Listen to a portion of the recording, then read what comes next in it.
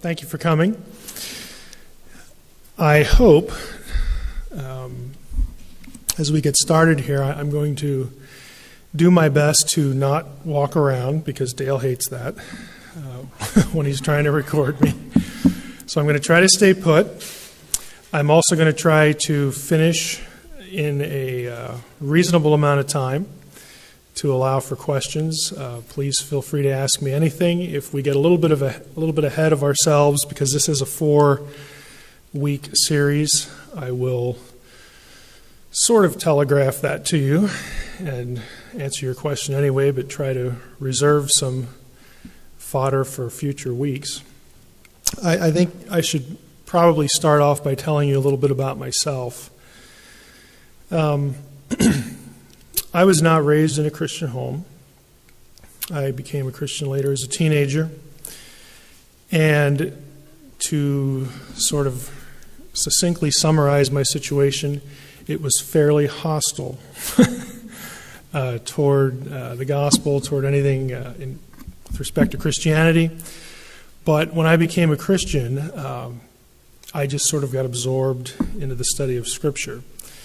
And I was the kid who would take commentaries to study hall in high school and read them.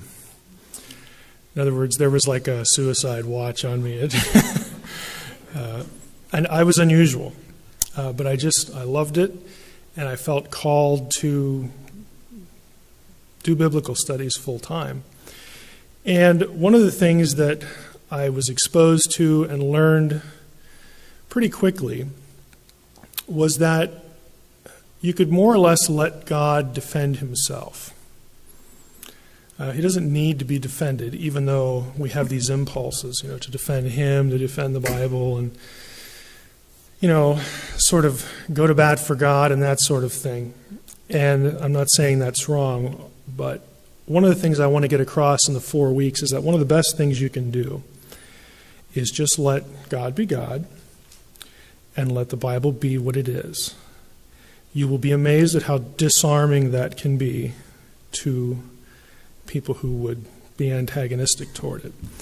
Now, having said that, there will be some things, I'm going to telegraph this much, there will be some things that I know as I look out at you and try to see you despite the lights in my eyes, that I'm going to see some furrowed brows, I'm going to see some expressions like, what in the world is this guy talking about? It's happened. I was there the night Mike finally lost his mind. You might think that, but I want you to bear with me.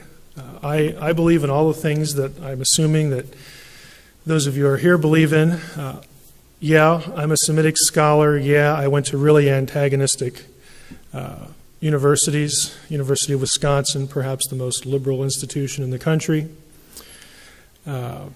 University of Pennsylvania, the Ivy League. These are not friendly places toward what you would think of as traditional Christianity, traditional view of the Bible. I'm glad I went to those places because they sharpened me in ways that I wouldn't have gotten going anywhere else. I still use words like inspiration. I still use words like inerrancy.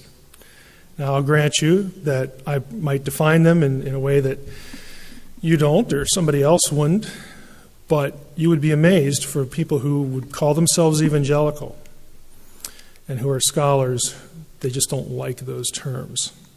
And during the course of the 4 weeks, I'll hit on some of those things too, and you'll see why.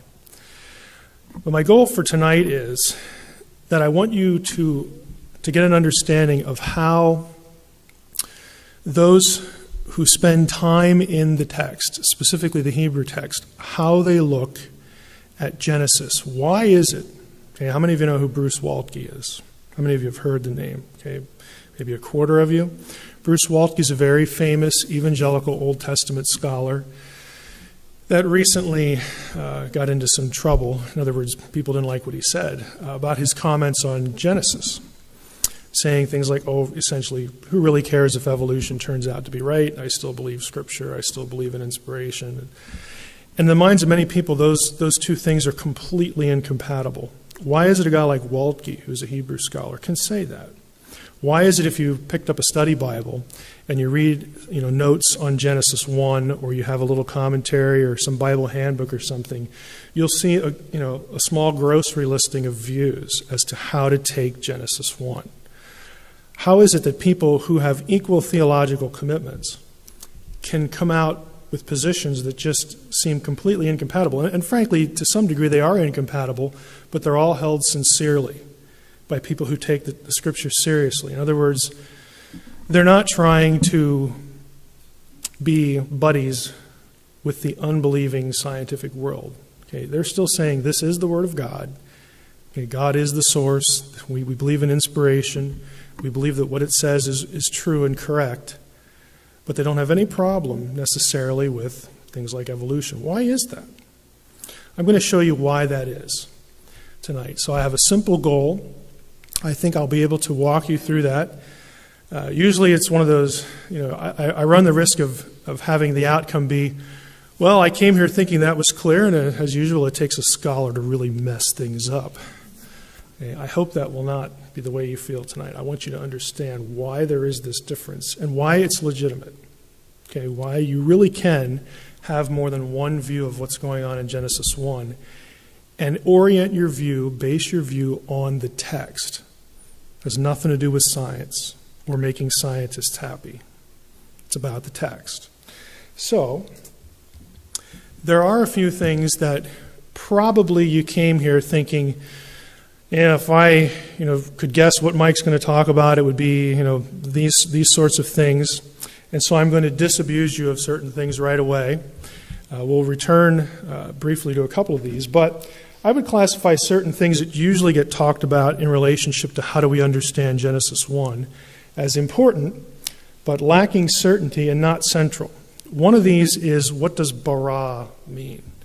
Okay, the word create. In the beginning, God created the heavens and the earth. The Hebrew word for created there is bara. There's a big fight over, what does bara mean? You have some saying it means creation out of nothing.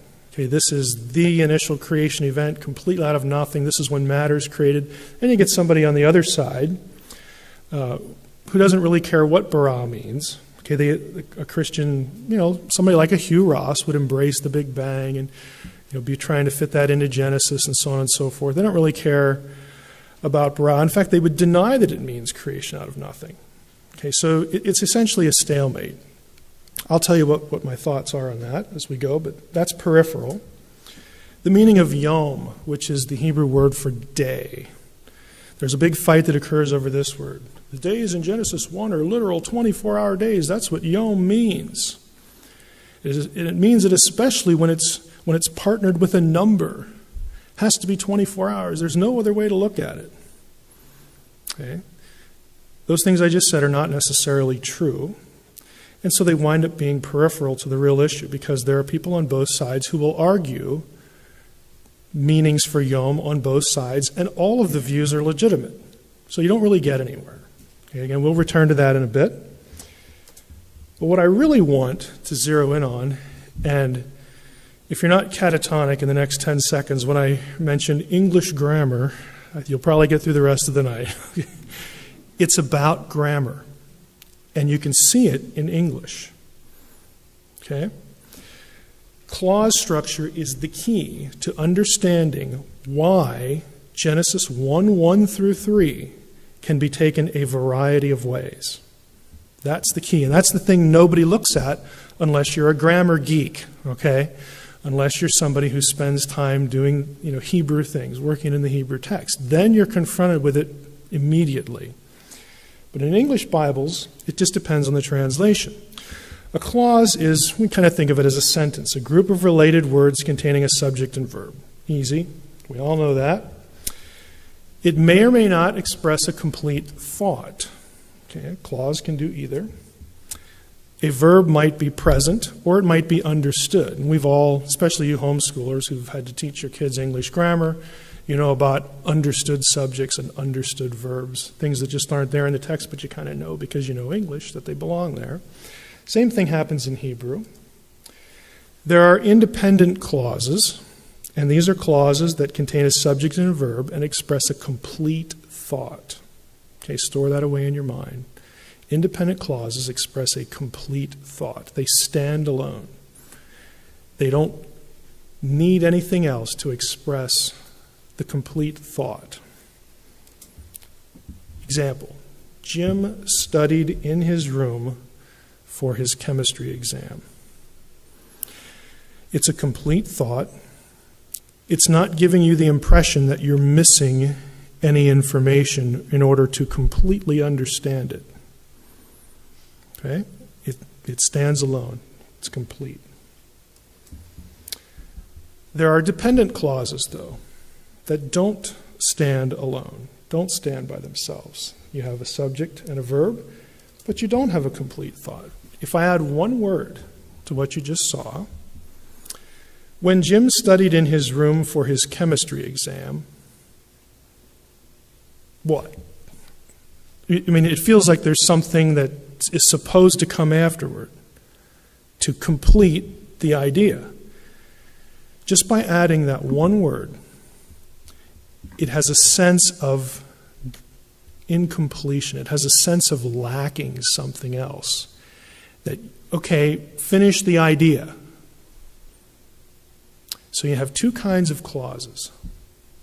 Complete contained idea and something else that depends on something else, some other part of what you're reading, for you to get a complete idea. So here we have them side by side or juxtaposed. The only difference is the one word when. When Jim studied in his room for his chemistry exam, he was able to concentrate. Now, we have the full picture. We have the full idea. And in fact, the underlined part here, he was able to concentrate, that actually could stand by itself. He was able to concentrate. You could put something before it, too. His brother stayed away when Jim studied in his room for his chemistry exam. That gives you a complete, and it gives you a fullness. You're not looking for something else, which is the basic idea. In a dependent situation, a dependent clause, you feel like you've got to have something else to get the full idea.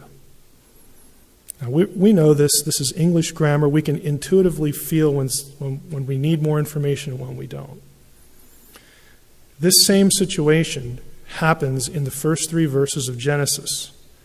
There are a series of clauses, and the question is, which ones can stand alone and which ones depend on the others for their meaning?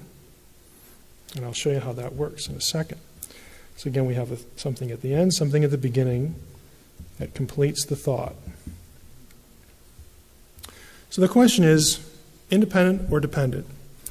And once we know that, we'll know what the main idea of the cluster, the full idea, the full sentence or sentences. We'll know what the main idea is or isn't.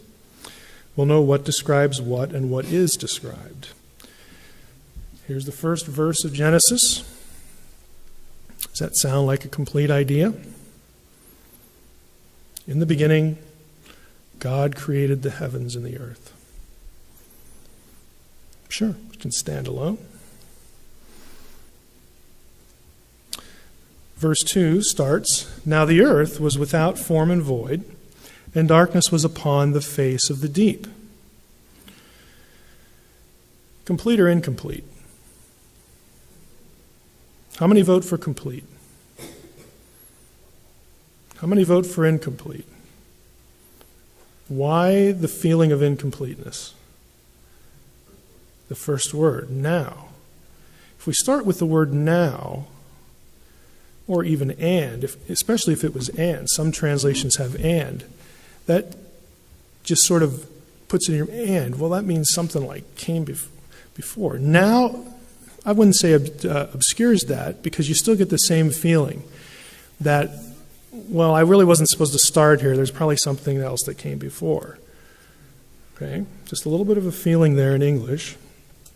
After this group of words, this clause, We have, and the Spirit of God was hovering over the face of the waters. And we have and at the beginning, so that sort of gives us a clue that it belongs with something else, something that preceded it. And of course, we have the first half of verse 2. And together, they do rather nicely. We have clear thoughts, but it's that word now, okay, that just sort of, I don't know if I should take it independently or dependently. It's just, I don't know what to do with it. If we took the word now off, the earth was, then it would just feel like it's standalone. But now is there, and it's there in Hebrew as well. Verse 3, and God said, let there be light. Okay, the and implies continuation, but by itself, let there be light. That's a complete thought. And there was light. Notice I've taken the punctuation off the ends deliberately. Okay. And there was light. Okay? Now here's one way to look at the first 3 verses. I have the second verse in blue for a reason. In the beginning, God created the heavens and the earth. Now the earth was without form and void, and darkness was upon the face of the deep. And the Spirit of God was hovering over the face of the waters. And God said, let there be light. And there was light. What is the role of verse 2? Does it proceed from verse 1? Or does it do something else? Do we have a sequence, a chronology, or do we have something else? Mike, you look like you want to... Feels like there's a jump in time. Now creates a question. Some sort of, is it a sequence or not? Go ahead. Okay, now there's an important word, an idea, backgrounding. What is being backgrounded? Is verse 1 being backgrounded? Or is verse 3 being backgrounded? In other words, do we have a linear sequence of events? Is that how we're supposed to look at it? Or do we have, okay, first verse 1 happens, God creates heavens and the earth. Then the earth was without form and void, as though that's the result of verse 1. And then verse 3 follows. It's a linear sequence. 2 is the result of 1, 3 follows 2. No kidding, Mike, it's 1, 2, 3. All right? You can count. Is that the way we're supposed to look at it? Now, traditionally, that is how Genesis 1 through 3 has been understood. 2 is the result of verse 1. That's the traditional interpretation. In the beginning, God created the heavens and the earth. That is viewed as the first creative act in the traditional way of interpreting it. God does something in verse 1. The result of that is the conditions we see in verse 2. The writer kind of lets us know what the result of God's creating in verse 1 was. And then he moves on to God getting down to business in verse 3. Okay, so God creates the heavens and the earth, and oh, by the way, when he did that, the earth was formless and empty, and all these conditions. And then God said, let there be light, and we get down to business. Okay, that's the traditional way of looking at it. Let me go back here a second. So we have independent clauses in verses 1 and 3, and dependent in 2, and the dependent is the result. That's the relationship. So here I have grayed out in the beginning, God created the heavens and the earth. That's the translation we're used to. But now let's play around a little bit. What if I translated it this way? When God began to create the heavens and the earth, you say, well, that's cheating. You can't do that. Yes, I can. I have a PhD in Hebrew. I can do whatever. No, seriously, if you look in the Jewish Publication Society translation of Genesis 1:1, that's it. When God began to create the heavens and the earth. Now, is that a complete thought or an incomplete thought? That one's certainly incomplete because it's prepping something to follow. You're being prepped as a reader. So when you put the word when in front of it, you know that it's just leading to something. It's not an independent thought or act. It's leading to one that you haven't gotten to yet. Now let's put them side by side, or I'll get there eventually. We have in the beginning, God created the heavens and the earth. Again, that's the traditional translation that most of us are used to. The Hebrew consonants are as follows. You know, Hebrew, of course, was not written with any vowels. I have added a vowel here in red. If I was a Hebrew scribe using the vowel system that was invented at around the 8th century AD, those are the only vowels we have, you know, those little dots and squiggles that you see on a Hebrew text, the vowel system. If I wanted to be sure that my reader would understand I'm talking about the beginning, in the beginning, I would use that little mark that looks like a capital T. And it would be pronounced ba reshit. That's called in Hebrew the definite article. Just like English definite article, the word for the. Okay, that's all it is. Now, if I wanted to opt for when God began, it would look this way. Be 2 dots underneath. And that means there is no definite article. It's just it's a vocal cue that we don't have a definite article here. That would be be reshit. Which one do you think is in your Hebrew Bible? The Hebrew Bible that like everybody uses now, that has come down to us from centuries ago. The Dead Sea Scrolls do not have vowels. Vowels only start again in the Middle Ages, late antiquity. Which one do you think we get in Hebrew texts that have vowels? The capital T. How many vote for capital T? We've got to vote for capital T.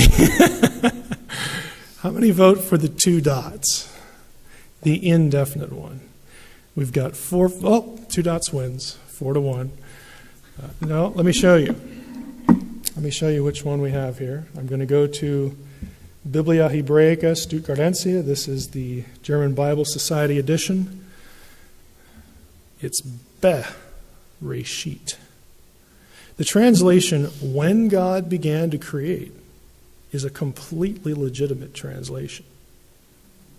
In fact, it more accurately reflects the Masoretic text, the traditional Hebrew text that we have.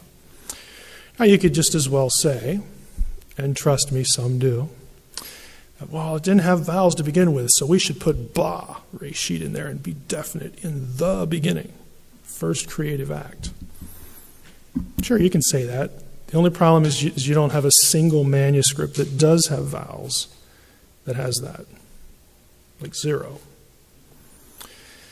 And I bring that up because it's something to store away in your mind, because we're fond, as evangelicals, we're fond of saying things like, oh, those Hebrew scribes were so good at what they did. The Dead Sea Scrolls show that 99.9% accuracy in transmission and blah, blah, blah, blah, blah. Yeah, they do.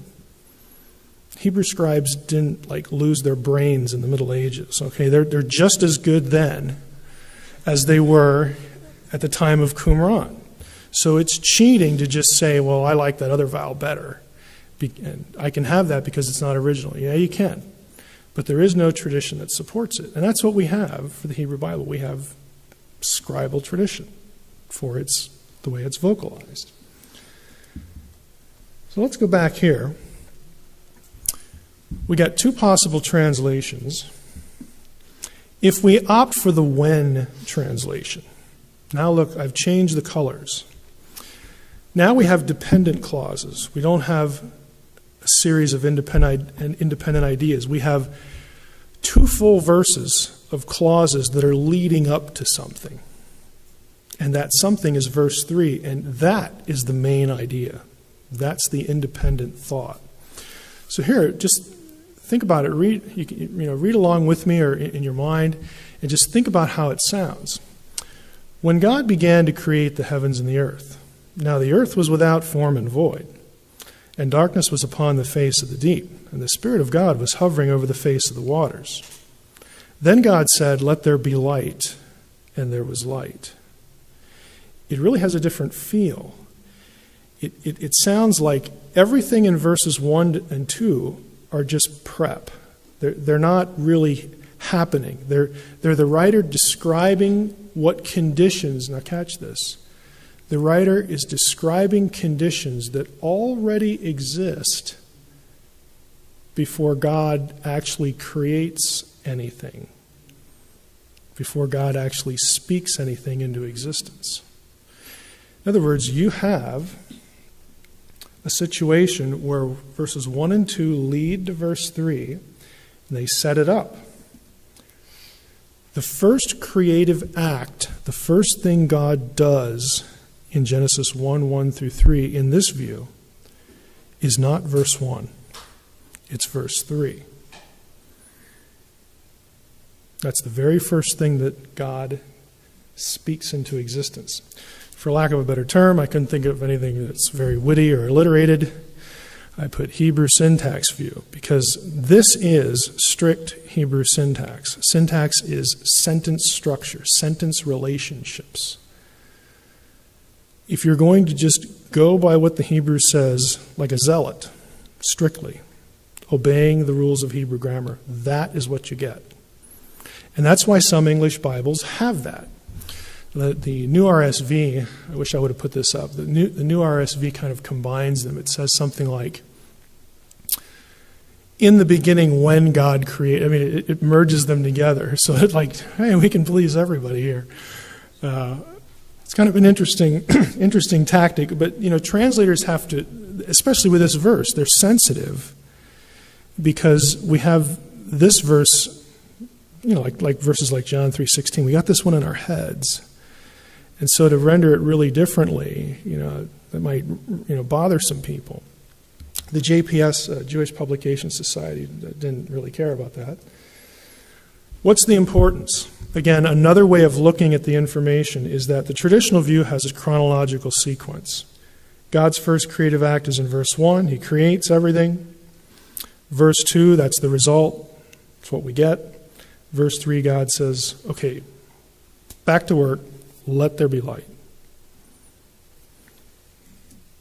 The other view says, well, let me tell you a story. When God began to create the heavens and the earth, and now when he got on the job site, the earth was already formless and empty. Darkness was over the face of the deep, and the Spirit of God was hovering over the waters. And then God said, time to get to work. Let there be light. It's a completely different feel. If you take the alternate view, it allows these assertions about what's happening in Genesis 1 through 3. Genesis 1 is not the absolute beginning. And Genesis 1 through 3 describes an ordering or a fashioning, doing something with matter that already existed. Now that, of course, raises what obvious question? Well, where'd that come from? Yeah, if something's already there, who put that there? Okay, and why do we ask that question? I can tell you right now, a Semite, an ancient Israelite, would have looked at you, in this case it's my wife, and said, what are you talking about? Who cares? What a pointless question. We ask that question why? Because we're moderns and we're thinking scientifically. we've got to account for that. I've got to account for that pre-existing matter. What do I do? What do I do? I got to ask that question because, scientifically we know that matter isn't just there. I mean, it's got to start from, that's what's going through our heads. Because we have both the benefit and the curse of modern scientific thinking. Okay? Different things are firing in our heads than, an ancient Israelite would have kind of given you a blank stare. And we'll talk about why he would give you a blank stare in the next couple of weeks. Let's go back to bara. Well, doesn't bara settle this? I mean, bara is in verse 1. And that has to mean creation out of nothing.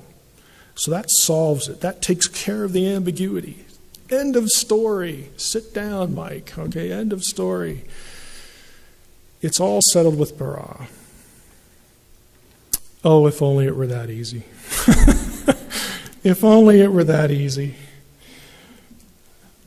Bara does not inherently mean creation from nothing. And I'm going to show you that if you insist on that, be prepared for a contradiction in your Bible between Genesis 1 and Genesis 2. Now, you may like contradictions in the Bible. Right? I'm willing almost to say that's not a sin. You may like that or not be troubled by it at all. I don't like contradictions in the Bible. Not only do I have theological problems with it, but my mind just doesn't like stuff like that. I've got to kind of settle it somewhere, somehow. But I can live with ambiguity. I just don't want contradiction. Ambiguity and contradiction are two entirely different things. Okay? Let me show you a few things. We'll go to... we're going to work here. Genesis 1, 26 and 27. Right down here, I'm going to click on the word created. And I hope you can see the highlighting. You probably can't. But created, right here, is the word bara. You can see it in the right-hand pane. So we have God's, announces to his heavenly host. That's how I take Genesis 1:26. It says, I got a great idea. Let's make humankind in our image and in our likeness. And so verse 27, God gets down to business and God baras humankind in his own image. Now here's a question. I want to say it's not a trick question, but it kind of is. Okay. Can bara mean creation out of nothing here? Can it? Or does it? Either, in this case. Was humankind created out of nothing?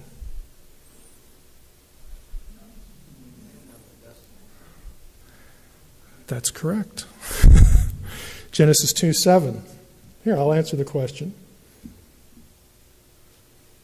We go down to chapter 2, verse 7. The Lord God formed the man of dust from the ground. Adam didn't get here being created out of nothing. Did Eve?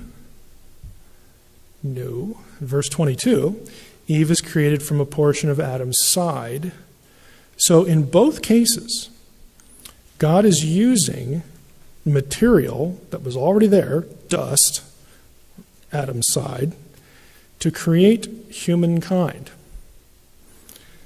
Now that should tell us, if we go back up here, am I going the right direction? No, I'm not. Okay. Let's just scroll. Do it quickly. If we go back up to verse 27, God created man in his own image. Bara here cannot mean creation out of nothing. This is why I cautioned you. If you're going to insist that this word has to be understood as creation out of nothing, you got a real problem here. You've got two creation accounts that are diametrically opposed, and you can say, well, they might be from two sources, and I'm not hostile to two traditions that someone put together. I'm not hostile to that. What I am hostile to is You can't have it either way, or both ways.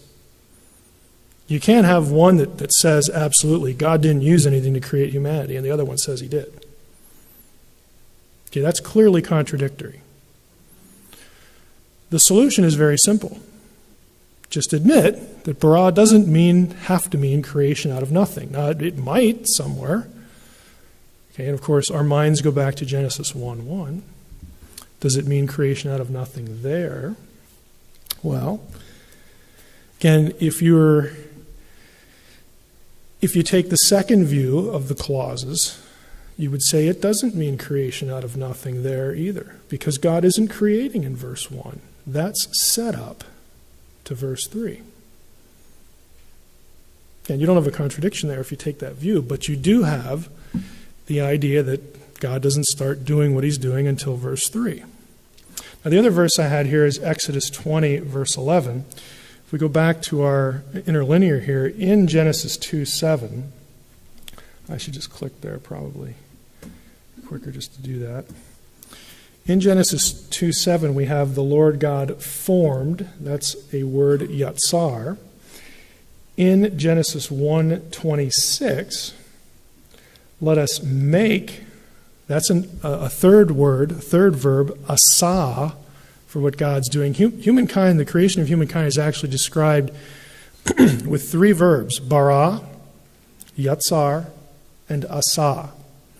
That tells you that they all overlap in meaning. And in Exodus 20:11, guess what is asa? Made. The very word we have here for make. And we find out that humankind is made, is formed from pre-existing material. Guess what is made? Not barad in Exodus 20:11. The heavens and the earth. Okay, let's look it up. Go there real quickly. This is the Ten Commandments chapter.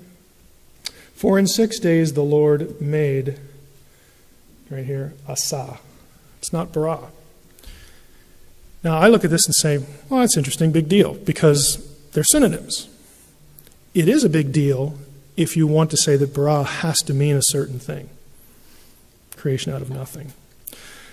It doesn't, and so this issue doesn't solve anything. The meaning of bara does not get you anywhere when it comes to, well, which flow of the verses is correct? Is it the traditional view where God's first creative act is in verse 1, or is it this Hebrew syntax view where God's first creative act is in verse 3? Bara doesn't help you with that. Yom doesn't help you either. Now, the argument goes that Yom in Genesis 1 has to mean 24-hour days because it's grouped with a numeral. Any of you who have spent much time reading about Genesis are familiar with this argument. Yom by itself can mean an assortment of things. In fact, if you go back to Genesis, we just read it back in Genesis 2. Let's just go here. I'll type it in here. Okay. Let's go up a little bit. All right. These are the generations of the heavens and the earth when they were created. By the way, let's click on that. When they were barad, in the day the Lord God made asa. See, they overlap. In the day that God made the earth and the heavens. Like, did God do everything in one day? One 24-hour cycle? Well, no. In this case, Yom refers back to the previous 6 days. It's more than 24 hours. Now, you can go through the Old Testament and look for Yom till your mind is numb. And yes, I've done that. You can do that. Don't try this at home. And you'll find that Yom can mean a 24-hour cycle. It can mean a long, long time, like the day of the Lord, even future time. It can mean, some indefinite period. It usually means daytime. In other words, they meant the same thing by it that we do when we say day. Okay, Okay, pick up anything. Chances are when you see the word day in a newspaper or something like that, it's referring to daytime, when the sun's out. That's usually what it means. When it's grouped with a number, it doesn't really help. I'll give you a couple instances here where you have the exact same phenomenon you get in Genesis 1, yom plus a number. This is Jacob and Laban, that whole incident. He took his kinsman with him and pursued him. Laban is pursuing Jacob. Pursued him for 7 days and followed close after him. Now, do you really want to press the point that Laban and his men traveled for 7 consecutive 24-hour cycles without stopping? That's absurd. They traveled 7 times when it was daytime, 7 days. Right? That's what you would do. You wouldn't ride during the night, and you certainly wouldn't try to go for 7 in a row. It's not like they're trying to get some record or something. It's not like the Great Chase or whatever that show is. Great Race. Here's another one. Jacob and Esau, when they finally get reunited, Jacob said to him, Esau says, hey, why don't you come over to my place? And Esau says that to Jacob. Jacob doesn't really want to do that. Jacob said to him, my Lord knows that the children are frail and that the nursing flocks and herds are a care to me. If they're driven hard for 1 day, all the flocks will die. Now, what's he saying? If you drive them for 24 hours, they're probably going to die. 20, 21, we can probably make that. No, he's saying daytime. He's not thinking like we are. Okay, 24-hour units. He's thinking, well, this is when you travel. It's day. If we do this for 1 more day, because we've been on the run for quite a while, they're going to die. So he doesn't want to do that. Now, the traditional view, I don't want you to go away thinking that there's nothing to the traditional view, because you do have the slim possibility of the vow. The vow is Masoretic, it's medieval. You also have a few other considerations. Okay, what about, the material? Again, if I'm going to try to argue in the next couple weeks, my personal view is that Genesis has nothing to do with science at all. It was completely, the questions we ask of it, the things we're concerned about, wouldn't have even popped into the mind of an ancient Israelite at all. Genesis is really about theological messaging. And I'm going to show you some very specifics, because there are things that are happening in Genesis that are direct slaps in the face of certain ideas in the ancient world associated with other deities who claimed that their god or gods were the creator. And there are little things in the text that say, no. You're wrong. You're like really wrong. You don't have a prayer, pardon the pun, of being right. Okay? It's theological messaging. They're not concerned with, they're not Darwinists. They're not post-Darwinists. They don't know anything about the questions that are in our minds. And I love to point this out to people who criticize Genesis or origins by saying, oh, Genesis, it's just scientifically inaccurate, blah, blah, blah, blah, blah. My first question is, why would you criticize the Bible, Genesis, for not being something it was never intended to be? Can you, explain that to me? Can you explain why that's at all coherent?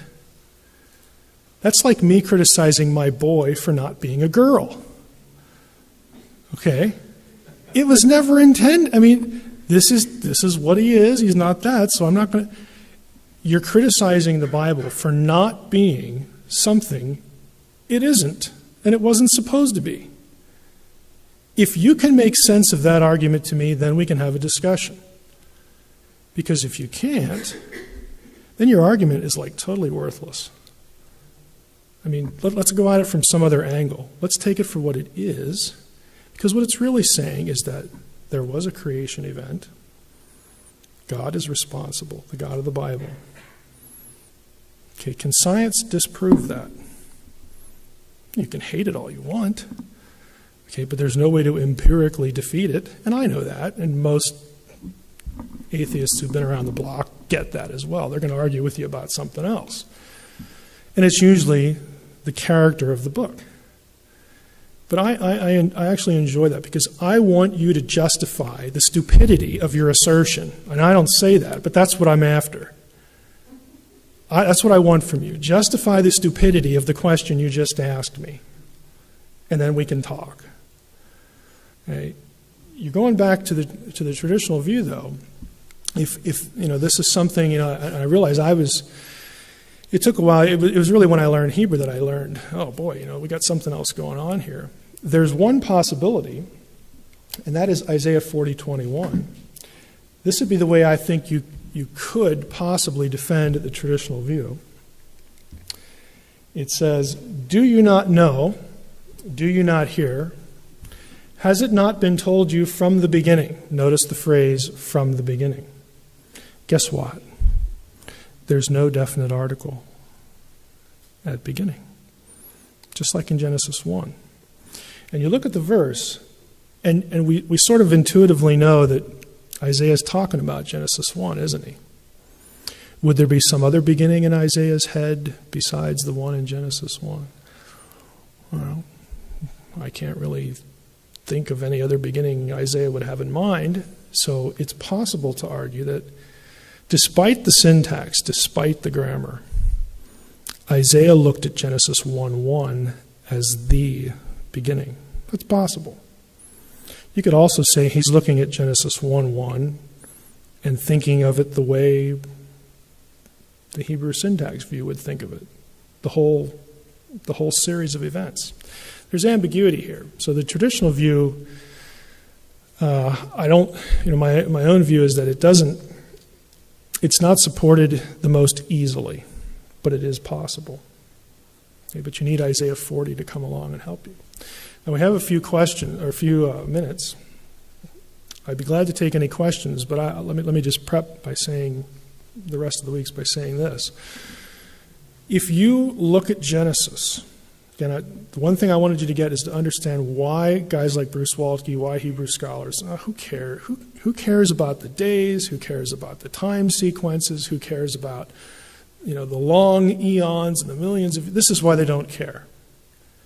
Because if you have indefinite time going on in the first two verses, let's just go back. If you have indefinite time,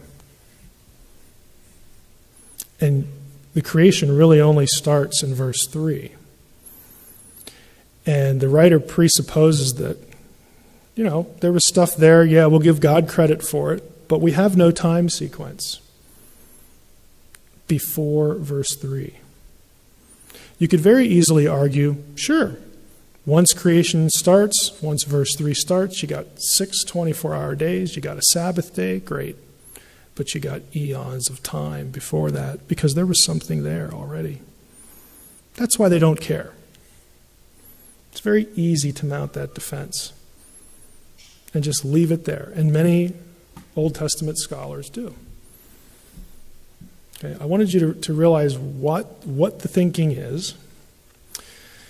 And I also, again, because I'll bring it up in the next 3 weeks, there is great value in pointing out to people exactly what the text says and asking them to defend their idea and letting the Bible be what it is.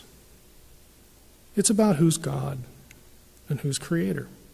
Doesn't mean it says anything wrong in these other areas. I mean, ancient people, Dax brought up an example, was it a week ago, about the humors and some other things.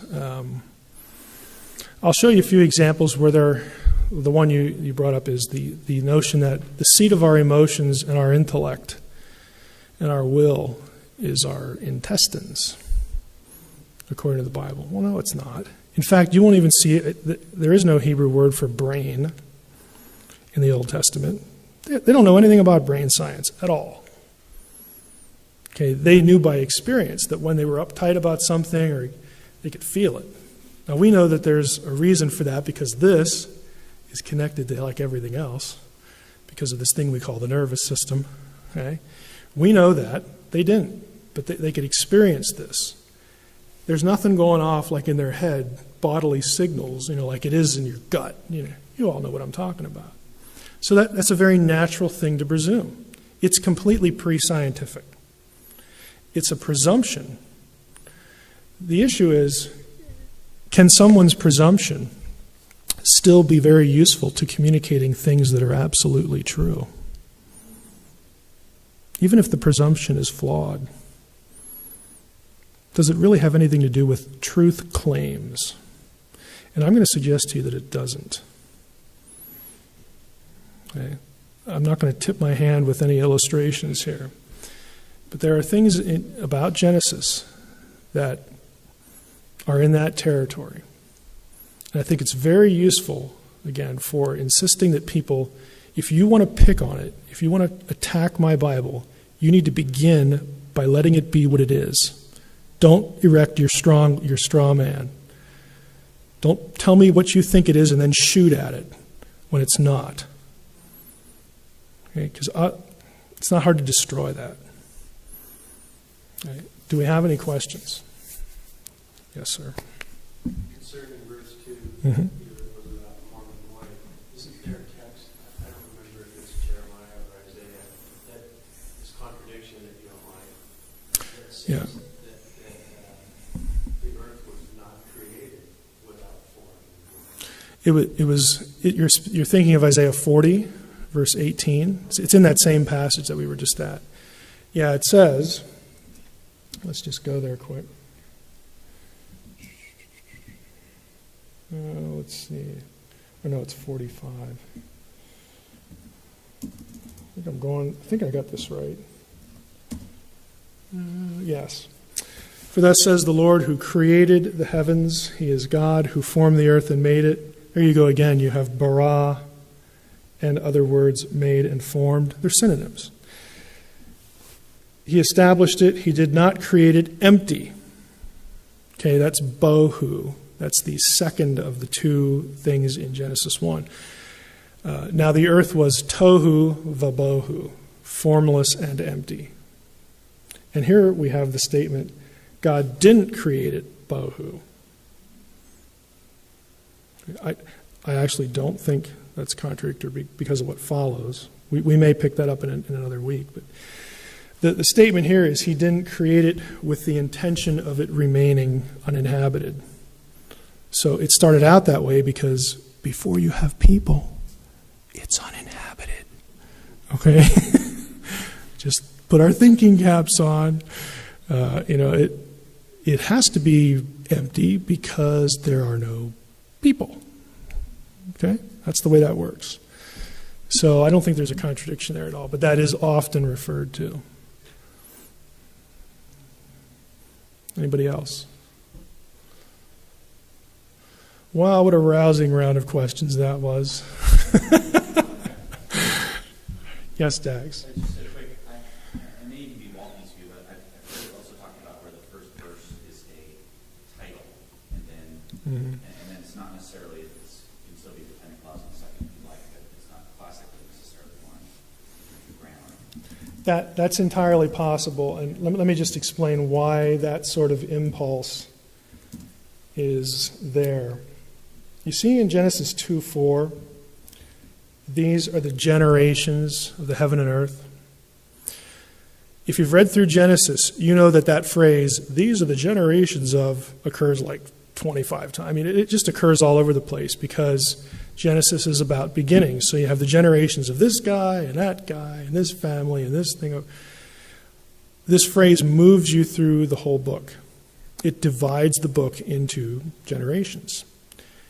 A phrase like that is missing in the minds of some for chapter 1. And so that's why some people take verse 1 as like the title of the book. It gives them literary closure, literary patterning consistency. Grammatically, it's certainly possible. I don't think it's necessary, but it's possible to let that stand by itself. And then that's a title, and then verse 2 sets up verse 3. So that would be an alternative to the Hebrew syntax view. Title, describing conditions that exist before God gets to work in verse 3. You will see that. Anybody else? Yes, sir. I'm curious, is the first couple of chapters a poem? And what, if it is, then what sort of, I don't know, what kind of form is the poem? There are poetic sections in these chapters. Realize that when you talk about poetry with respect to English poetry rhymes in what? Sound. Okay? Think of a song. Okay? The words sound the same. You strike these correspondences in sound. Hebrew poetry does not work like that. Hebrew poetry rhymes in thought. If you look at Psalms or Proverbs, there's line 1, line 2 either echoes it or contradicts it but says the same thing. Again, line 1 expresses a thought, line 2 expresses either that same thought in a different way. You have a lot of that going on in non-poetry sections like Genesis. Okay, it's not just Psalms and Proverbs.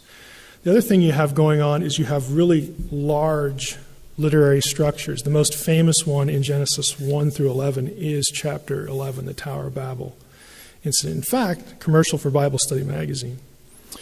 There's an article, and I didn't write it, there's an article in Bible Study Magazine about exactly that for chapter 11. The whole chapter makes a series of points, and then there's a midpoint, and then everything beyond that echoes in order the 10 or 11 things that came before. That's deliberate.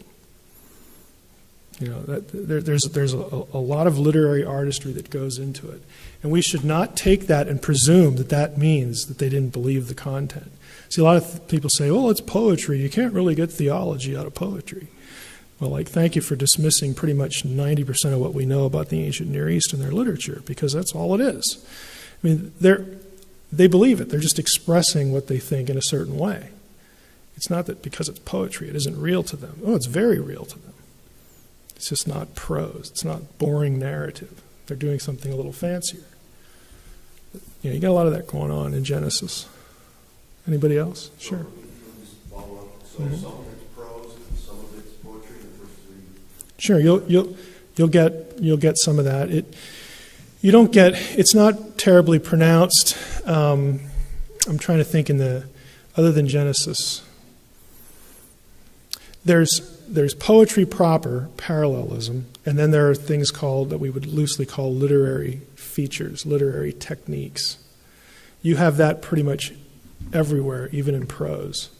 The strict forms of parallelism are spotty, but you have deliberate structure to what's going on practically everywhere in the Hebrew Bible. It's it's literary art. It's not random. I used to tell my students who were sort of put out about, we would talk about editing of the Bible. Okay, the Bible bears lots of marks of editorial work. Okay, more than one hand. And that would freak people out until I gave them the holy stapler illustration. I do not believe in the holy stapler. You say, what's the holy stapler, Mike? Well, imagine yourself as one of the followers of the prophet Ezekiel, or Isaiah. Pick any prophet you like. And you're one of his followers. So what do you do every day? You get up, and if it's Ezekiel, the first thing you ask yourself is he going to do anything weird today? Is he going to wear clothes today or not? So if you're with somebody normal, you'd probably ask, is he going to go out and preach today? So you go out, you go listen to Isaiah preach, and that was a pretty good sermon. You're getting this down, so maybe you're writing some of it down, maybe you're just storing it away in your memory, maybe you're going to write it down when you get back, but eventually, a lot of what this guy's preaching gets written either by himself or somebody else. It's called the school of the prophets, is the Old Testament term. Okay, they produced scripture. Let's say Isaiah kicks the bucket. Now what do?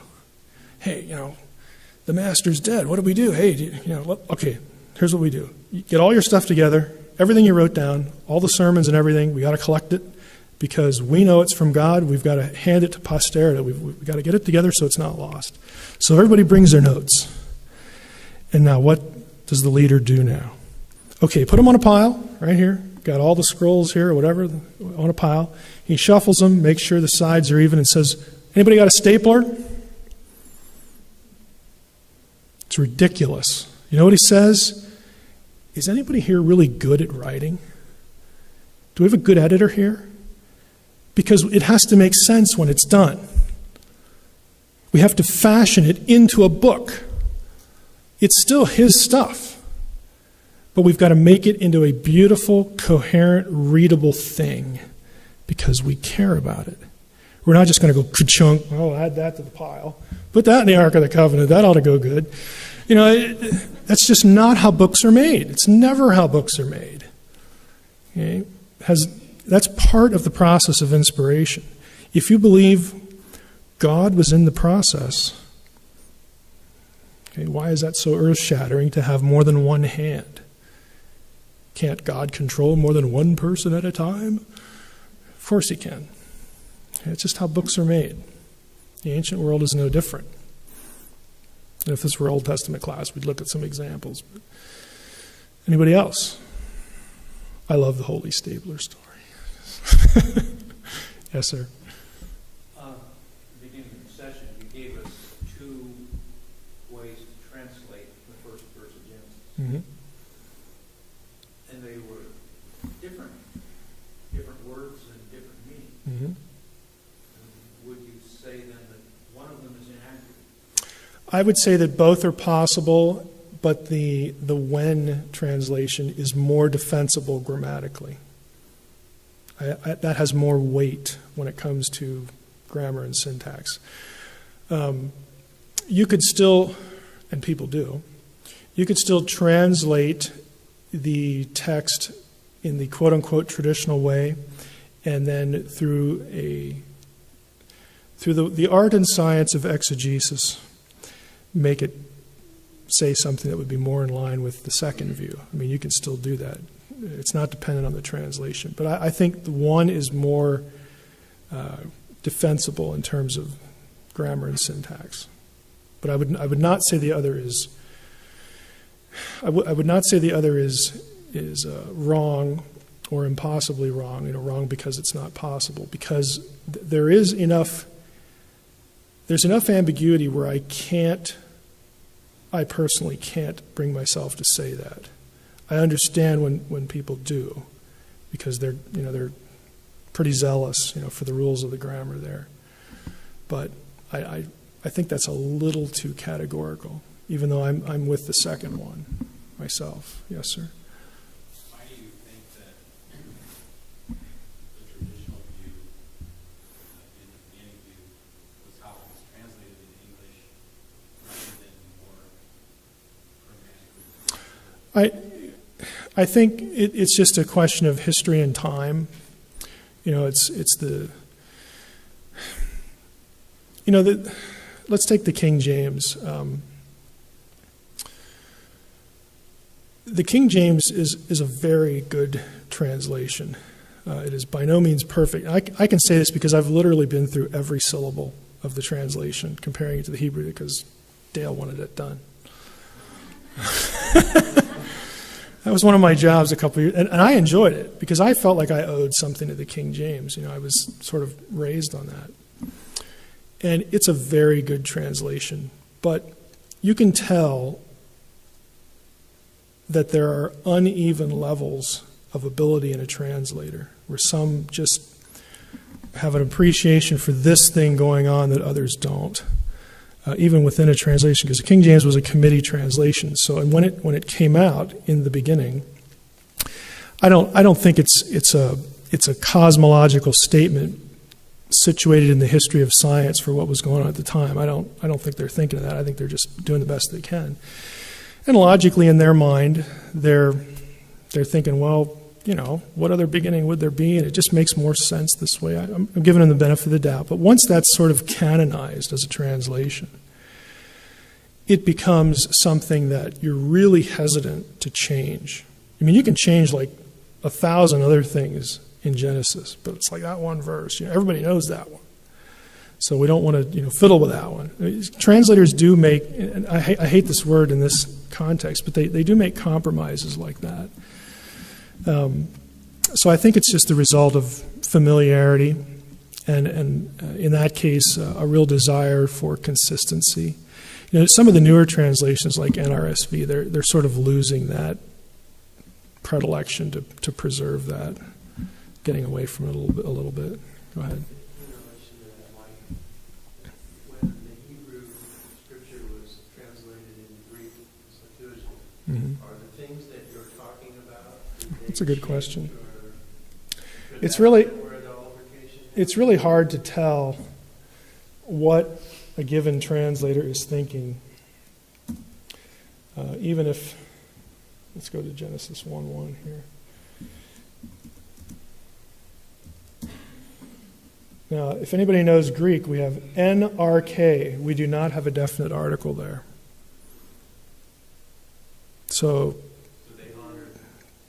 to be really strict, you would say in beginning, or idiomatically, to begin with, or when God made the heavens and you initially would be a good word.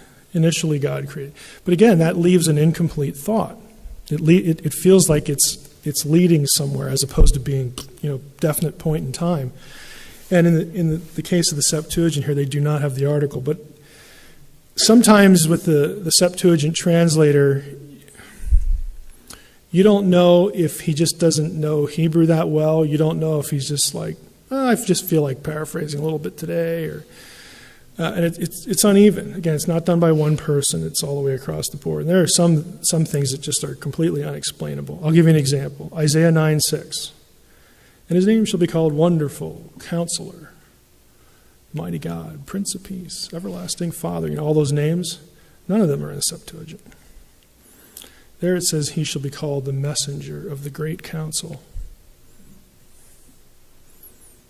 I love that verse. Those of you who know me know I love that verse. But, I don't know if he's looking at a different Hebrew text that he's working with, or if that's just like something that popped into his head. Is it highly interpretive, or does he have a different text? It's hard to know. I mean, there are mechanical ways to try to come up with possibilities and sort of rank the probabilities, but, it's hard to know. Dax. I know we have lots of questions probably close to being done, but can you speak for a moment towards, I know we could be left with, you need to be a Semitic scholar to trust your English Bible, and just how much you want to say, hey, we can read the text and understand it and know that it's the Word of God and there's truth. Yeah, I think we need to realize that Bible study is really not Bible reading. Okay, Bible study takes work. It takes thinking, about the text. And a lot of what you saw me do tonight, you could do with English if you just ask the right questions. If you compare translations, because you'll run into like, if you run into the JPS Torah, you're going to go, when God began to create, what in the world are they thinking there? Is that possible? Is that for real translation? I mean, it got published. It's a real publisher. It's not like something on the internet that, and they're Jewish, they should know what they're doing here a little bit, If you compare translations, and there really is no substitute for thinking about what you're reading. Thinking about it, spending real time, and I'm going to use the C word here, reading it critically.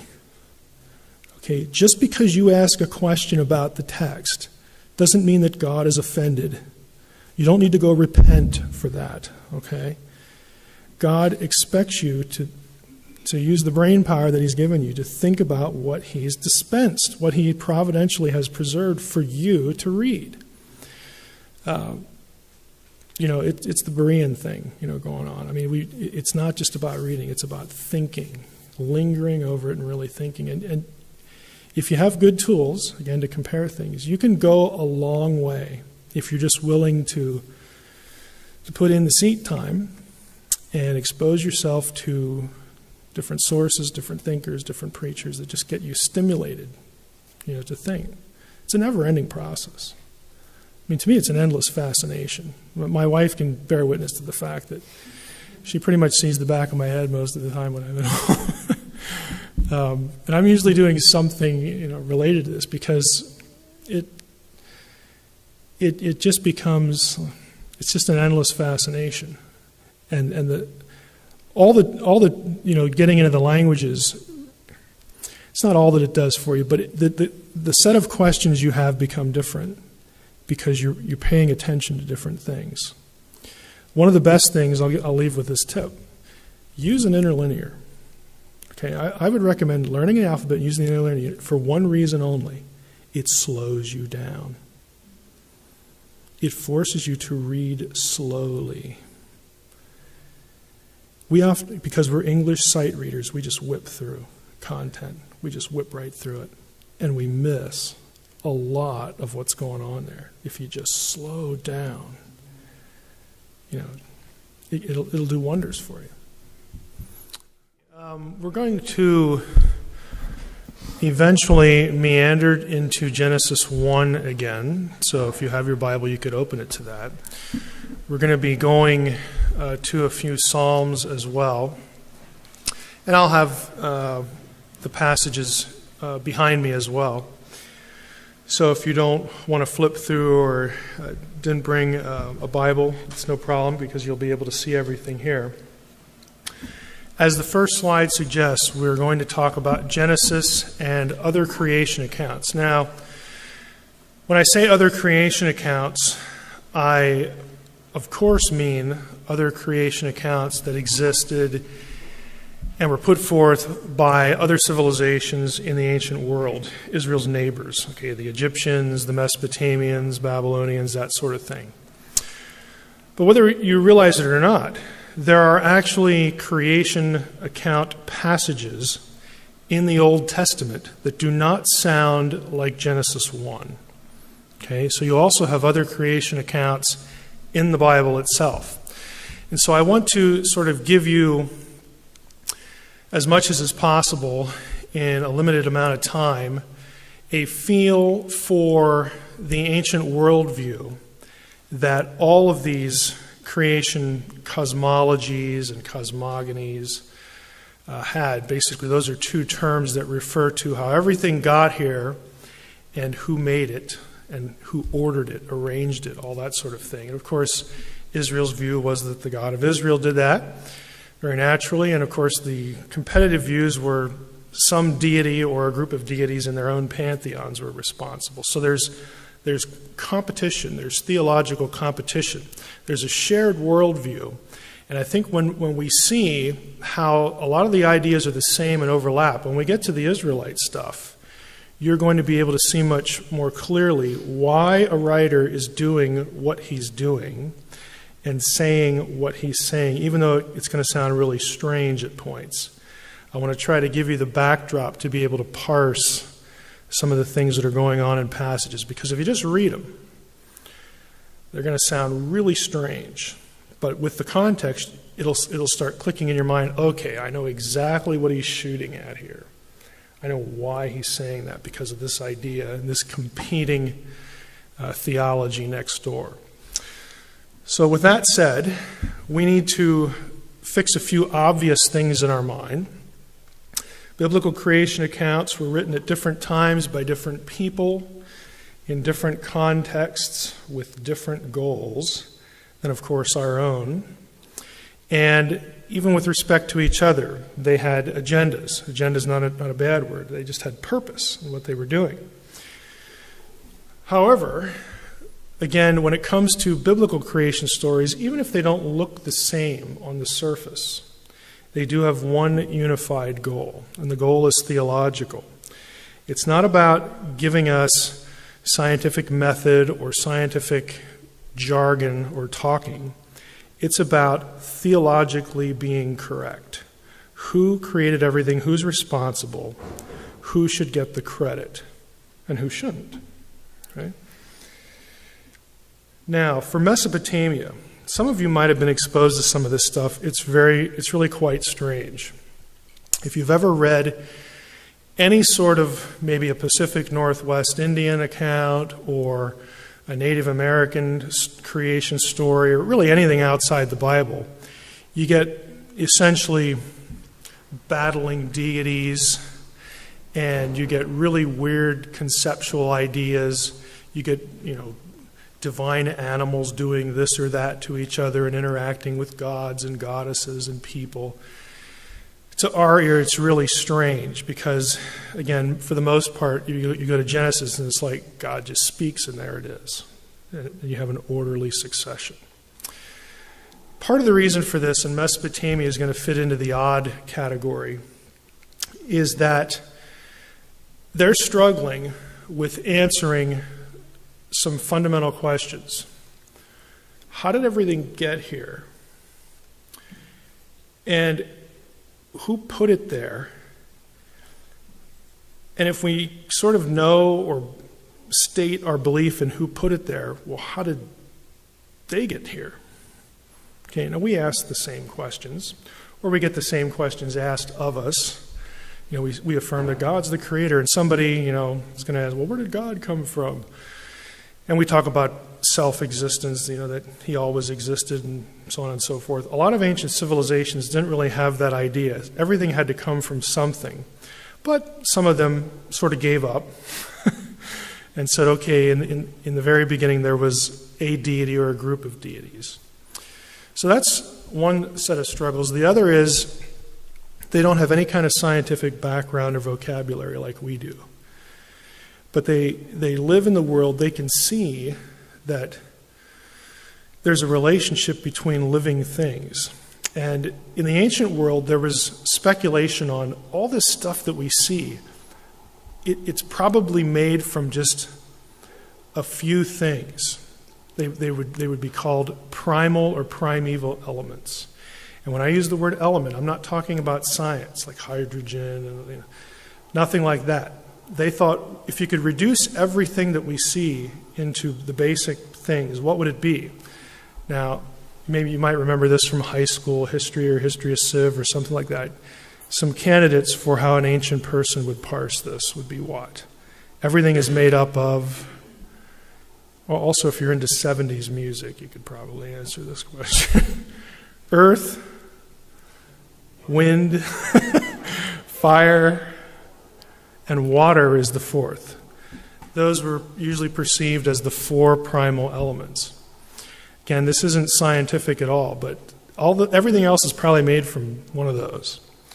Now, in the case of Mesopotamia, what they did was they came up with the notion that there are actually two groups of gods.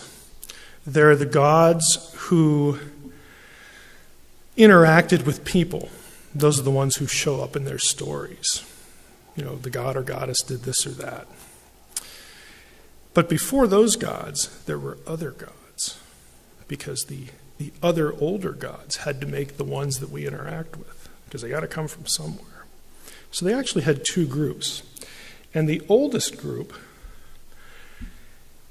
they sort of deified, or they made the primary elemental stuff. They described things like earth, wind, fire, and water as though they were gods to start off the story. Because they had a sense that everything comes from somewhere, something that we experience. But they have no scientific knowledge, so they're not talking about chemistry, okay? But what they do figure is, for all that stuff to get here, it had to be, there had to be life force in it. And so they just characterized primary elements as though they were persons, gods and goddesses. Because what they're going to do is they're going to say the gods and the goddesses that represent these primal elements are going to get together, and often the description is a sexual one, but they're going to get together and then produce other things in the natural world and other deities that represent natural things. Again, this is completely pre-scientific. So, where does every living thing come from, the ancient Mesopotamia would ask? How do we get living things? Very normal answer. If you don't know any science, you say, well, living things come because of sex. Animals reproduce. Okay, that produces a living thing. And living things come from the ground. Okay, plants, they grow. They don't know anything, again, beyond that level. What sustains life? Here's another way to look at where we get everything. What things must you have to have life? Well, semen, because that goes with the copulation idea. That produces life somehow. They're not geneticists, but they know that that produces life. And blood is important because, hey, like out in the battlefield, if you get cut and you just bleed a lot, you're going to die. So, ergo, you must need that red stuff to stay alive. And we all have that red stuff in us, so that must really be important. That must carry life. They also could know that I can't just go out in the water and like breathe it, because then I'm going to drown. Okay, so air must be important. And, naturally, you have to have water. You have to drink it a certain amount to stay alive. So that, again, there's these very natural ideas that come from the world they live in. Again, but all those things were made from things that were prior. And so they're trying to explain this. This is why, when you read ancient creation accounts across the board, and in this instance, the Israelite material is somewhat exceptional. It's very exceptional. When you read ancient creation accounts, this is why the gods have sex with each other in creation stories. This is why humans are created with blood, or humans are grown from the ground, or they're built out of something. Because to the pre-scientific mind, that's where you get stuff. That's how you make living things. That's how you make anything. That's the language of their experience. Okay, it's not that they're trying to be crude and produce something that would be offensive or titillating. That's where things come from. It's just our experience. So, let's get into a couple. In Mesopotamia, you have in their conception, at the beginning there was just water. All right? And the water itself, this watery, it's just water, the watery abyss it's often referred to, has two sides. It has a male and a female. Again, they're thinking everything came from this watery place, but to produce things you have to have a male and a female. And so we'll name part of the watery place, we'll give it one name that's the male, and the other part of the watery place is a female, and they're going to get together and multiply. Again, the language of experience. So in this version, we have two natural forces come together and produce two more. So we have the two watery male and female. We have the mud and the sister version.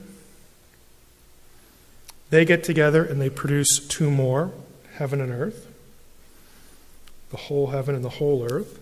The result of all this divine cohabitation, and it's spoken of in sexual terms in the texts, is that we have all the elements, the primary elements that we need, all existing together. They had to start with an original pair, but the heavens and earth that we experience as Mesopotamians was not made yet. That's still coming. Here's what happens next. This is the Sumerian version.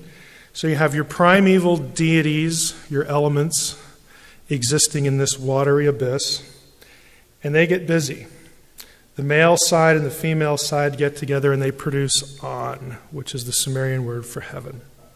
This is the heaven that humans see, that they experience. They get together again and they produce earth. Now I have them labeled as husband and brother or wife and sister because they're going to marry each other to produce more things. And what they produce is the Sumerian pantheon. All the deities that are going to do nasty things to humans and do nice things to humans and fight with each other, they're produced from these other deities. Now, one of these other deities, the leader, his name is Enlil. And eventually in the story, he's going to displace On, the heaven. He wants to rule the heavens. He has a brother named Anki, who's important in another version. This one over here. This is the Babylonian version. Now, in terms of chronology, Sumeria, just call it 3000, 2500 BC. Babylonian version is like 1500 years later. Okay, but they're going to have their own version. We have Apsu, again, the male side of the watery abyss. He's disturbed by the other primeval element gods in there. He doesn't like them. And so he plans to destroy them. The plot is discovered by one of these other deities, Anki. And he says, I can't let that happen because the gods are okay. Without them we wouldn't be here. It's just not fair. So he gets rid of Apsu. He stops the plot. And eventually, he's going to have a son named Marduk. Because the gods are always having babies, okay? Marduk is the head of the pantheon in Babylon. He is viewed as the creator of the heaven and earth that the people experience. And in this version, his female counterpart is a goddess called Tiamat. She is always pictured as a dragon or some kind of water beast. Okay? They don't get along. They have a fight, and Marduk kills Tiamat. Now, the interesting thing is what he does with her body. Because he still wants to make heaven and earth. So he splits her body in two pieces, and one part he makes into heaven, and the other part he makes into earth. So the story is that of a single deity, Marduk, killing some weird sort of dragon beast, and out of her body making heaven and earth, and then everything's wonderful. Everything's orderly. Okay, the forces of evil have been subdued and destroyed.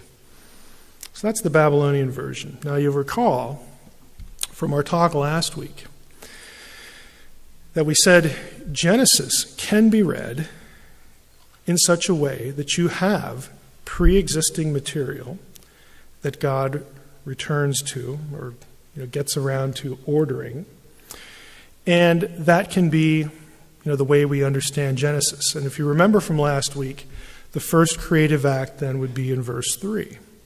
So you could have the same sort of feel that in the Mesopotamian version, Marduk takes material, it's the body of Tiamat, he splits it, he severs it, he separates it. Keep the word separation in your mind. And out of the separation comes heaven and earth, and so he's using material that is available to him, and he brings about heaven and earth.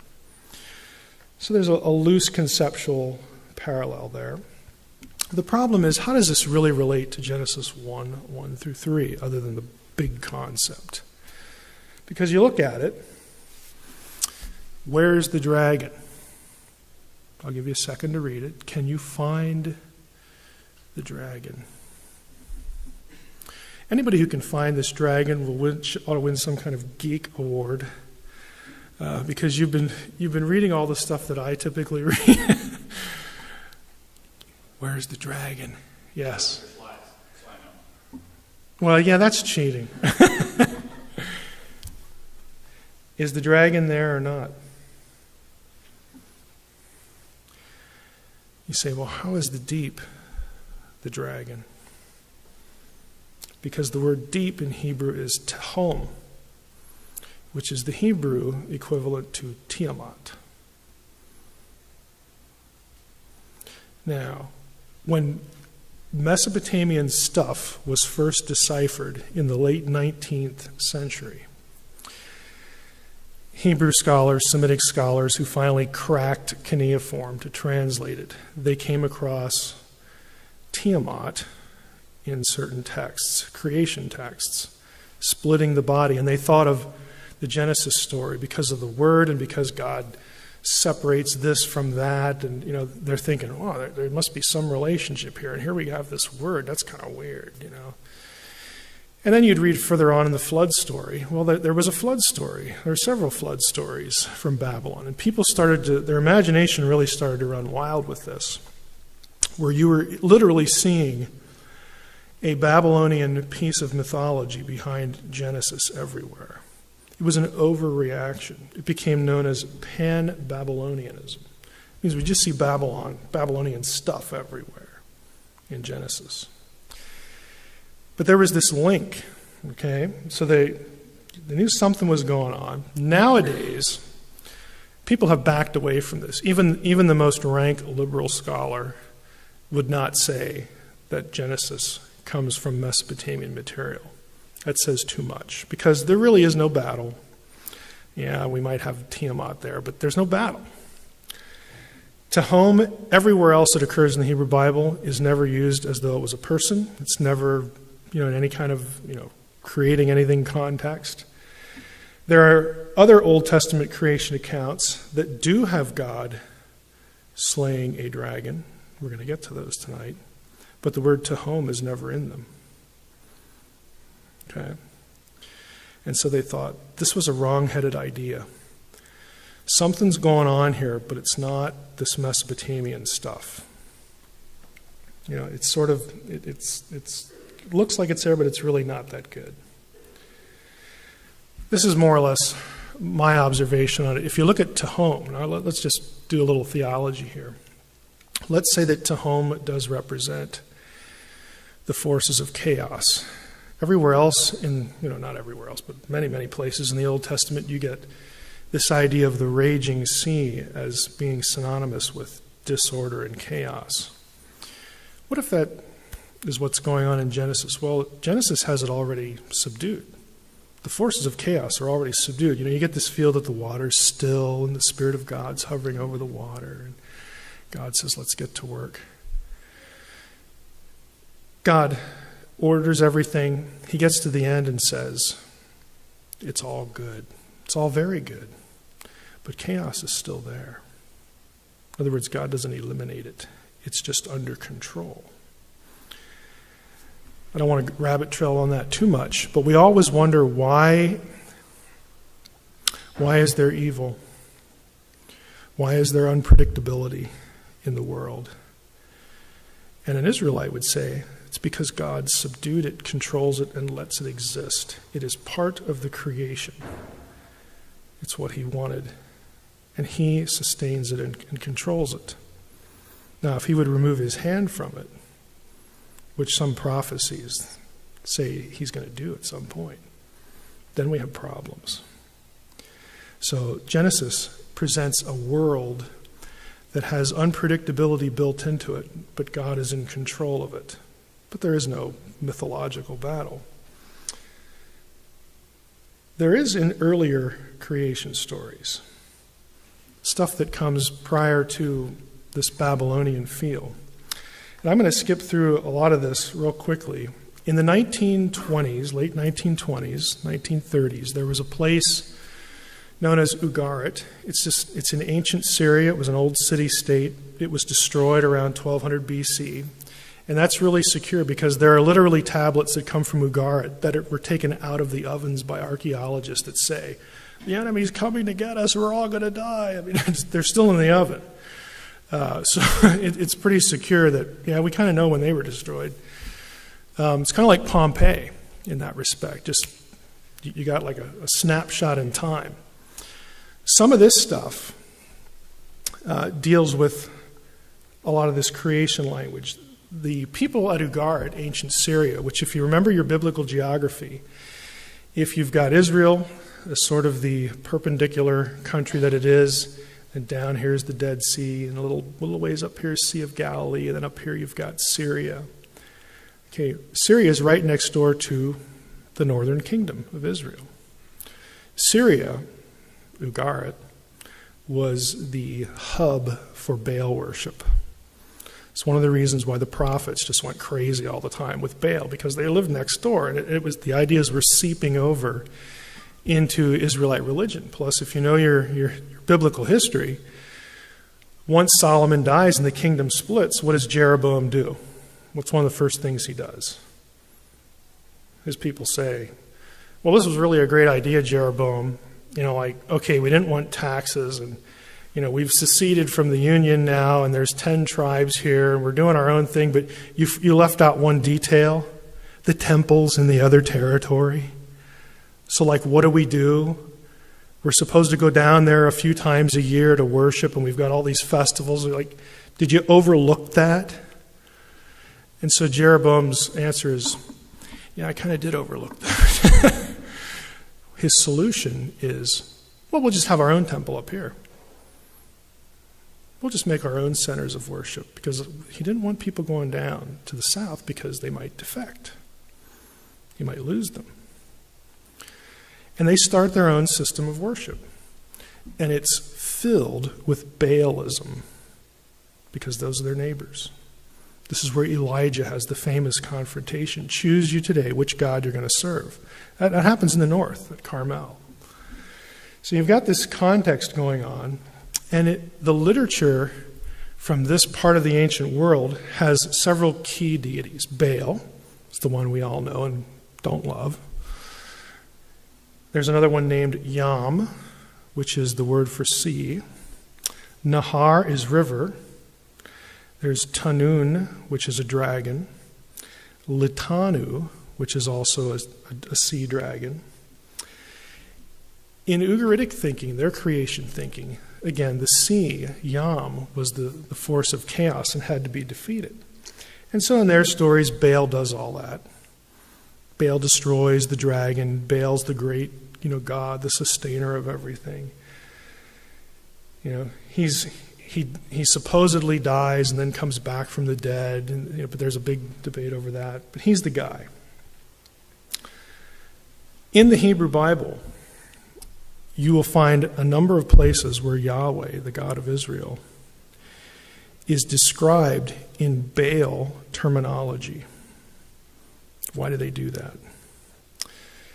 Because the biblical writer wants it to be clear to his readers that, no, it isn't Baal who did this or that great thing. It isn't some other, god that the foreigners worship. El was their other big deity. It's Yahweh. And so the writers are very familiar with their literature, and they'll take phrases and episodes and vocabulary out of the pagan literature, import it into what they're writing in the Hebrew Bible, and literally change the names. And they will give the God of Israel credit. It's a theological technique. It's a polemic. We use the word polemic. If we could pretend to ourselves, if we didn't have a Bible, try to pretend we don't have a Bible, and we're sitting here and we don't like the powers that be, the authority figures, whether they be religious or political, and somehow we're sure that God is leading us to produce our own record, our own theological correction of what we should believe. One of the things we might do is we might hear a claim of some other deity or some authority figure taking credit for something. I'm responsible for, the crops that grow. And if people were familiar with that, we could say, okay, I'm going to take a shot at that. While I'm writing my history of what God, who the true God really is, I'm going to take that claim, bring it in here, and I'm going to set the record straight. Biblical writers did that all the time. It's a slap in the face of whoever gets displaced in the text. Now, I mention all that to bring us to Psalm 74. Look at this psalm. God is my king. My king is from of old, working salvation in the midst of the earth. You divided, you separated the sea. The Hebrew word is also yam, just like it is in Ugaritic. You divided the sea by your might. You broke the heads of the sea monsters. The Hebrew word is tanin. It's the word for dragons. The sea monsters on the waters. You crushed the heads of Leviathan. Leviathan is the Hebrew spelling of litanu, which is what comes out of the Ugaritic material. You gave him as food for the creatures of the wilderness. You split open springs and brooks. You dried up the ever-flowing streams. Yours is the day, yours also the night. You have established the heavenly lights and the sun. When did that happen? At creation. You have fixed all the boundaries of the earth. Yep. You've made summer and winter. All those things happen at creation. The earth is formed. The seas are gathered into one place and are still. The boundaries of habitation are fixed. The seasons go into effect with the sun, moon, and stars. They're light holders. And Genesis 1 tells you they're for seasons and times and all this sort of stuff. This is a creation text. But it doesn't sound anything like, in some places, like Genesis 1. But it's communicating the same idea. Who brought everything into existence? Who brought order out of chaos? Who defeats chaos? Who defeats the forces of the natural elements that if left alone, they're just going to go nuts? Who does that? Is it Baal? No. It's yet God my King from of old. It's the God of Israel. This is a classic example of a creation text that looks on the surface different than Genesis 1, but is saying the same thing. It's got nothing to do with science unless you believe that scientific origins involve slaying a dragon. Okay, there are no mythological dragons. Okay, that isn't how the world came to be. A dragon dies somewhere in the sea. Okay, we know this. But to them, you have to realize that these characters in the story represent deities that are either good or evil. And they fight. There's combat. And the Mesopotamians say 1-1, Marduk won. And he thank goodness he won, because we have an orderly world now that we can experience and live in. The people of Ugarit would say, no, it's not Marduk. He's a flunky. It was Baal. Baal's the one that came out on top. He's the one that brings order out of chaos. And the Egyptians, it's somebody else. Depending on what city you lived in, it could be 3 or 4 different gods in Egypt.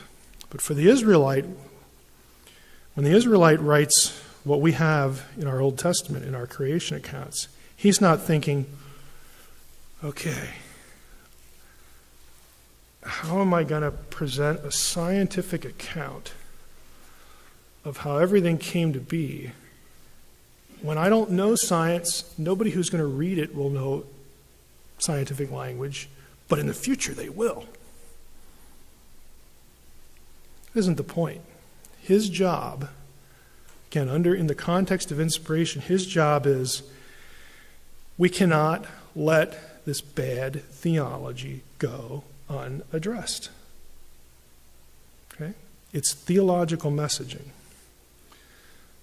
Now, I have an arrow here for the wilderness, pointing at the wilderness. Does that sound incongruous? Well, if it's the sea, how do you get the wilderness in the sea? Anybody notice that? The wilderness thing? It's because, let me just ask in the form of a question.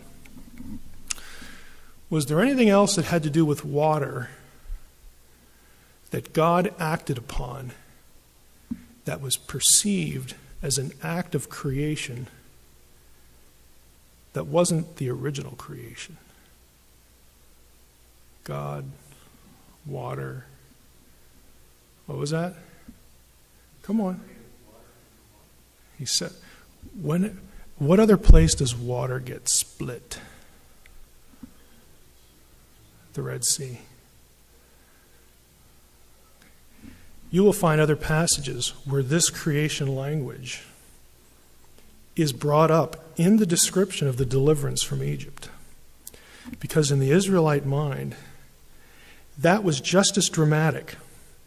That was just as epic as creation. Because the gods of Egypt were defeated at the sea. Pharaoh is a god. Okay, is he not? They get through, and what does Miriam do? She sings, "O Yahweh, who among you is like the gods?" You have this long song, when you get through Exodus, the crossing. God defeats the forces of chaos again by delivering Israel from Egypt and destroying their gods. By showing, I'm the one that controls the fate of mankind, not these idiots in Egypt. Okay? These passages are just, pregnant with theology. I mean, they're to use the watery metaphor, they're spilling over with these little touch points. Why is it that up until Exodus, the God of Israel is not known as Yahweh?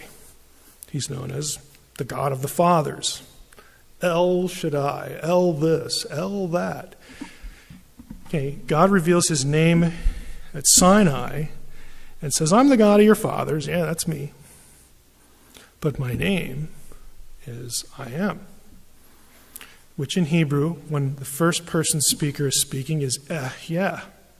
When you refer to that person, the pronunciation is Yahweh. And Yahweh, you know what it means? He who causes to be. It's from Hayah, the to be verb. Well, why would he say my name is the one who causes things to be? Because we got some creative work here that needs to be done. You used to be a nation and you went down to Egypt and you've been there for 400 years and now I'm going to act. It's going to be like an act of new creation. I'm creating something that really doesn't exist anymore, and I'm going to bring it to be. I'm going to bring what is not to be. That's why you get the name. Again, all these ideas are connected. If we look at Psalm 89, see if my link will work here. Psalm 89 is really, again, a fascinating example here, if I can get it to open. There we go. Let's just read through parts of Psalm 89. I will sing of the steadfast love of the Lord forever. In my mouth I will make known your faithfulness to all generations. For I said, steadfast love will be built up forever. In the heavens you will establish your faithfulness. You have said, I have made a covenant with my chosen one. I have sworn to David my servant. I will establish your offspring forever and build your throne for all generations. Let the heavens praise your wonders, O Lord, your faithfulness in the assembly of the holy ones. Again, this is a scene in heaven, God surrounded by the heavenly host. Again, divine council terminology. You've heard me use that term before. It's just God in the heavenly host. For who in the skies can be compared to the Lord? Lord in all caps is Yahweh. Who among the heavenly beings, the Hebrew literally has, who among the sons of the gods is like the Lord? A God greatly to be feared in the council of the holy ones and awesome above all who are around him. O Lord God of hosts, who is mighty as you are, O Lord, with your faithfulness all around you. You rule the raging sea. You rule over Yam. When its waves rise, you still them. You crushed Rahav like a carcass. Okay, Rahav here is another word for the sea beast, the chaos beast. You scattered your enemies with your mighty arm. The heavens are yours, the earth also is yours, the world and all that is in it. You have founded them. The north and the south, you have created them. Tabor and Hermon joyously praise your name. You have a mighty arm, strong is your hand, high your right hand. Righteousness and justice are the foundation of your throne. Steadfast love and faithfulness go before you. Blessed are the people who know the festal shout, who walk, O Lord, in the light of your face.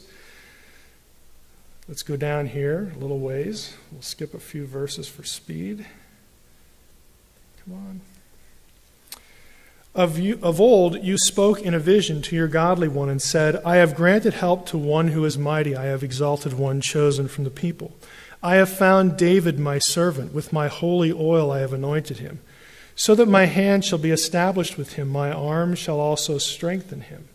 The enemy shall not outwit him, the wicked will not humble him. I will crush his foes before him and strike down those who hate him. My faithfulness and my steadfast love shall be with him, and in my name shall his horn be exalted. It's repeating a lot of the language that we've seen before. And then he says about David, I will set his hand on the sea.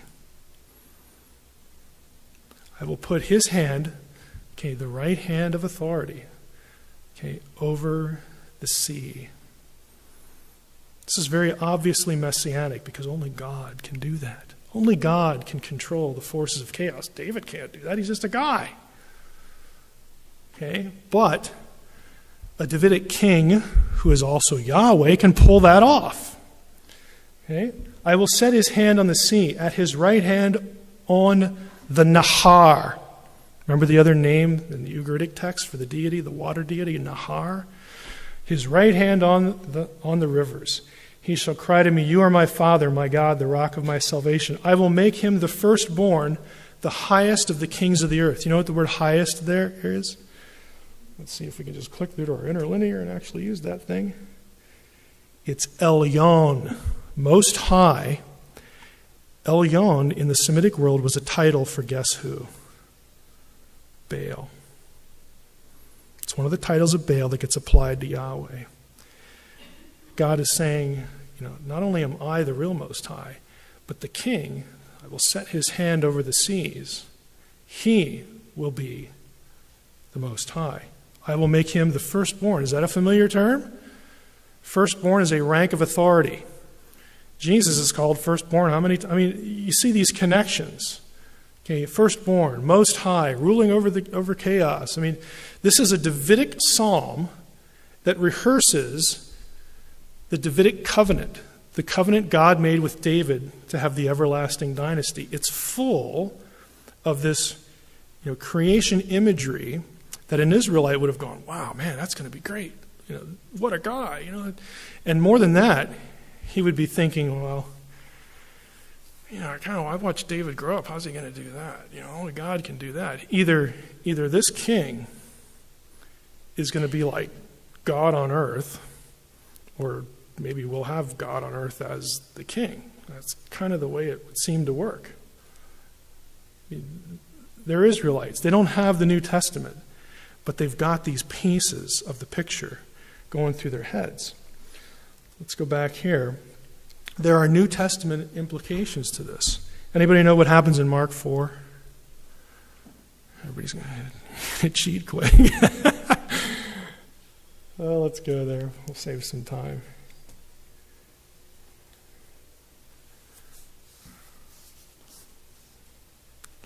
Think about it, to an Israelite.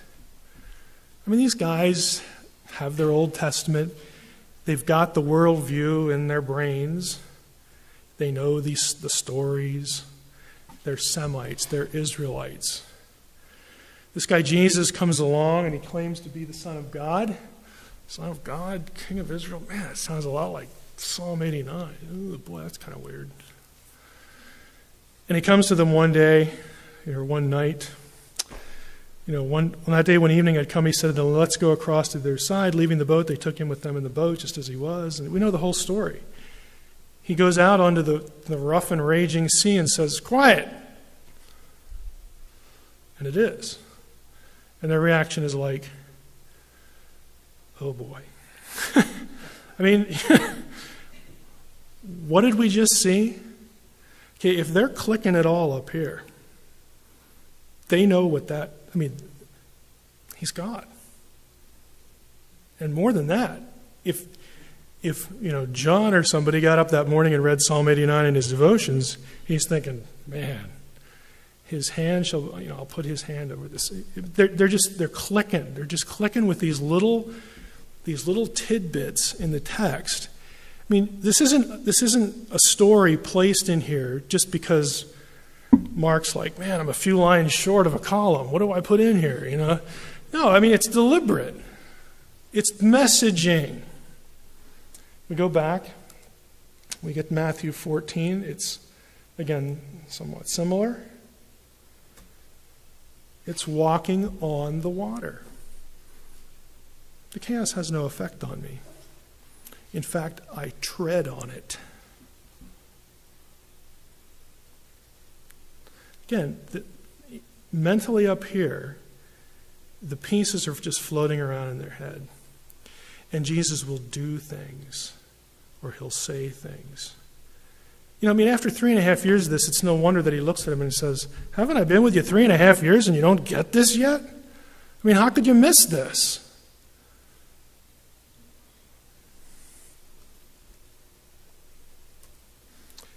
We have a few minutes, we'll hit Egypt a little bit.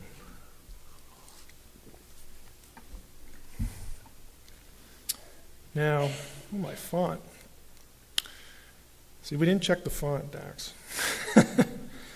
In Egypt, the watery abyss, if you can't read that, it says Heliopolitan theology. Egyptian creation theology and Egyptian religion generally changed depending on what city was the capital city, because where the pharaoh wants to live, he sort of gets to decide what the doctrine is.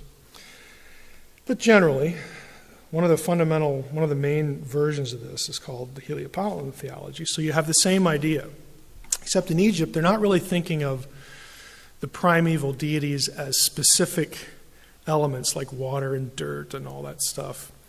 They think of them as conditions, what it was like when there was nothing or before there was everything. And so they take some of the terminology for conditions to be represented by deities. The primary deity that emerges, now catch the language here, in this theology, the creator, Atum, who later becomes known as Ra, emerges from this watery thing. He's always been there. He just didn't come out.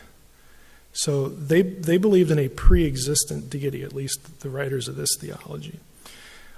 Ra, Atum, emerges and starts to do what all the other deities do. I've got to bring order, out of this chaotic mess. He emerges from the noon, the watery abyss. So he is responsible for his own existence, so he's thought of as self-created. Atum, Ra, creates the world as the Egyptians know it. Again, we'll skip ahead. And what Atum, Ra does, back to where does everything come from? How would we describe that if we're not scientists?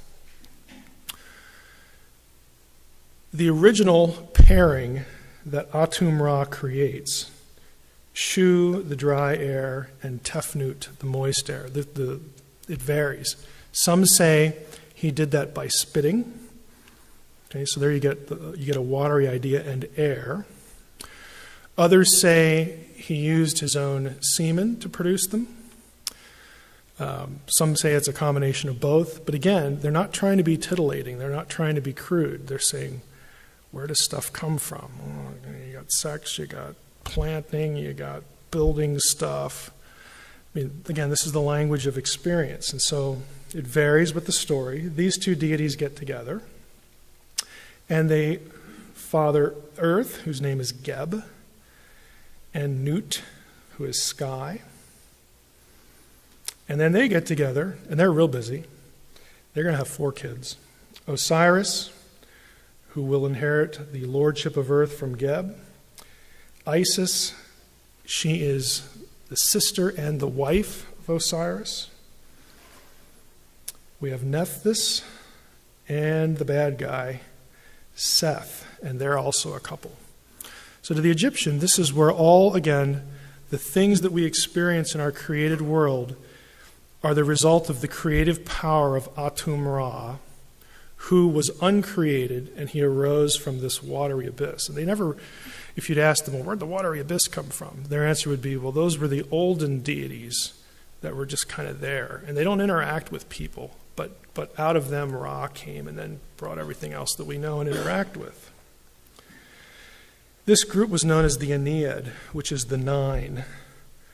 And there's one missing, and the one missing is Horus, who is the offspring of Isis and Osiris in the story. And it's from him that kingship descends from the gods. Every pharaoh is the incarnation of Horus. He is Horus on earth. Okay, so there's actually 9. This is how an Egyptian, if he had a very, very cheap graphics program, would have drawn the first time. That's how an Egyptian would say in the beginning. The first time, at the first time. So you have a mound come up with Atum Ra on it. Hey, I'm here. Thought I'd wake up and actually do something here. I've been like in this watery abyss for forever. Haha, joke. Okay. Because there is no time yet. I've been here forever. I thought I'd come out. He rises up on this mound. By the way, the mound shape, this is why they did the pyramidal thing. Okay, the capstone, pyramidal capstone on a lot of their architecture. That was to commemorate the first time, the original mound. This is why in Egyptian temples, if you go in at the gate and you walk, there's a straight axis, you walk, it's discernible by experience, but you couldn't really see it visually. The ground goes up at a very light, slow grade. And as you're walking toward what's at the end, and of course at the end, what would there be? The mound. Okay.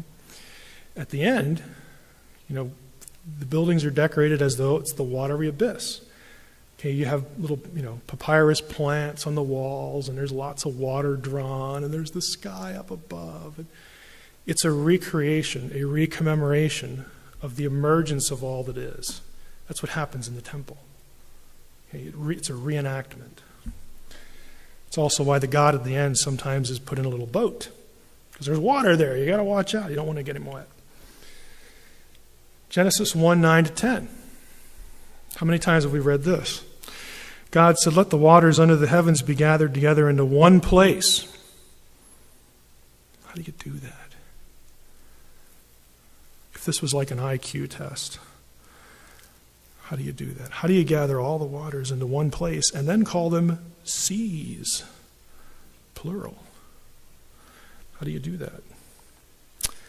And there's dry land there. So you got dry land, you got waters in one place, but you've got plural seas.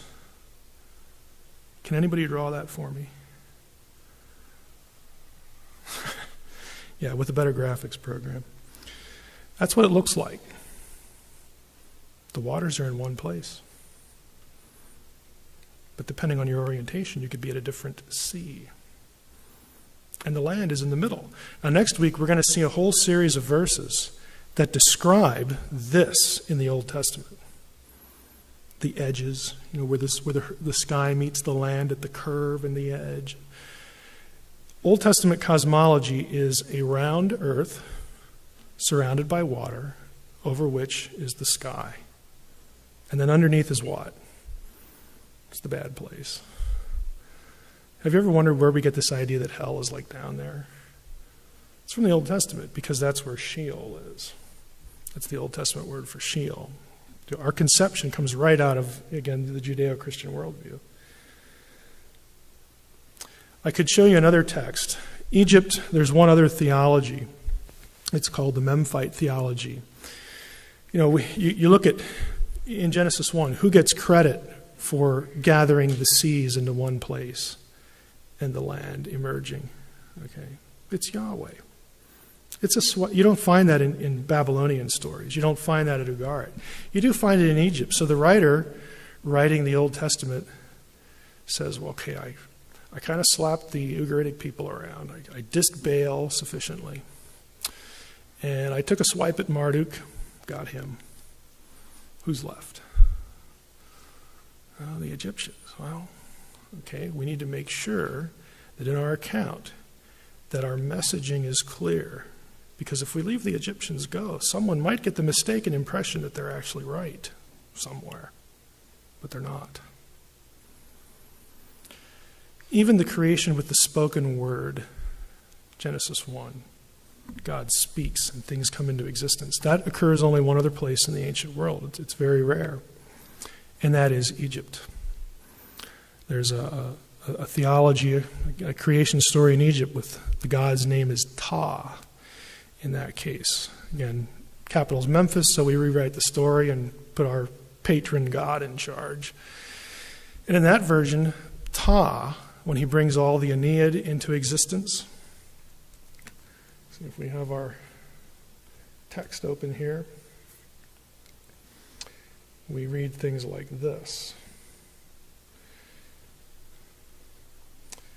There was evolution into Atum's image through both heart and the tongue. And great and important is Ptah, who gave life to all the gods and their cause, as well as through this heart and this tongue. So the way Ptah creates is through the heart. In Egypt was the seat of emotions and intellect. Again, they're not doing brain science. His thought and his speech is what produces everything. It has evolved that heart and tongue have control of all the limbs, blah, blah, blah, blah, blah, so on and so forth. He does whatever he wants, don't they all? His Aeneid is before him in teeth and lips. It's with the mouth. He creates with the mouth. That seed in those hands of Atum. So what the other guys were writing about Atum doing this with his seed, his semen and his hands building stuff, Ptah really did that, and he did it in an even superior way. He just spoke. He just thought and spoke, and then it happened.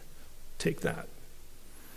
Okay. Again, this is earlier than biblical material. So again, the writer's sitting around. Well, did we address Egypt enough? We want to be theologically clear. We want people to know who the Creator really is. So, did we miss anything?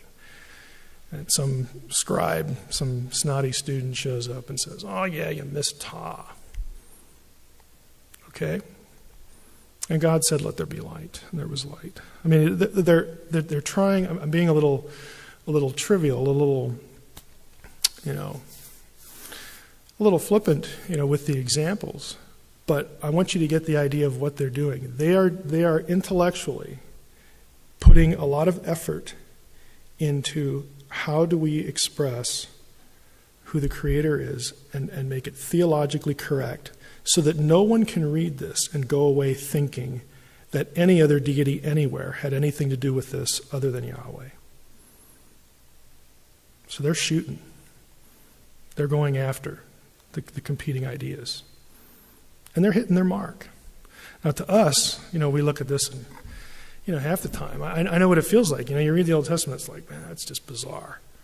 And trust me, there are passages I read and I have no idea what's going on there. I have no idea what's going on there. I'll mark that one down to go visit again. Because we just don't have this in our head. We don't know who Ptah is. We don't know who Ra is. We don't know who Atum is. We don't know what the Noon is. We don't know what... They did.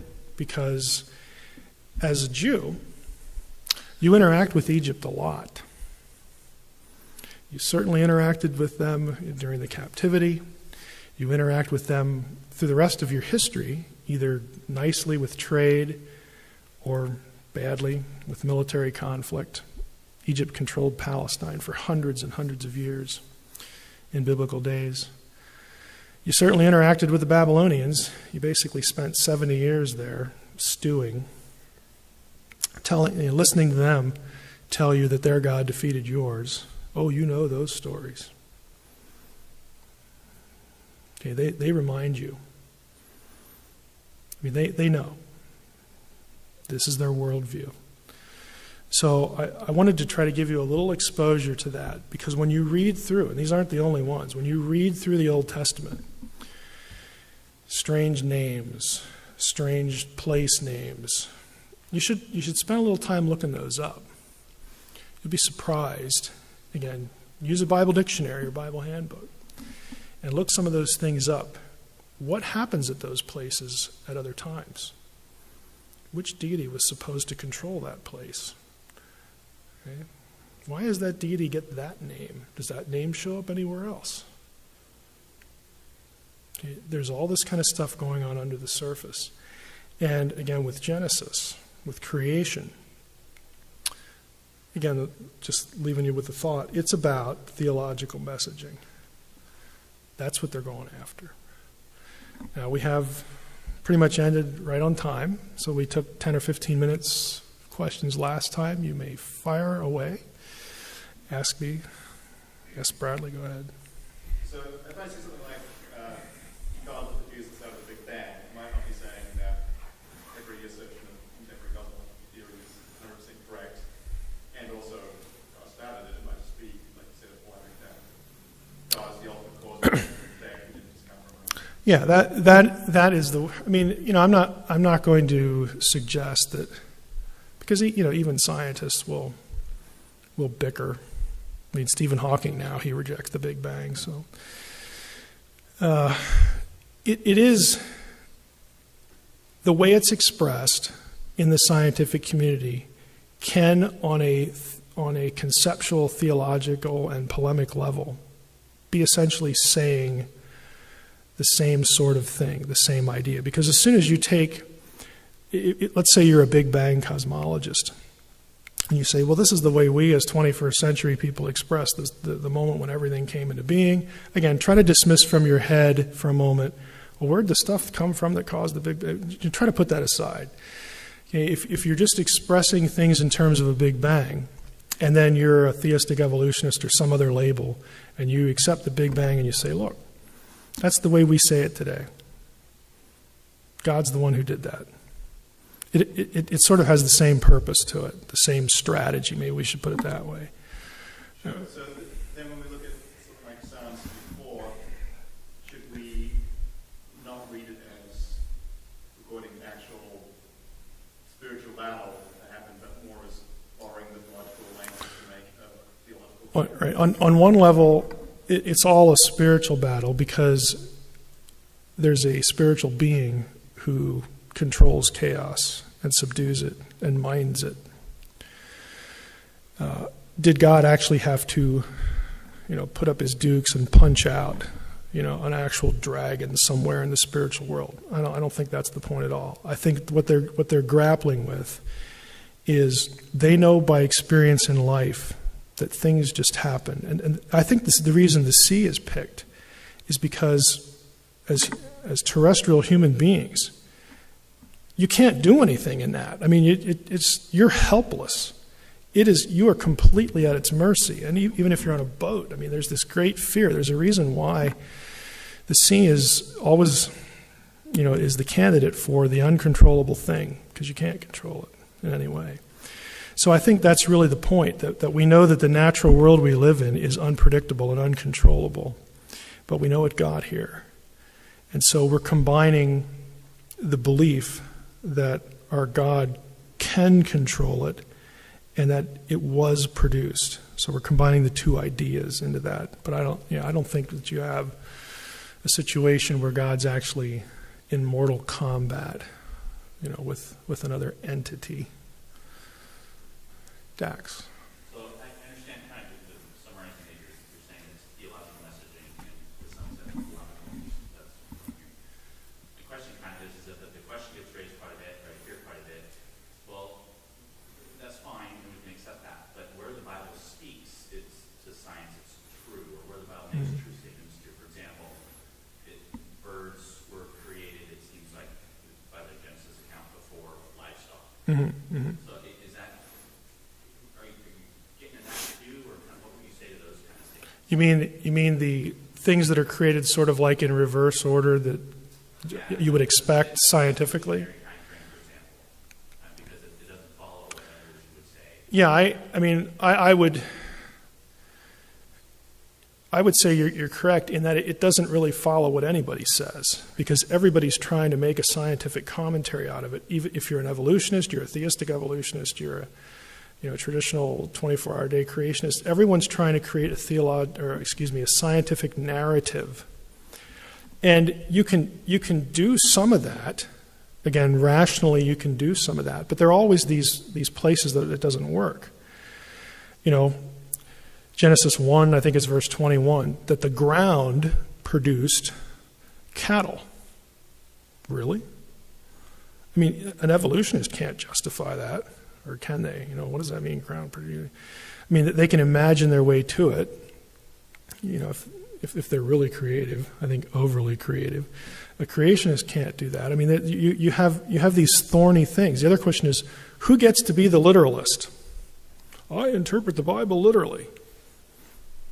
Really? Do you interpret everything in Genesis literally? Like there really are doors in heaven and windows in heaven, and God opens and shuts them, and there are bars that support the earth and bars that support the sky. I mean, oh no, I don't take those things literally. Why not? See, what you have here in the Genesis creation fight is everybody has the perfect balance of literal and symbolic. Everybody does. My view of that is the right one. If you take one passage and you deliteralize it, you're a compromiser. If you take one passage and make it literal where I don't, oh, you just don't get it. You're just going too far with that. Would to God that you got the balance that I have. Okay, I mean, that's really what's happening. There's no way for everyone to agree on exactly what should be taken literally and what shouldn't be taken literally, and have everybody come out at the same place. And the debates between the two extremes are exactly that. If you made a list of all the statements, you can almost categorize people by verse count, word count, literal versus non-literal. Well, if you get more than 70%, you're going to be over here. And 30%, yeah, you're between these two. The liberating thing, I think, is to just let it be what it is. Okay, they're making theological statements. They're telling you what you ought to believe. Okay, they don't have any of the wherewithal to communicate the kinds of things that we would want them to communicate. Again, you're dealing with a world where, did you know that, the reason that I love my wife is because my intestines tell me to do that. It just, and somebody in that culture, and even in our culture, I mean, we know what you mean. We know. But we let it pass because we know that you're not trying to make it a scientific statement. If we thought you were, we'd probably pick up the phone and ask for some assistance. Okay, we have somebody here who needs medical attention. Within our culture, we let that go. My own way, I don't want to get too much into next week because I'm going to deal with a lot of this next week, is that we intuitively are able, if I say, I love you with all my heart, okay, that's not a scientific statement. My heart pumps blood. Electrical impulses go through it, and it just, okay, that's what it does. All right, there's nothing emotive that comes out of it. That comes here, and then it might affect me somewhere else in the gut or in the bosom here because of hormones and electrical impulse. I mean, we know all this stuff, but yet I can say that. We intuitively know how to distinguish between the truth claim, the guts, the real thing that's being asserted, and the path it takes. I can make a completely unscientific statement, and yet my truth claim, my assertion, can be completely true, completely coherent. And because you live in my world, and we speak the same language, we don't have a language barrier, you get it like that. The problem is we're dealing with an ancient document, and they're doing the same thing. They're using the language of experience, the language of appearances, because that's their world. And the more we immerse ourselves in their world, we can intuitively know, okay, here's how they're saying it, but here's really what the point is. And the point is not in error. The point is true. It's correct. The things that the Bible asserts are not mistaken. Okay, we do it with our own lives, our own experience, our own conversations. it's just more difficult when it comes to an ancient document because it's not our native culture. There's a gap. You do realize that the context for understanding the Bible is not the Protestant Reformation.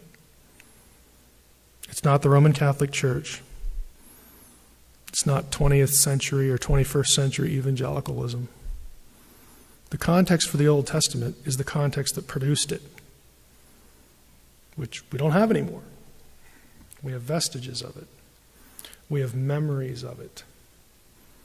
We have a few artifacts here and there that help us to sort of, piece that together. But that's the ambition of the biblical interpreter, to try to think their thoughts after them. And it's difficult. It's an imperfect process. The problem isn't with the text. The problem is up here. Okay? It's the gap. And too often the text gets blamed for our deficiencies, which is another place I love to take people who are errantists. Again, I use words like inspiration and inerrancy because I know the problem is really you, okay, and me. You're making the statement you're making for completely understandable reasons because you were born in 1961 in America. I mean, all these things. But you're not judging it for what it is. You're judging it for what you want to shoot at it for. That's just hardly fair. Anybody else have a question? I know I rambled there a little bit, but yes. Might be a little off the topic, but I'm just curious. Do you think that there's a parallel between the Greek gods and goddesses that are on the Parthenon and characters in Genesis? Characters? Well, I mean, Noah, different people that we run across in Genesis. Do you think there's a parallel between were the Greeks doing that? Were they making a point? I mean, the snake is worshipped in Greek culture, as it is in Egypt. But in Hebrew culture, the snake is the bad person. And man is exalted by the and so is the theological message of who should be exalted different because of the outcome of the stories? Have you heard? I mean, are you familiar with Yeah, I know whereof you speak. I mean, there has been an effort made to align these things. I would say this: I think there are certain Greek texts, again, cosmologies and primeval history stuff, their version of it. There are certain texts where you can strike some correlations, and they are really interesting. But there are other places where they just fall flat. So I think part of the reason for that is there's a very expensive book, and if any of you can feel it in your heart to spend $165 on this book, I would just love to have. No, it's ridiculous. It's by a guy named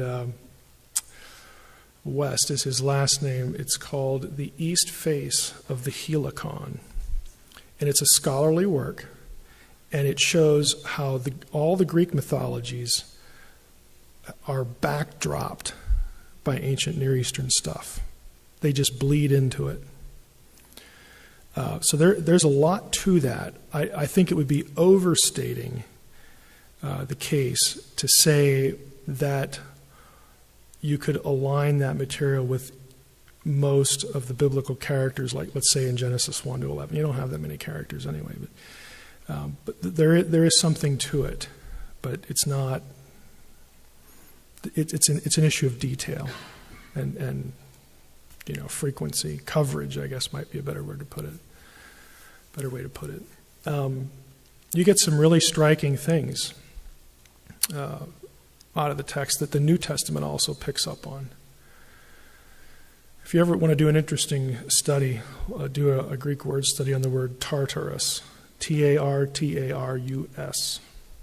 That comes right out of secular Greek texts, and it's for the bad place. But Peter uses it in a very interesting place that matches with how it's used in Greek mythology. again, it's theological polemic. But you don't get as much of it usually when the New Testament's doing that, it's going back to the Old, because that's the canon. That's the consciousness of the writer. Yes. Questions? Anything else? For me, I can see it being somewhat discouraging if you're not full of Ugaritic scholars. How can you read? And they all should be. That's the shame of it. Saying I can read the Old Testament, I can understand it. I mean, can I just not read it and understand it? I mean, where are you saying you will be amazed at what you can learn. I said this last week. I think I'm going to essentially repeat it, but Bible dictionaries and Bible encyclopedias are wonderful things. Now, if you, I want you all to think that I've invested all this time and boy, there's just secrets that only Mike can tap into, but I'm going to try to destroy that here in the next 2 minutes.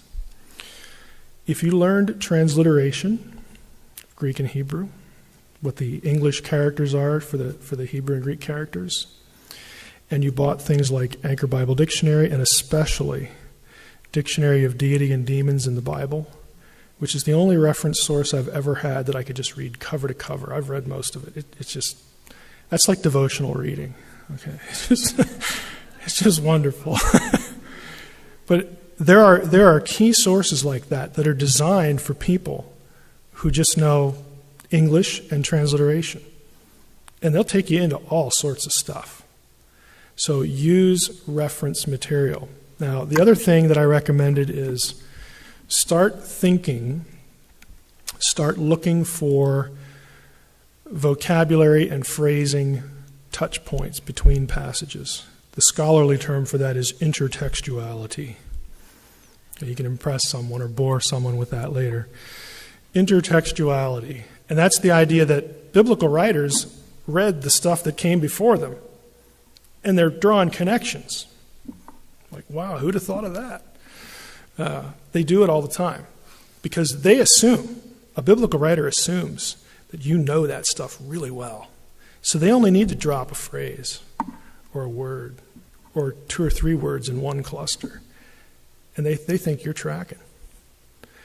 Let me put it this way, learn to read your Bible like it's a novel. You all have this experience. When you read novels and you're reading 2 characters dialoguing, we've all had this experience. Well, we'll read something and you'll go, I'll bet that he had that character say that specifically because he's going to reference it later. And you just sort of store it away. Or this place that he described, it seems like it's important. I'm going to try to remember the description because the writer may allude to that later, and I'm supposed to make the mental connection. It's plotting, okay? If you read it like a novel, the biblical writers do that all the time. They're not going to go back and repeat everything in the Old Testament. They're just going to drop names and places, little words here and there, phrases, because they assume you know it that well. And if you read it like fiction, like it's a story, you can start to pick up on some of that, even in English. Oh, wait, where have I seen that term before? That 2 or 3 terms clustered together. Oh, yeah. Or you can use software. Chances are if you see like 4 words together in one passage and the same 4 words occur together in a cluster in another one, there's probably something going on there. Okay, and you can go look it up. But there's all sorts of techniques you can use like that. It's just you have to sort of develop a sense for plotting, for strategy. The writers have strategy. They're not just filling up space. They're doing things that are deliberate. Anybody else?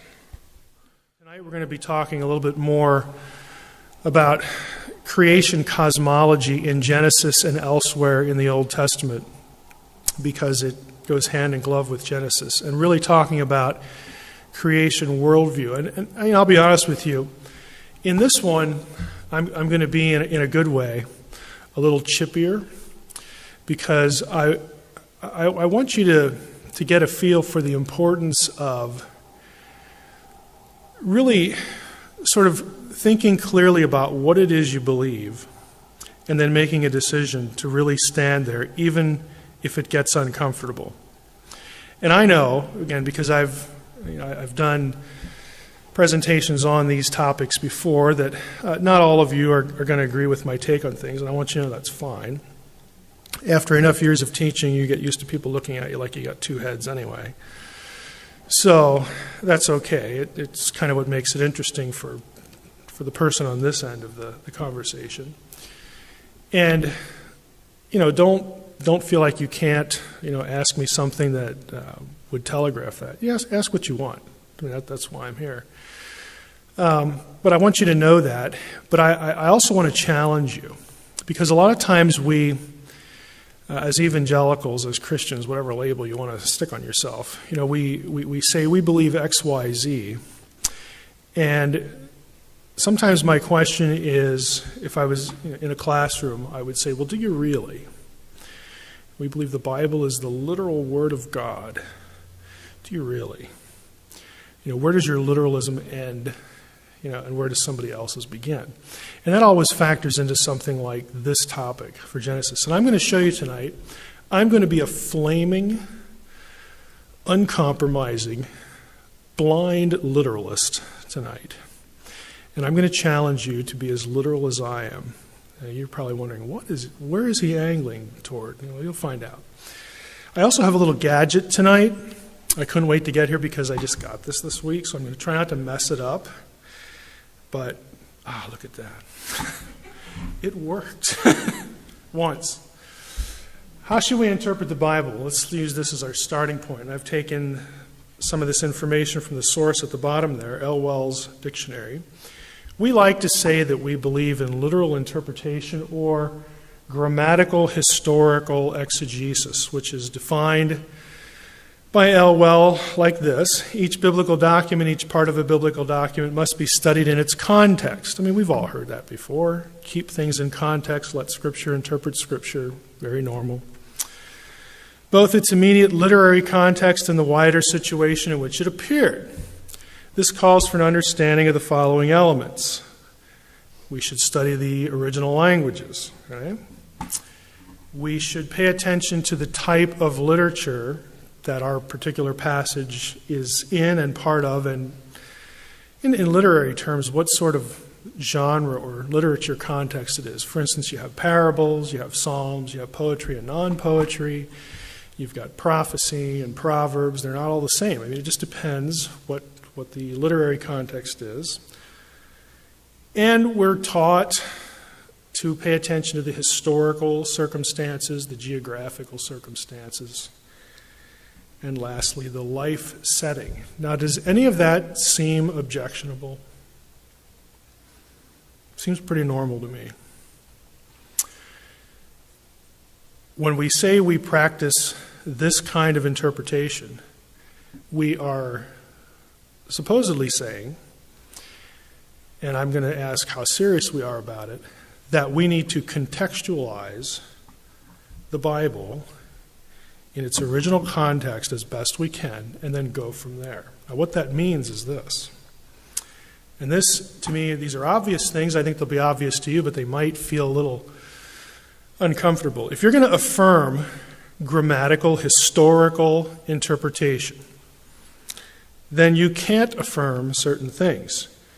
The context for understanding Genesis is not the Roman Catholic Church. Now, I bring the Catholic Church into this because they've been the dominant group historically. They have their own teaching magisterium. In other words, that guides the interpretation of the church, a select group of individuals.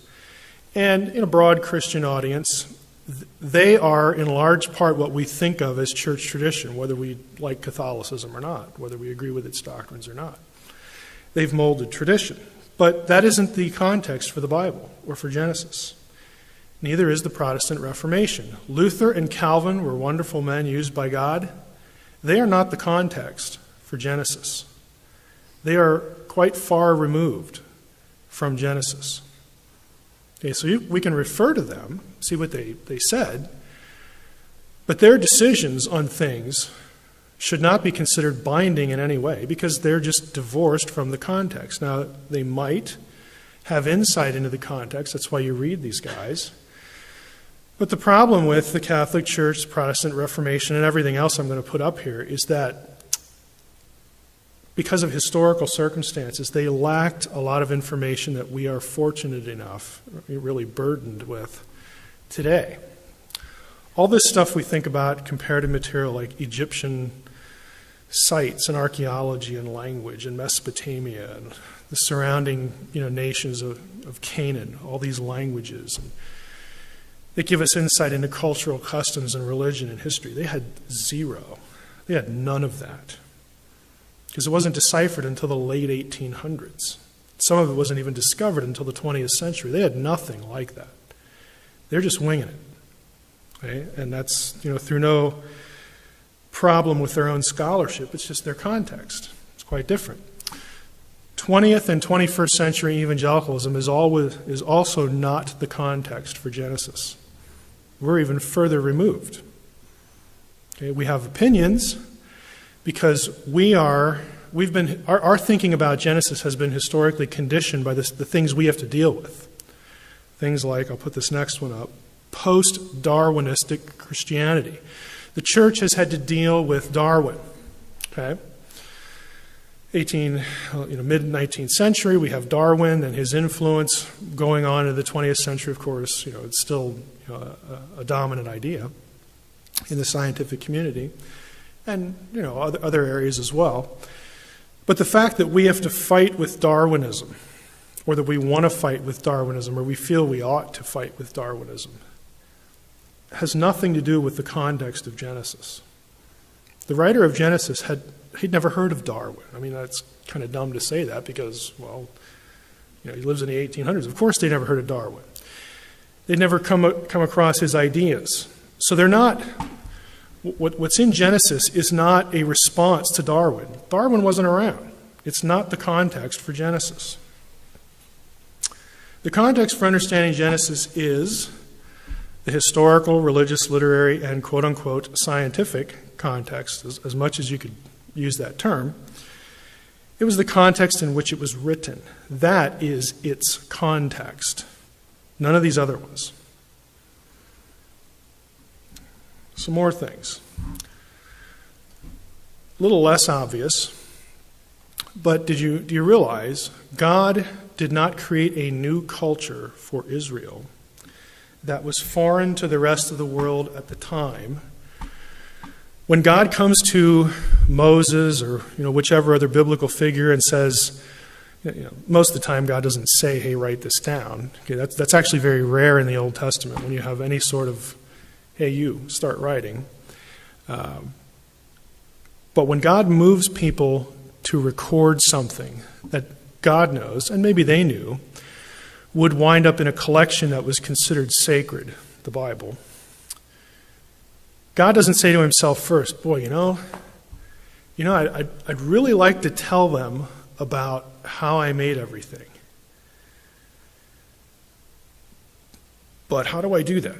I mean, I've got to change the way they think. I've got to give them more information so that when I really give them the scientific details, they'll understand it." And not only that, but I have another problem. God says to himself in this imaginary conversation, even if I take the writer and make him supernormal, superhuman, that I advance his brain, when I fill his brain with all this post-Darwinistic, because I know this guy Darwin's coming along, if I fill his brain with that and enable him to write in such a way that it will encompass and critique Darwin before Darwin's ever born, how is what he's writing going to be at all coherent to the people who read it, the people that I haven't advanced their brain?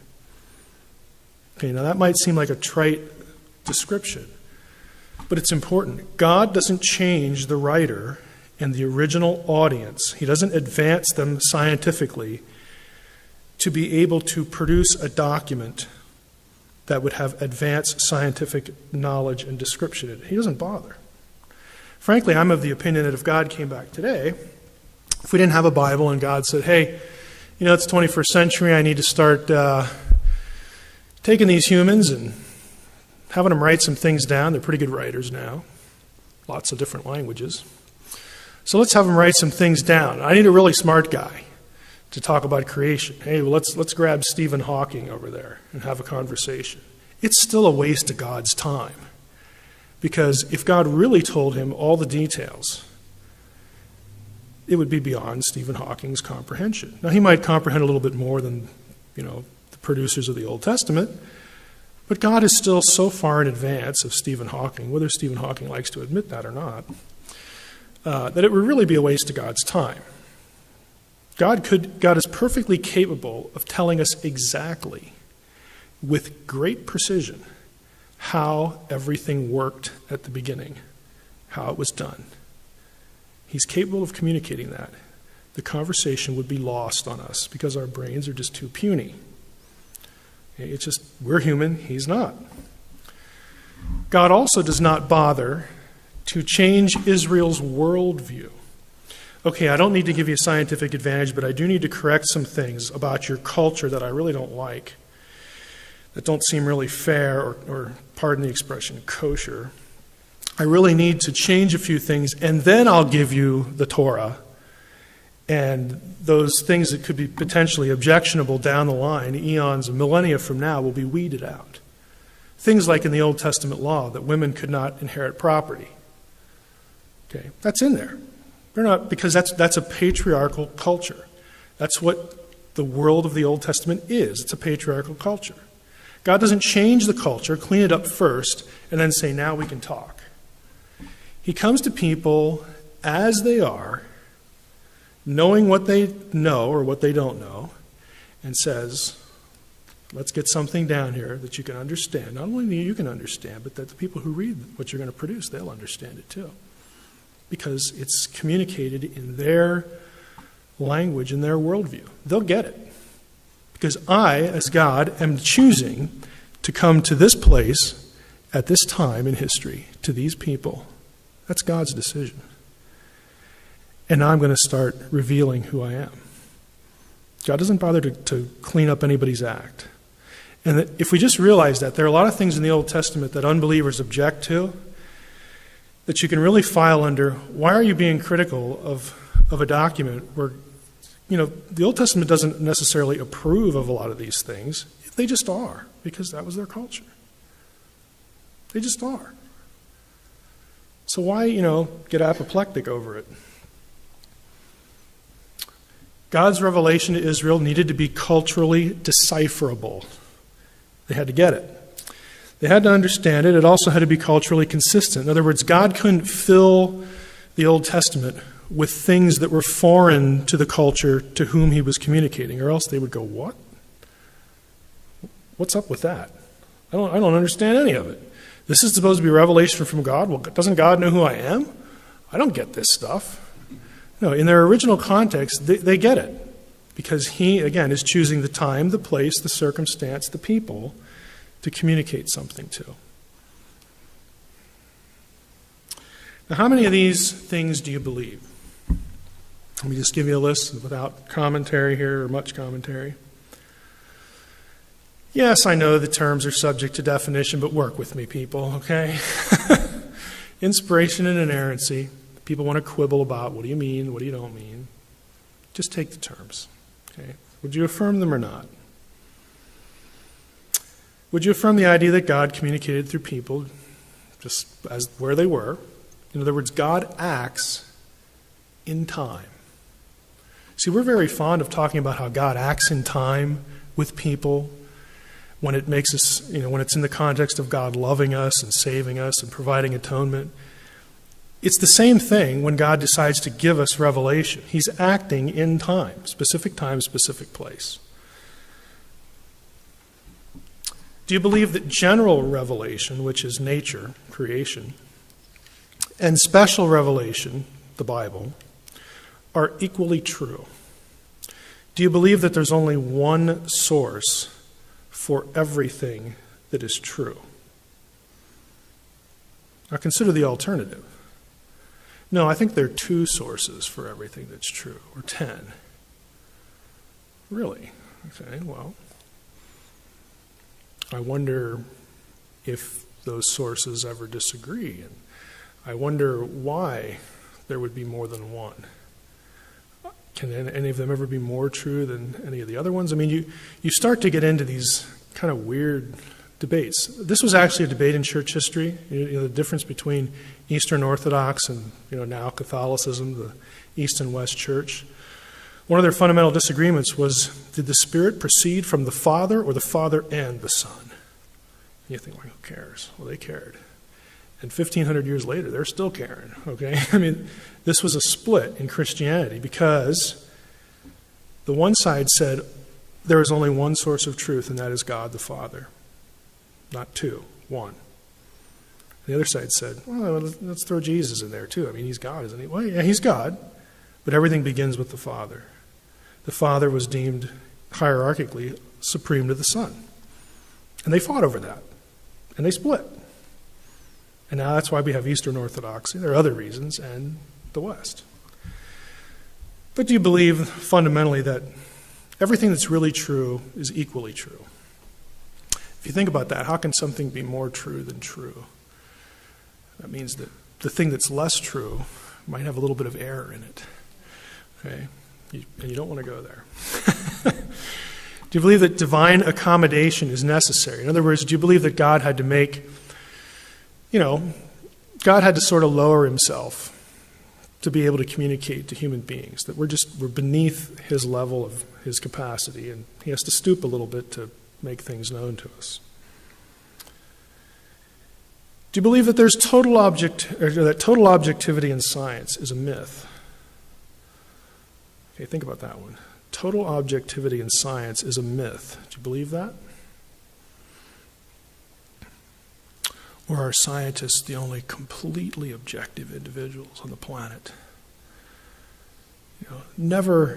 Nothing in their background can penetrate their skull and influence them in the slightest way.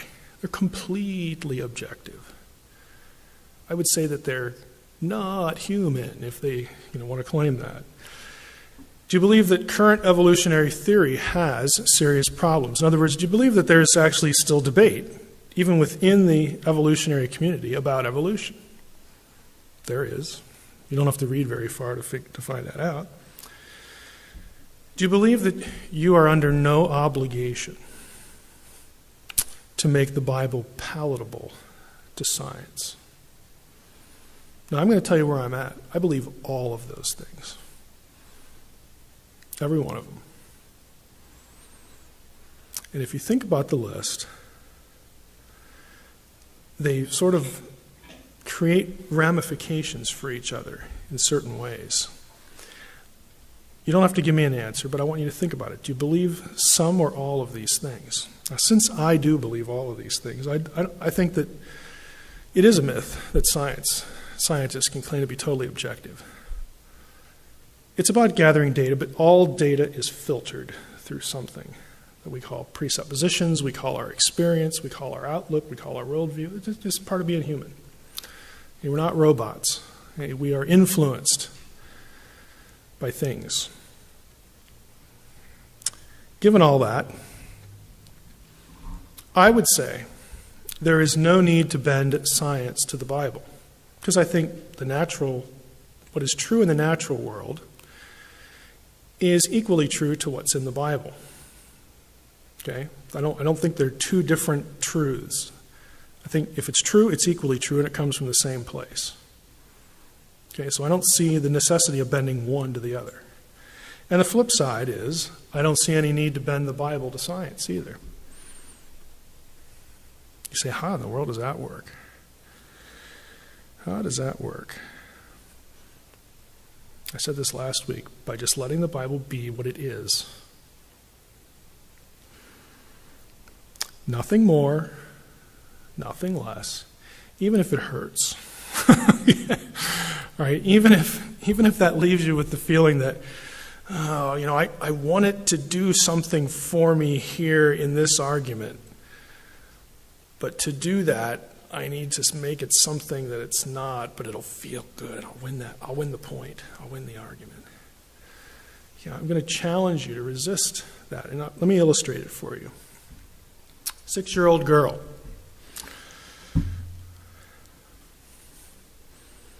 God made my baby brother. A scientist comes along and says, no, he didn't. Your mommy and daddy did. Who's right?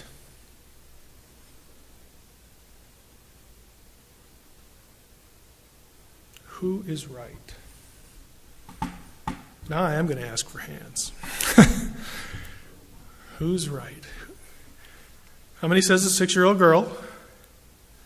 So you're going to cheat now. How many says the scientist? Okay, both. How many say both? Who's wrong?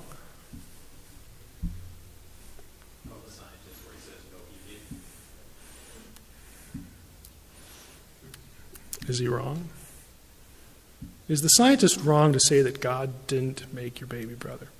How many would say, yeah, they're both right, but the scientist is wrong too? Is the 6-year-old girl wrong?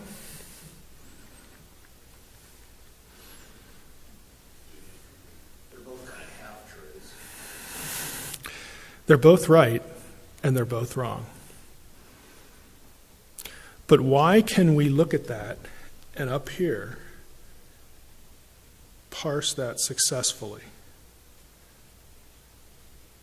Why does the fact that they're both right and both wrong not bother us at all? Because we understand what the claim of the 6-year-old girl is really about. We understand that she's 6. Okay? I mean, we look at the situation and we have an immediate context for it. We say, yeah, you're right. But we know that scientifically, no, not every birth happens like Jesus, the Holy Spirit coming upon Mary and poof, she's pregnant. Okay, not everything happens that way. That's why it was unique. That's why it was a miracle. Mommies and daddies do make babies. Okay? So they're both right, they're both wrong, but we understand intuitively because we have a feel for the cultural situation. All the factors, the age, sort of the silliness about the scientist objecting to a 6-year-old. Like, what kind of an ego does it take to do that? We get it. We know what the 6-year-old's trying to say.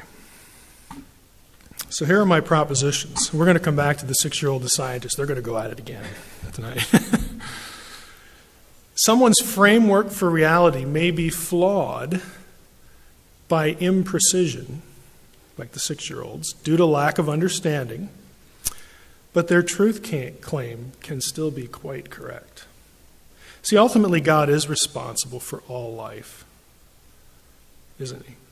God really is responsible for her baby brother, because without God, she wouldn't have had a mommy and daddy, and there'd be no baby brother. We wouldn't be talking about babies. But her perception of what that involves is flawed because she's 6. Okay? Even though it's flawed, what she's really getting at is true. It's correct. The Bible's worldview might be pre-scientific in some respects. God didn't bother to change that. But its truth claims are still correct. Okay, that's actually my position in all this. I don't really care, and I'm going to show you some examples. If the Bible doesn't even, if there's no biblical Hebrew word for brain, okay, and there isn't, and the Bible links the seat of emotions and intellect and will to your stomach or your kidneys or whatever, it could link it to your big toe for all I care. I don't really care. Because when I read those passages, I know what the writer's trying to say. It gave me heebie-jeebies or something like, okay, I know what's being communicated. And it's being communicated accurately in that context. And I'm not troubled by the context because I understand it. The same way I'm not troubled by the 6-year-old girl who says, God made my baby brother. You're right. He did. So I would charge the critic, again, this I've said before, it's dishonest to criticize Genesis for not being what it wasn't intended to be. Okay, if you want to have a debate with me, you're going to have to justify the incoherence of your beginning position, and then we can have that conversation. Good luck with that. 6-year-old girl. Okay, round 2. God made my baby brother scientist. No, he didn't. Your mommy and daddy did. 6-year-old girl comes back. No, really, he did. Scientist. You're stupid. I'm going to expose your ignorance to my academic colleagues. Can you imagine how absurd that would be? I'm going to go right out to my professional society and I'm going to submit a paper on how ignorant this 6-year-old girl is. I'm going to expose her flawed thinking. Yeah! Yeah, why don't you just give her a backflip while you're at it? Off the top rope into the turnbuckle kind of thing. It's just ridiculous, but I put this here for a point. This is how I view the critic. Oh, the Bible doesn't know there's 9 planets, or the Bible says there's a round, flat earth. Yeah. Okay. That's because God didn't bother to change who they were when he said something. Okay, is there any problem with, you go through the whole thing about, it's really about, do you believe there's a God or not? And if you do, can he actually do anything? And then for him to come back and say, and still go after it, I'm going to expose the fact that I'm mad at it for not being what it wasn't supposed to be to all my colleagues. Good luck with that. They're going to look at you like you're an idiot because what you just said sounds idiotic. It's like complaining to your scientific colleagues that your dog isn't a cat. Okay? It just doesn't make any sense. It's incoherent. It's a dumb way to argue because you're trying, again, to criticize something for not being what it never was intended to be. So I would suggest to the believer, it's unwise to make Genesis something it isn't, to protect it from the critic. Folks, it's the Word of God. It doesn't need you to protect it. I know that hurts, because I've said that to myself. I know that just sort of chops you down a little bit. But it's true. It doesn't need to be protected. It will still be here long after we're all gone. And a new round of people will be there to criticize it afresh. And after they're gone, it'll still be there. It doesn't need you, even though we really want to do that. Because when you do that, it only makes the critic think that their criticism is valid. It fails to call them on the carpet for their own dishonesty. In other words, if you accept the way they frame the argument, they're never going to learn how dumb their position is. Because you're going to keep it alive for them instead of killing it on the spot. Back to our 6-year-old girl. God made my baby brother. No, he didn't. Your mommy and daddy did. New character, 6-year-old's mom. Now, she's really mad now. Mom comes along and says, and put yourself in the place of mom. Okay, pretend the Bible is the 6-year-old girl, and the scientist is the critic, and you're the mom. You're gonna step in now to defend it. You're gonna try to make it something it's not because you want to protect it. Trust her. She watches Baby Einstein. She's smart. You can believe her. The scientist comes back because you've just you've just accepted the game. Well, I guess she missed the episode on where babies come from. He leaves thinking, boy, I nailed her. I nailed them both. I'm going to expose them both to my colleagues now. When the whole debate is just nonsense. But by stepping to the plate, you allowed the antagonist to frame the discussion. And I'm challenging you to not do that. And here's why. We're going to talk about Israelite worldview tonight, and I'm going to suggest that you're dealing with ancient people and ancient thinking. And here's a proposition for you. If the material of Genesis is incomprehensible to its original audience, in other words, if it's really a science book that's capable of articulating science the way we know it today, if that's really what Genesis is about, then it's not Revelation, because it would be completely incomprehensible to its original audience, because God didn't bother to give them all 21st century brains. Examples. Now, Proverbs 23:16, I have here, seat of thought and emotions, the kidneys or the intestines. And I want to show you something. I don't have, this particular laptop doesn't have my software on it, so I'm kind of stuck. Don't report me, Bradley.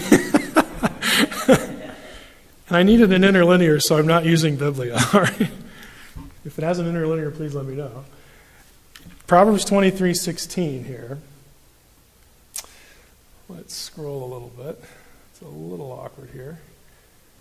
This is King James. Yea, my reins, again, that's the word for kidneys in ESV or other translations, shall rejoice when thy lips speak right things. Now, the word for reins or kidneys is kalyotav. If I actually clicked on that, I want you to just see one thing here. I'm not going to kill you with screenshots here. This is the word that elsewhere is translated plainly as kidneys. This is the word for the thing out of the carcass of the sacrifice that you take out and burn. Okay, kidneys.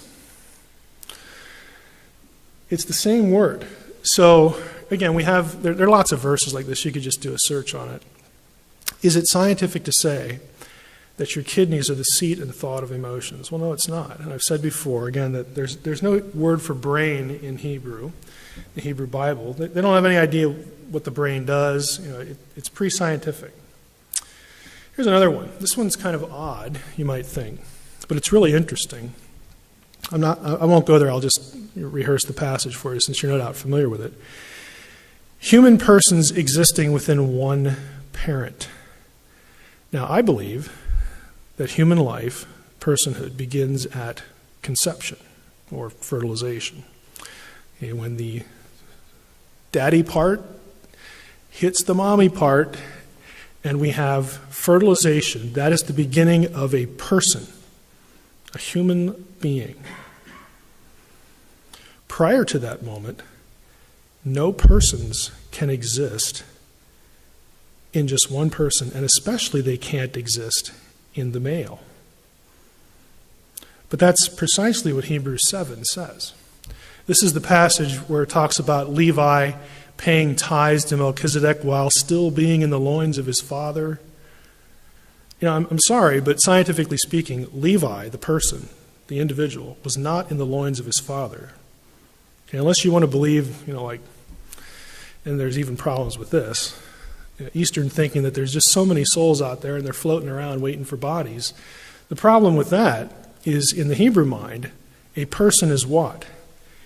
A person is the union of material and immaterial, the fusing of, for lack of a better term, body and soul. That is a person. You can't have a person, in the way we're used to the terrestrial experience that we call life works. Now, even if we want to separate that and argue about it, the idea that you have a person inside of a male prior to conception just doesn't work scientifically. But that was a common view. Now we know, if we go to Hebrews 7, we know what the claim is. He's just claiming that, look, any descendant from Abraham who paid tithes to Melchizedek, and all of those descendants, even Levi, the Levites, that priestly line is inferior to who? Jesus. Because Jesus is a high priest after the order of Melchizedek, who was the superior in that situation. That's all they're saying. But if we want to press science into it, we have a problem. This one's a little weirder. 1 Corinthians 11 is very famous, the head covering passage. There's a good case to be made. If you actually knew some Greek and you wanted the file to this, I'll send it to you. There's actually a good case to be made that the whole issue in 1 Corinthians 11 is the ancient belief that you can find in Greek medical texts, that the length of a woman's hair had something to do with fertility. It doesn't, okay? We know it doesn't, but they thought that there was an association there. Okay, some of the same terminology in that passage is found in Greek medical texts. The one I want to camp on is this one, Old Testament cosmology, because it relates to Genesis. The Old Testament shares terms and ideas with the ancient Near Eastern pagans. Again, we talked a little bit about this last week. This should not be a surprise because there are similarities between the conception of how the world that we experience was made that are shared with Israel's neighbors. We see these terms as metaphorical, the terms that I'm going to cover tonight. We look at them, you know, when the Old Testament says something like that the sky is supported by pillars. Oh, that's just metaphorical. It's just poetic. To us it is, and you know why? Because we have a scientific worldview. That's why. They didn't. They were serious. No ancient person ever scaled a mountain. Do you realize that? Like the tall mountains? Because it takes oxygen, they freeze, all this kind of special equipment. There's no record that any of them ever did it. Okay, it wasn't until the 15th century that we have, the whole issue resolved of can you sail this way and come out the other? The whole idea about the Earth being a globe and all that kind of stuff, that was debated up into the 15th century. We look at that and go, it's just poetic. It is to us. But what I'm going to say is, again, back to my introduction, if you take it literally, you have to give them the benefit of the doubt. They were serious about it. All these concepts and even some of the terms are part of ancient Near Eastern cosmology. In other words, what I'll show you tonight, the division of the world, what the world looks like in Israelite cosmology, you can find the same descriptions anywhere else. Egypt, Mesopotamia, ancient Syria, the Hittites, whatever. Because this was a common worldview. Now, if we say that Israel knew better through special divine revelation, then we have a problem. Then we have to say that the literature of the pagans, somehow they knew too. Did God speak to them? Where'd they get that information? I really don't want pagan literature to be in any way even looking inspired. Okay, that opens a real can of worms for inspiration. It's just ground we need to stay away from, and for good reason. It's legitimate to stay away from it. If we let the Bible be what it is, though, we can claim it's unique theologically in what it says about God. But if not, then pagan literature is essentially on the same level. And trust me, you don't want to go there. You want it to be unique. Let's get into it here. Exodus 24. Israelite cosmology has 3 tiers. This is the Ten Commandments passage. You shall not make for yourself a carved image or any likeness of anything that is in heaven above, or that is in the earth beneath, or that is in the water under the earth. 3 levels. New Testament is the same. Philippians 2:8, verse 10. So that at the name of Jesus every knee should bow in heaven and on earth and under the earth. What, like the worms? No. We're going to see what they were thinking here. Revelation 5, heaven, earth, under the earth. It's a 3-tiered cosmology. This is what it would look like. I didn't make this graphic, which is why it looks cool. Okay? Somebody gave this to me because they hated, honestly, at Western, they hated the one I used, and so they gave me this one. This is a 3-tiered cosmology. Here's God. We're going to see it in the verses I'll show you that God lives above the vault of heaven, the firmament. And in the firmament you have windows and doors. And you have the earth. We're going to see verses that talk about the ends of the round, flat earth here. Underneath is Sheol. Sheol can be both the grave and it can also be the underworld. Okay? It's not quite hell, but it's sort of like hell. We can talk a little bit about it. And then underneath that, we have the great deep. These are all scriptural terms that are on this map. This is what an Israelite, an Egyptian would have had different terms, but the same three-tiered level. Same with the Mesopotamians. Now, they have, theologically, they have dramatically different views of what's going on here. Not just who made it, but what's going on. Views of afterlife, the value of humanity. I mean, it's dramatically different. And I've made the comment before, Genesis is about theological messaging. And there are some dramatic differences in what Israel is saying, the Bible is saying, and anything else. So let's take a look at the parts. Waters above and below the heavens. Genesis 1:6, God said, "Let there be an expanse." Some translations have firmament. It's rakiach in Hebrew. "In the midst of the waters. And let it separate the waters from the waters. And God made the expanse, the rakiach, and separated the waters that were under the expanse from the waters that were above the expanse. And it was so." And what was that expanse called? Heaven. The heavens, the sky, Shemayim in Hebrew. So you have here the sky. Okay, and you have waters above the sky, and of course you've got waters below down here, but then you have the atmospheric heavens as well. Psalm 148 mentions the waters that are above the heavens. That's after the flood. Did you catch that? Because a lot of people want to say, oh, the waters above, they went away with the flood. See, the firmament was this canopy thing, and it was there, and then the flood, it just went away. And no, it wasn't. According to the psalmist, he's still referring to it. Proverbs 8, "When he established the heavens, I was there. When he drew a circle on the face of the deep." Isn't that interesting? We'll get to that. Circle on the face of the deep. "When he made firm the skies above." Made firm is amatz in Hebrew. It is the same verb for letting a tree grow firm, hard. Ancient cosmology across the board believed that the sky was this dome over the earth, and it was solid. Kind of like the Truman Show. Okay?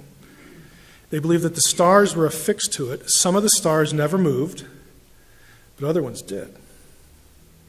And the ones that did, this is why the word stars is attributed to the sons of God and to angels in biblical literature. They believed that the stars were animate beings, that they were really divine beings, and then they'd come to earth as angels, but they lived up there. And those were the ones that moved. Why? Because movement shows what? If something moves, it's alive. Okay? Again, they can't take a rocket and go up and check it out. They believe that this is there's a solid expanse over them. Another passage.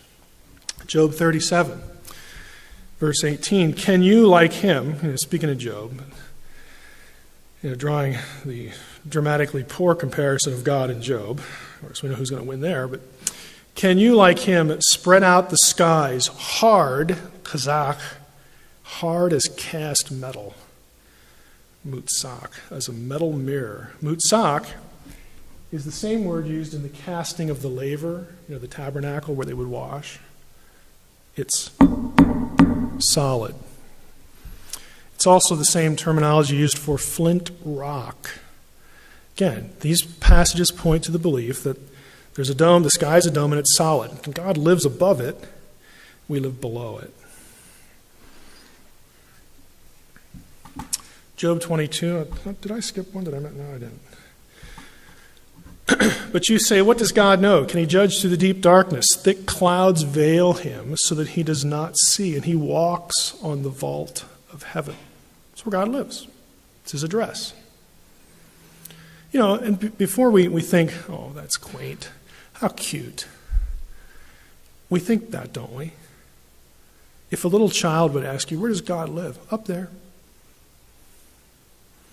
Is there something wrong with that answer? I don't think there's anything wrong with it. Use it, because there's the sense that God lives off planet. Why? Because he created the earth for us. He doesn't need it. He's independent of it. He transcends it. That's all it is. It's very normal. Amos 9:6, he builds his upper chambers in the heavens and founds his vault upon the earth, the vault upon the earth, who calls for the waters of the sea and pours them out in the surface of the earth. The Lord is his name. And Psalm 29, the Lord sits enthroned over the flood. Let's go back here. We talk about the middle tier now, the earth. Here's a God's eye view of the world. If God is sitting above the firmament and looking down at it, what does he see? This is where we get Genesis 1:9. God said, "Let the waters under the heavens be gathered together into one place." Waters, plural, one place. How can you get all the waters in one place and then still call them seas? And the dry land appeared. That's how you get it. All the waters, one place, earth, but they're still seas, again, depending on what direction you're coming from or where you're at.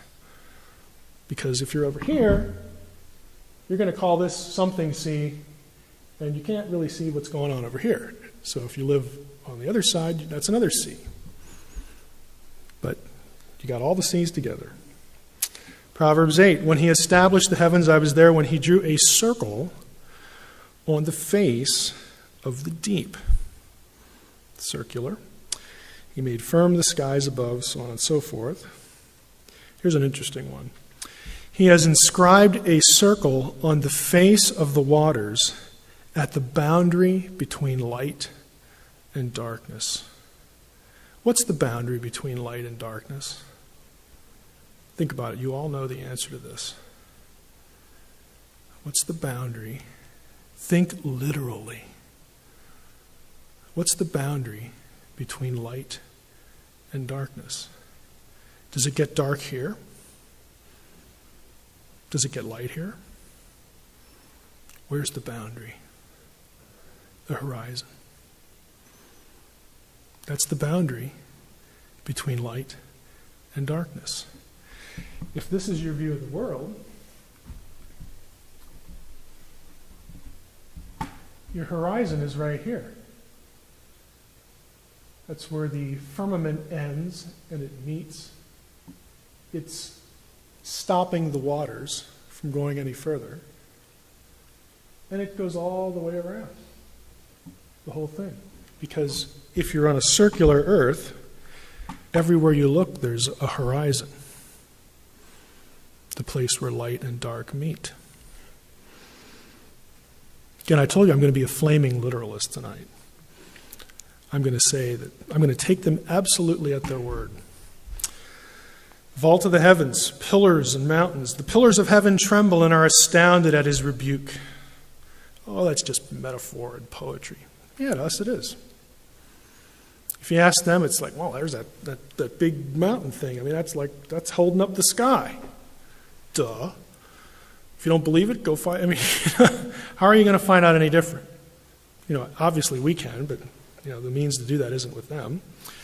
2 Samuel 28, the earth reeled and rocked, the foundations of the heavens trembled and quaked because God was angry. Windows and doors. On that day all the fountains of the great deep burst forth, and the windows of the heavens were opened. The fountains of the deep and the windows of the heavens were closed. Psalm 78, yet he commanded the skies above and opened the doors of heaven. Again, familiar phrases. Pillars under the earth, supporting the earth. Again, look at the language. For the pillars of the earth are the Lord's, and on them he has set the world. You betcha. It's not Marduk. It's not that silly Ta in Egypt. It's Yahweh who did that. Isn't that amazing? I mean, an Israelite would want you to marvel. He would think you're insane if you didn't. Either that or a pagan. Job 38:4. Where were you when I laid the foundation of the earth? On what were its bases sunk? Or who laid its cornerstone? He set the earth on its foundations so that it should never be moved. to him who spread out the earth above the waters. Again, think of the circle with the earth in the middle. For his steadfast love endures forever. Sheol, the last level. Sheol is a Hebrew word. In the ESV, I think in most cases they just have Sheol. It's Sheol in Hebrew. It can mean the hole that they just dug to put you in when you're dead, or it can mean the underworld. Okay. I said the very first week, we have this idea that hell, the underworld, is down there. Where do we get that? We get that from the Old Testament. Okay, that's just. Do you think hell has a latitude and a longitude? Does it have an address? I mean, could you put it into your GPS and it would take you there? I mean, it doesn't have latitude and longitude. These are what are called cosmic geographical terms. Heaven is where God is. It doesn't have a latitude and a longitude. But if you try to describe it, you're forced, because you live and you're limited by space and time, you're forced to use geographical language. Over there, up there, down here. He passed over what? Like, would I stumble on it if I came across? I mean, we use this language today. And we're forced to, because we are not inhabitants of a non-physical reality. We're trapped into using this language about a place that doesn't have locality that our bodies can identify with. That's why we need new bodies, different bodies. Because if it's this one, we ain't getting there. Okay? We're just trapped. This is our existence. And they have the same problem in the Old Testament.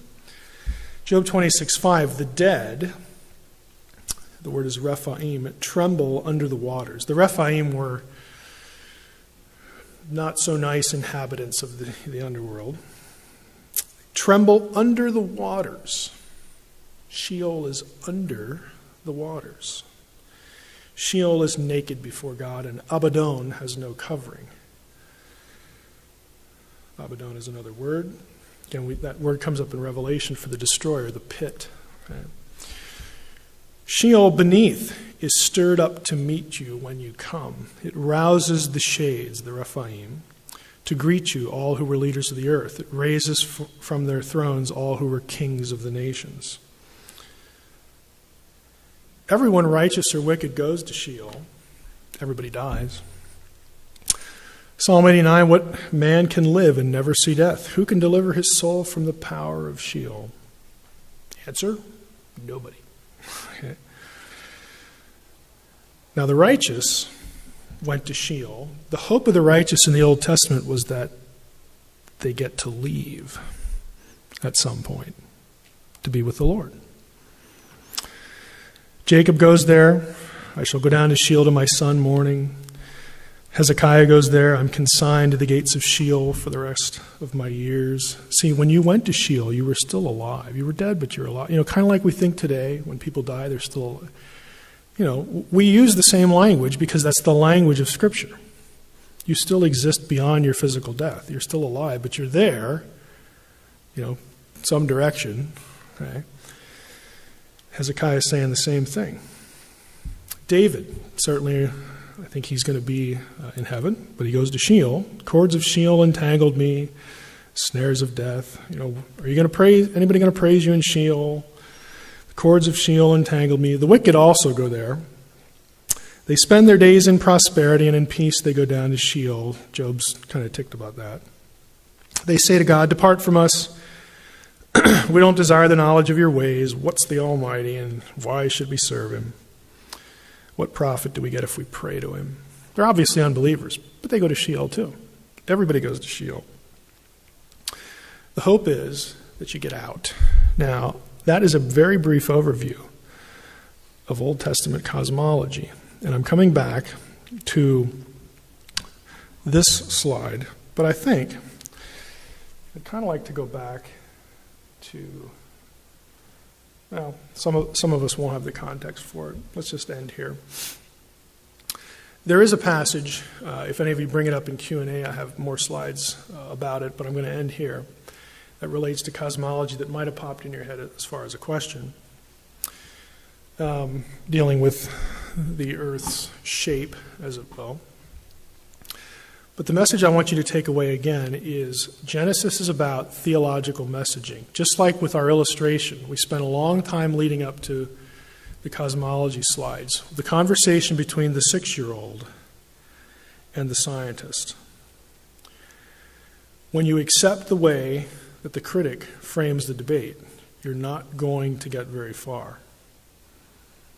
If you remember the conversation, the 6-year-old, God made my baby brother. And the scientist says, no, he didn't. Your mommy and daddy did. I asked you who was right. And we said, they're both right. Then I asked you who was wrong. And we said, they're both wrong. But we can parse that because we separate mentally the truth claim, the message, the assertion, the truth assertion being put out, and we immediately contextualize the person's worldview, and even if it's flawed like the 6-year-old's was, her point is still correct. And if we look at Genesis this way, it doesn't matter that Genesis is, and the rest of the Bible is littered with this kind of cosmological language, because God didn't bother to change the culture. He could have if he wanted to. He didn't care. If he had cared, he would have done it. The only other conclusion is that he couldn't, and then you have a problem with omnipotence. Okay? God doesn't care. I'm coming to these people at this time, in this place. It's 2nd millennium BC. They don't know it's BC yet because Jesus doesn't come. But it's a long time, okay, way back. And I'm going to give them a message, and they're going to do the best they can under my influence to express it. I'm going to watch as they write. If they goof up, I'm going to send somebody along. Go fix that. If they didn't quite get it right, somebody will come along and clean that up a little bit. When it gets done with the process, God can look at this thing we call the Bible and say, good job. It's pretty good. I'm satisfied with that. But all of that content is fixed in a particular worldview that we don't have. Okay, we have to let it be what it is. And let God's decision to do it that way settle with us. And my challenge to you is try it. Okay, if you do that, you don't need to justify it to science. They need to justify why they're criticizing it for not being what it was never intended to be. And that would be an interesting conversation. Don't accept that, the way they articulate the debate. So if you have any questions, we can jump into that. I really have no idea what time it is. Oh, not bad, because we started late. So that was about an hour. Anybody have any questions? Yes. No, you cannot play that thing again.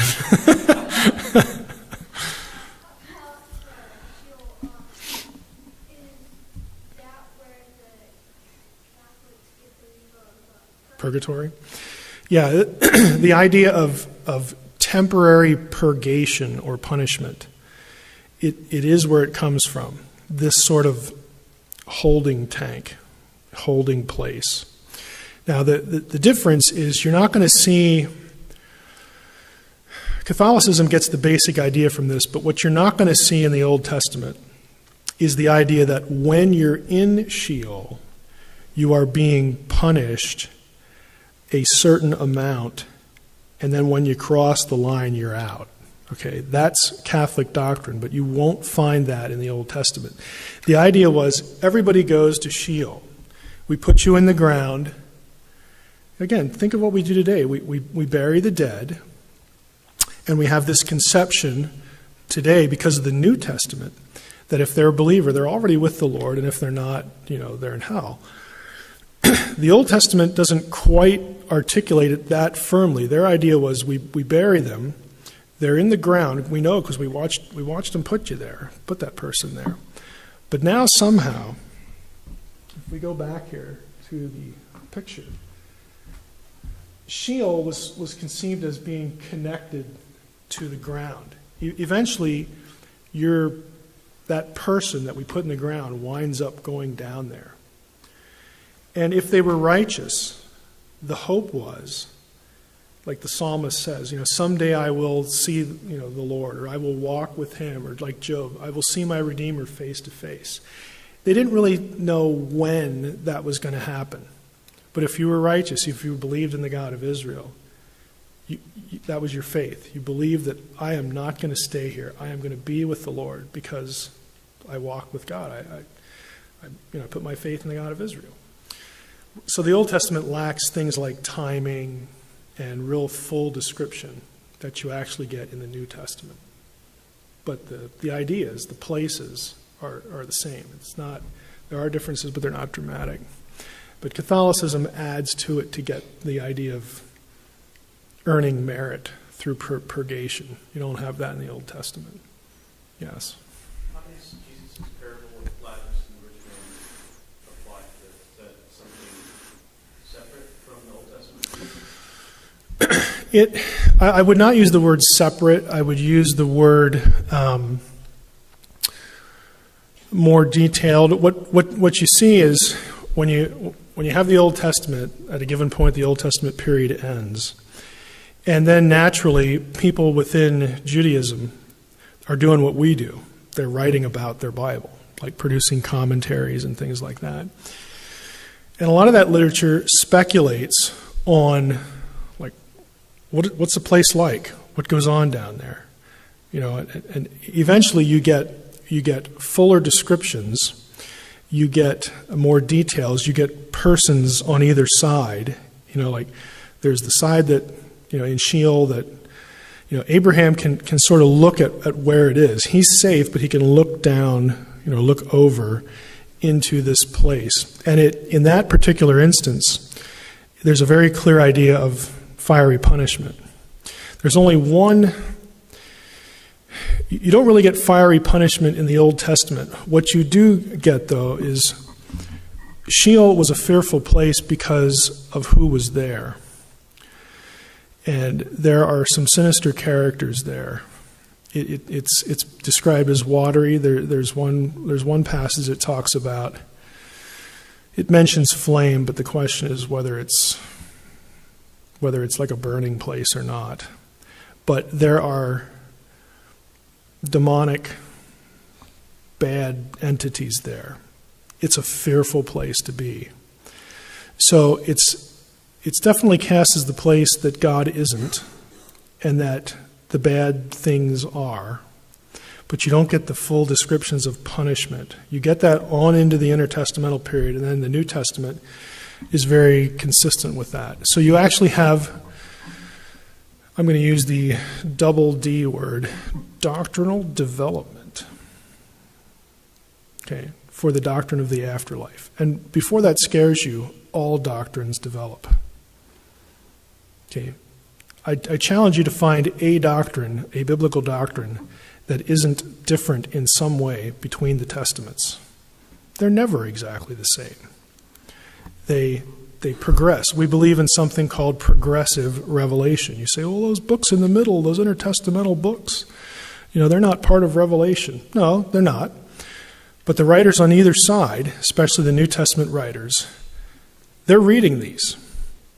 Okay, they quote some of them in the New Testament. New Testament quotes some non-canonical sources to make a theological point because they're thinking about what they're doing. Now, in the doctrine of inspiration, we say that God was fine with that. God providentially said, you want to quote that? Fine. It helps. Yeah, you're right. It's a good illustration. You have to view what's going on in a very providential sense. I think you're getting the feel. When it comes to inspiration, I'm just going to say this. We think of inspiration often wrongly. We think of it as an event. Prophet gets up, starts making eggs for breakfast. His mind blanks out and his hand starts to move, and he's not conscious of this at all. He wakes up and goes, wow, that's pretty cool. I didn't know I could do that. That is not inspiration. Inspiration ought to be viewed more like canonicity, a long, providentially guided process that took as long as God wanted it to take. And in the end, God looked at it and said, good job, thumbs up, you got it. Okay, it's not zapping, all right? It's not automatic writing like it's a paranormal experience, okay? It's a long developing process where God is in the process. He was in the process before the writer was even born.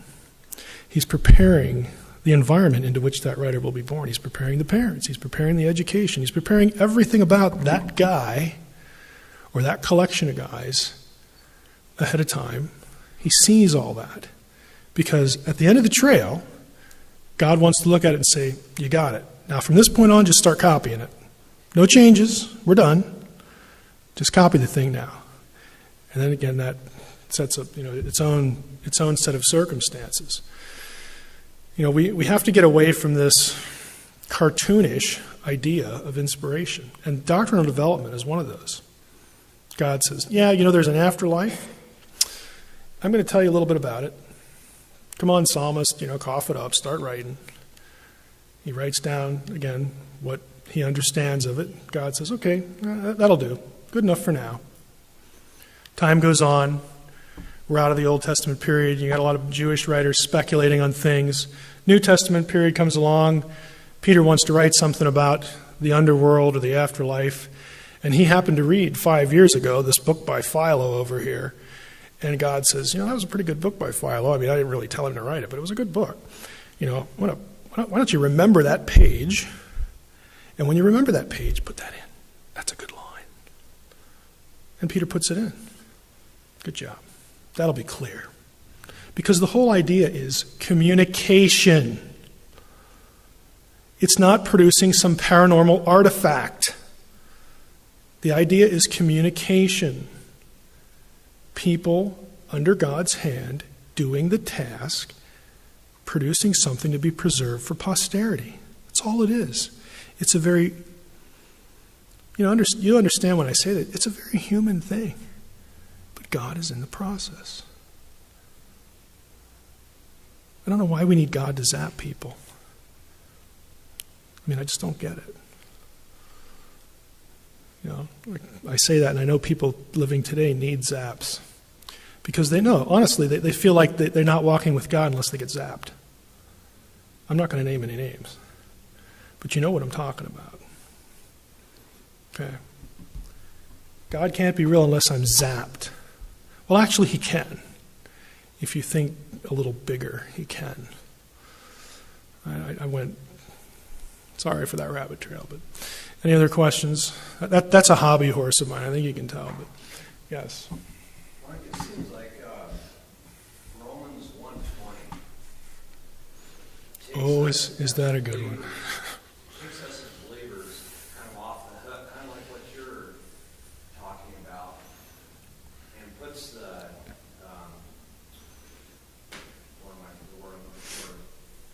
it puts the burden on the unbeliever, because Paul's telling the Romans here that under the Romans that they're responsible for what they see. That's a pretty basic verse, and so to me it seems like what you're talking about here. That's right, that we don't need to be some of these baseless arguments or whatever. And that being a thought, what do you think about? So a lot of these Christian creation institutes, are they a waste of time and money, or? That's a fairly difficult question because, on the one hand, I'm going to give them the benefit of the doubt that their heart's in the right place. It's easy to understand that the enemy isn't so much Darwin. It's really how Darwin is used. Because I know plenty of Christians that could really care less about Darwin because, okay, if evolution's right, big deal. That's how God did it. What's the next topic? It's literally like that. And for them, the issue is the evil in Darwinism is the way it's used to not only divorce creation from God, but to kill God. So, in view of that is so prevalent today, if somebody wants to fight Darwinism, and that's what's in their crosshairs, I'm glad you're opposed to that. I'm opposed to it too. I'm wary of it for the reasons that we've been talking about the last couple of weeks. So, on matters like this, I have to give people the benefit of the doubt because I can't get into their heads. If they really feel led by God to do that work and to give to that work and to be involved in that, I'm going to let them go. Just, Lord bless you. What I want from you is for you to understand why I'm not. But I'm still on the same page. I mean, I still agree with your goal. And I'm your ally. If you want to look at me as the loyal opposition, you can. I mean, I'm no fan of evolution. I frankly have a hard time even caring about it, to be honest with you. And I think you can sort of tell why. But I would let them know that I'm friend, not foe. And if they're going to shoot at me for not being more friendly and not being militant, oh well. And trust me, I do get shot at for that. But, I would never try to judge what someone feels is the Lord's work and sit in judgment on that and say that's not the Lord's work. I would hope that they would mature in ways that would just let us be at our respective places. I don't know if that helps, but that's just, where I'm at on that. Anybody else? Okay, I thought you were going to drift into somewhere else, and I'm not going to open a can of worms here because we need to go. But I'm going to yield to temptation a little bit. Go home. Read Romans 1:20, and then read Romans 10:18. And then look in the cross-reference in the margin of Romans 10:18. Paul is quoting Psalm 19, verse 4. And then ask yourself, what is he thinking? Did you hear, I think it might have been yesterday or the day before, anywhere on the news about a British journalist who was giving an interview to the BBC and her thoughts on what to do if you have a suffering child.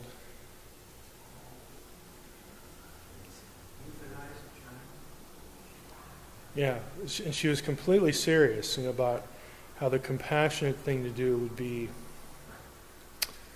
She's talking about how she could see that any mother who really loved her child, if she could see that the child was, really suffering, would just take a pillow and suffocate it. And the interviewer said, well, that's really I can't remember her exact term. Daring is too nice, but that was really sort of maybe a terrible or something like that thing to say. And the kicker was that the woman was like, what, really? She had no idea that what she just said would be taken in any way as offensive. I don't know what planet she's been on, but if you really think about it, you really can spend a lot of time in certain contexts where that is acceptable. Now, I used to begin this lecture, because they aren't very hard to find, with an anecdote like that, or I would ask my audience, I typically do this in Christian colleges, how many of you here are pro-life? And, if we're going to record this, you might have to turn over. I would ask, how many of you are pro-life? And invariably, most, if not all, the hands would go up. And I would ask, why?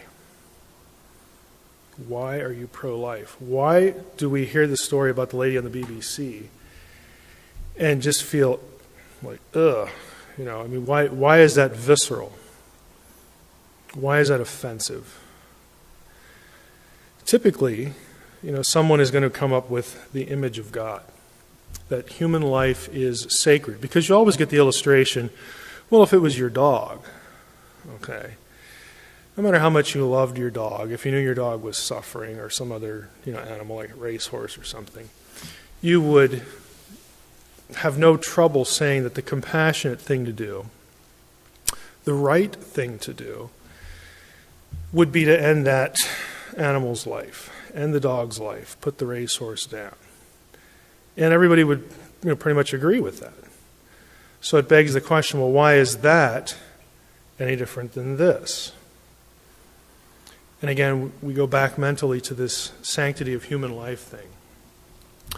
So I would go into that, and then I would pull the rug out from under them, because freshmen deserve that. And I would say, chances are, if we talked about the image of God, your position on this really doesn't give you any defense.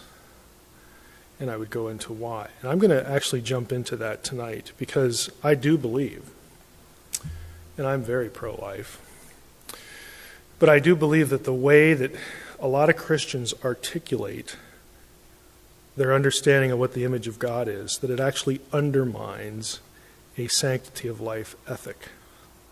And they don't know it, but it does. So as we take our last little foray here into Genesis, we're going to hit this passage, which I telegraphed to you last week, Genesis 1:26. And I want to talk about this because I think this is a really important topic. And since I only had 4 weeks, I kind of picked a couple hobby horses, and this is one of them, because I do think we could do so much of a better job articulating this than we do. Now, we're all familiar with this passage.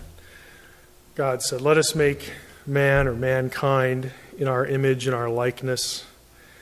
Let them rule over the fish of the sea, birds of the air, so on and so forth. So God created man or humankind in his own image. In the image of God, he created him, male and female, he created them. Everybody knows this passage. And if we have questions about the plurals, we can hit that when we're done. It's actually a rare phrase. The other place you get it is Genesis 5:1. There's 2 other passages. This is one of them. This is the written account of Adam's line. When God created man, he made him in the likeness of God. Similar phrasing. Verse 3, when Adam had lived 130 years, he had a son in his own likeness. Again, likeness phrase, in his own image, and he named him Seth. Now, most commentators, and I would agree, would say that the language here is specifically designed to hearken back to Genesis 1:26 and let us know that whatever this imaging thing is about, it was transmitted. It keeps going after the fall. Okay, that the language here is deliberate, so that whatever it was about Adam that made him special, Adam's offspring shared that and passed it on. Okay? Here's the other passage where you get the phrase. This is after the flood, and God tells Noah, whoever sheds the blood of man, by man shall his blood be shed. Why? For in the image of God has God made man. This is the basis, pre-Mosaic law, for capital punishment in the Old Testament theology. And the rationale here is, when you kill a human being, and by the way, I should say, because God is going to kill lots of human beings later, and he's going to have a system of law that allows for the death penalty, so we need to make some qualifications here. Whenever you take an innocent life, a life that is not deserving of death, that has done nothing to forfeit life, okay, whenever you take a life like that, it is though you, in some sense, it's as though you killed God in effigy. Okay? God was offended that you would take the life of an innocent human being for no lawful reason, because there's something about that human being that is connected. There's a connectedness between that human being and God. And so, again, that becomes the rationale for, if you do that, then you're going to forfeit your own life as well. Now, some preliminary observations just from these texts. You'll notice, if you rehearse them in your mind, Genesis 1:26, Genesis 5:1, Genesis 9:6, both men and women are included in what we will call for now image bearing. Okay, male and female, Genesis 1 said. The image is that which makes mankind distinct from the rest of the Genesis creation, in other words, plants and animals. The text does not teach us, however, that the image makes us distinct from angelic beings, because it's very possible, and that is my view, that the us in Genesis 1:26 refers to the heavenly host, God speaking to his heavenly host. You might have heard that it refers to the Trinity. There are some serious problems with that. Again, if we want to do that in Q&A, we can. So whatever it is, it's shared with whoever the us is. There's something about the image that makes mankind like God in some way. Since God is a person, those who image him share in his personhood. In other words, if you're going to say that there's something about this image thing, image bearing, that we share with God, there's something communicable between God and humanity. And we're distinct from the animal kingdom and the plant kingdom. Since God is a person, it's quite reasonable to assume that part of that distinction is this thing we call personhood. Okay, there's a connection there. There's nothing in the text to suggest that the image has been or can be bestowed incrementally or partially. In other words, you don't get it in stages. It seems to be described as something humanity either possesses, passes on to each human being, or not. In other words, you don't get part of it one day and then 3 months later you get another installment. Okay, there's nothing that tells you that it's incremental. Therefore, you can't speak of being partly or potentially an image bearer. And that's going to become important. And the bearing of children in some way mimics or relates to the initial creation of humankind as an image bearer. So what do we need to say? If we're going to articulate, if we're going to answer the question, what is and isn't the image of God, there are some things we need to say. However we define it, it has to make humankind distinguishably and certifiably unique in relation to any created thing that makes the physical universe its home. You've got to say at least that much. Every member of the human race must possess this image equally and to the same extent. And the image must be something shared with God's own being and nature. So if you're going to come up with some criteria, those are the ones I propose. And I want to start with what the image of God is not. I'm going to go through some common proposals. And now that you have fixed in your mind these three, okay, it's got to be unique, have to have it equally to the same extent, there's no incrementalism, and it has to be shared with God. Those three ideas, let's see if any of these proposals meet those criteria. I would suggest the image of God is not any of these things. And chances are, if you look up image of God in a theology book, you're going to find something on this list that I say, nope, it's not going to work. Intelligence, rationality, emotions, ability to know God or commune with him, this soul, possession of a soul idea, again, whatever that is, free will, conscience, sense of morality, and the ability to communicate. You can find all of those in systematic theology books. You say, well, what don't you like about them? They can't be said to be present equally among all human beings. They can't be said to be present actually among all human beings. You can't leave anybody out. Because as soon as you leave one human being out, then that human being is divorced from personhood. And again, this thing we call the sanctity of life. In some instances, they are not distinguishably and certifiably unique to humans. But all of them fail the first two criteria. You can fail the third, too. Let's talk about equal to humans, unique to humans. Some of these faculties, again, intelligence, emotion, all that sort of stuff, are not uniformly distributed and are possessed only potentially by some human beings. Examples, the fetus. Can the fetus pray? Can the fetus think? Can the fetus communicate? And all these things are subject to definition, and they will fail somewhere along the line because the fetus doesn't have a brain. The problem with a lot of these is they're linked to the brain. That means before you have a brain, and there is a time when all of us didn't have a brain, before you have a brain, you're out of luck. Okay, if that's what the image is, then by definition, you don't have it. You say, oh, well, the little cellular little ball of whatever it is, I mean, everything's in there to make a brain, so it potentially has a brain. You're right. So we have a potential person. Why are you opposed to abortion? If it's not really a person, there's potential and actual. If it's not actually a person, what's the problem? Again, you get into some real dicey areas if you want to link the image to brain function, and even if you have a brain function. What about if brain function is destroyed? What about severe retardation? Okay, vegetative state, that sort of thing.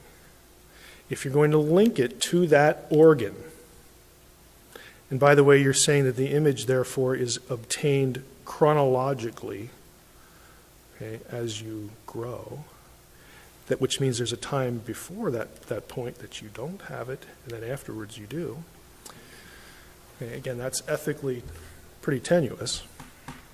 If you're going to say these things, then you weaken an ethical position that has the sanctity of life as its basis. You're going to be trapped pretty quickly.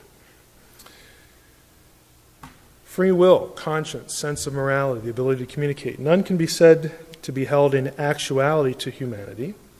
In reference again to infants in some cases, the fetus, fertilized human egg, zygote, severely retarded. This also presumes that no animal, not even one, as soon as you find one member of the animal kingdom, one non-Homo sapiens, okay, as soon as you find one member of the of the animal kingdom that can act contrary to instinct, even once, then you have a problem. Do animals ever act contrary to instinct? Do they ever portray by their actions some sort of oughtness, or, again, just something that's contrary to nature? One of the fields, if you're interested in this topic, just a little rabbit trail here, one of the fields I think you'd find fascinating is a field called animal cognition. You would be startled to know and see test results that are given equally, same test, to a chicken and a toddler. Sometimes the chicken really destroys the toddler on an intelligence test, okay? I mean, and animals do things that are contrary to nature, that because, again, we've all read this stuff, that an animal would react in some way to the benefit of its owner, to the detriment of itself, jumping through a burning window or something like that. That isn't something the animal is born with. There's part of the brain that, okay, now I know how to jump through burning windows. Okay, I mean, that's just something that develops. It's a developmental issue. So, you get into these areas that seem to overlap and tread on things that we want to be distinctly human if we want to define the image in a certain way. Communication. What about animal communication? Communication doesn't have to be verbal, does it?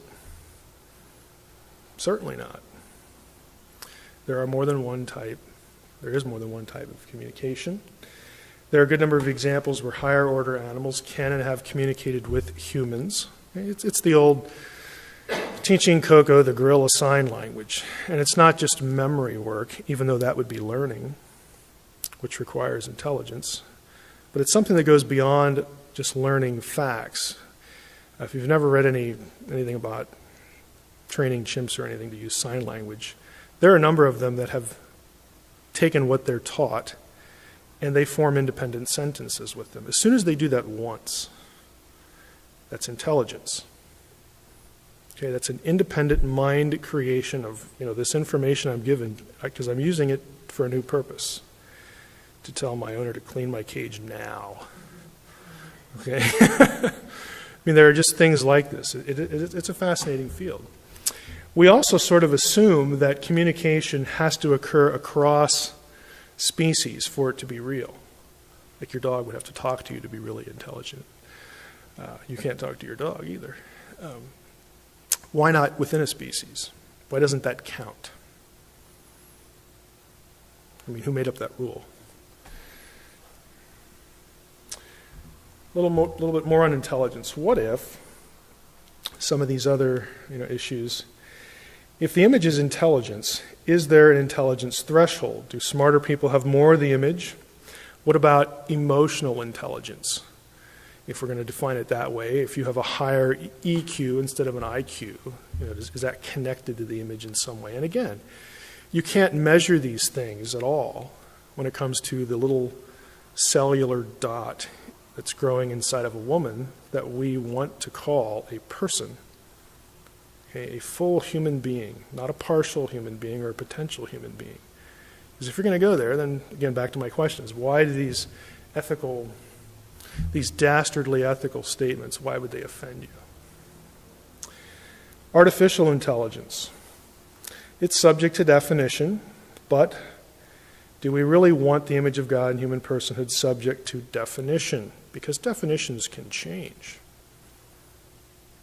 Okay, it would be easy for people in that field to do a little sleight of hand or sophistry and sort of run rings around the theologian who wants to link imaging to just intelligence. ET life. What if that was a reality at some point? And a lot of people you get into religious discussion about this topic, especially the Catholic Church, who spent a lot of time on this.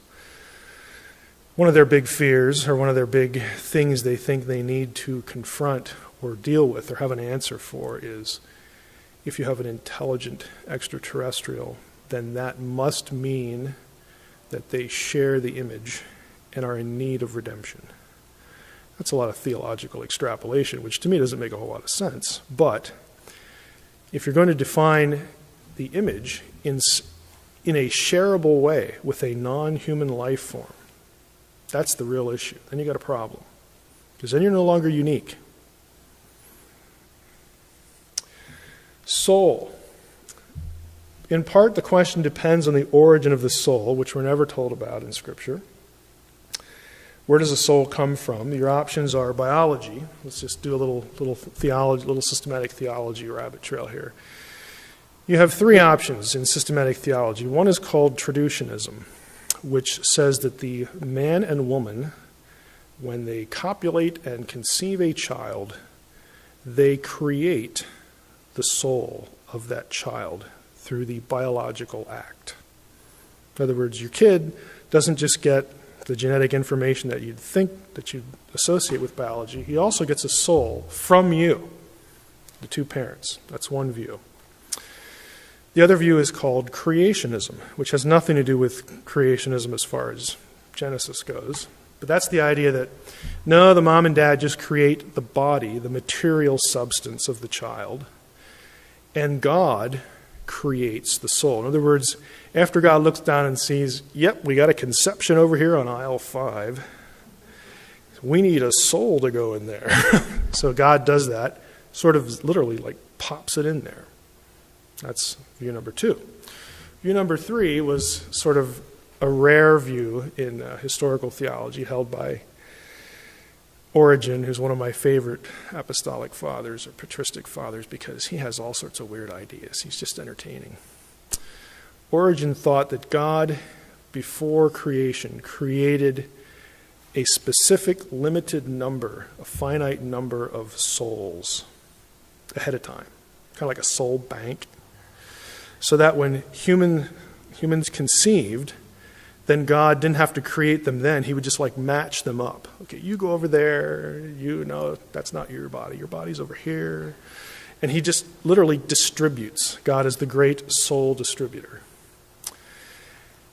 That means that Origen believed in the pre-existence of the soul, which some people try to equate with reincarnation and say that early Christianity taught reincarnation. It's not reincarnation.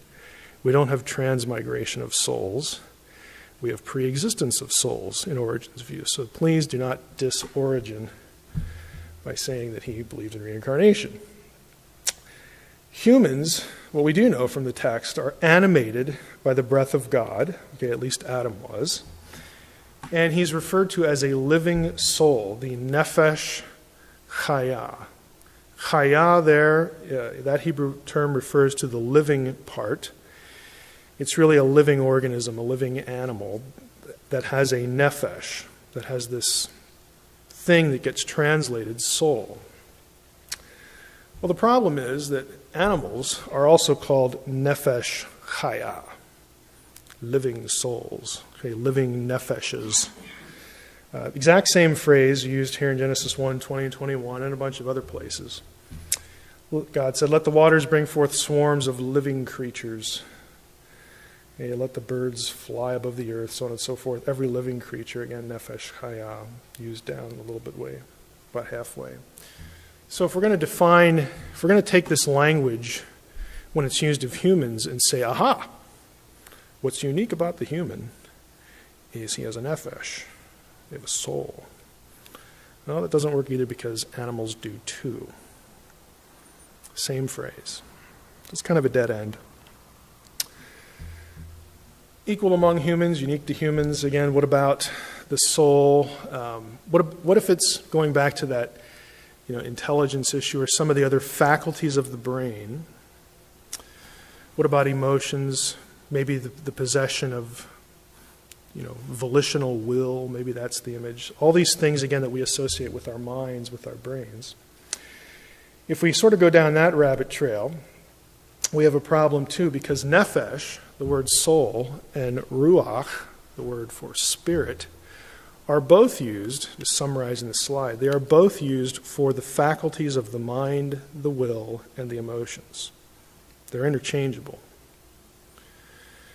So you don't get much help there because you can't really distinguish between a nefesh and a ruach, and animals have a nefesh. And you get some that we'll tread over into the ruach territory too. So what are we supposed to do? I would say if there's not clarity in Scripture on the nefesh or the ruach being what makes humankind unique, we probably don't want to bank all of our ethics on it. Okay, we probably don't want to stake our ethical positions, our sanctity of life positions, on things that aren't even clear in the text. We certainly don't want to stake them on things that are shared, either potentially or in real life, with other life forms that are not human. We don't want to link imaging, again, this thing we call the image, to an ability that depends on an organ that has to develop chronologically. Because as soon as you do that, you really have to be consistent. You have to abandon opposition to things like abortion up to a certain point. You have nothing to go on. You just don't. And anybody who knows the biblical text well enough, and believe me, there are people out there who are very pro-choice, who do know the text and are making these arguments. You need something better. And I'm going to give you a fairly simple suggestion, but it wouldn't be one that would occur necessarily to the naked eye. What I think the image is, it's not a thing put in humanity. It's not an attribute given to humanity. Think of it as a verb. It's a status. Part of the debate over what the image of God is concerns, again, this phrase, let us make man in our image after our likenesses. Now, as in English, we're dealing with a preposition here. Prepositions in Hebrew are used to denote different ideas. I'm going to suggest to you that the key to this, believe it or not, is how you take the preposition in. And this is an actual point of Hebrew grammar that I'm going to show you, so I'm not making it up. But I think that's the key. Let's talk about how we do this in English. If I say, put the dishes in the sink, what am I denoting? What's the meaning? Location. Put the dishes in the sink. The preposition there tells me location. If I say that something is written in pencil, what do I mean? Same preposition. Certainly isn't location.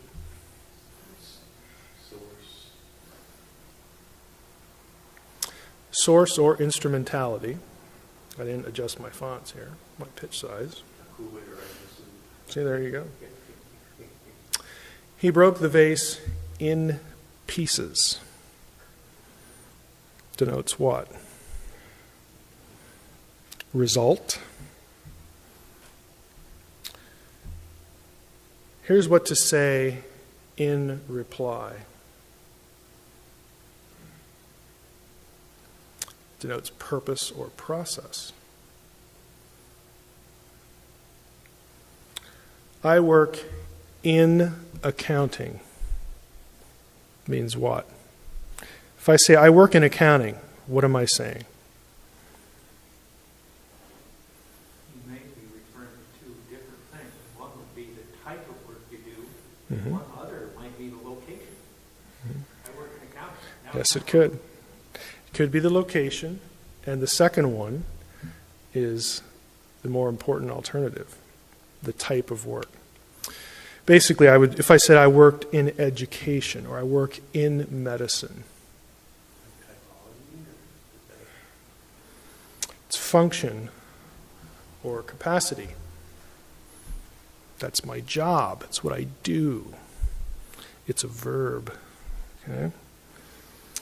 Here's my point. I think we should understand Genesis 1, 26 and 27 as meaning that humankind was created to function in the capacity of God.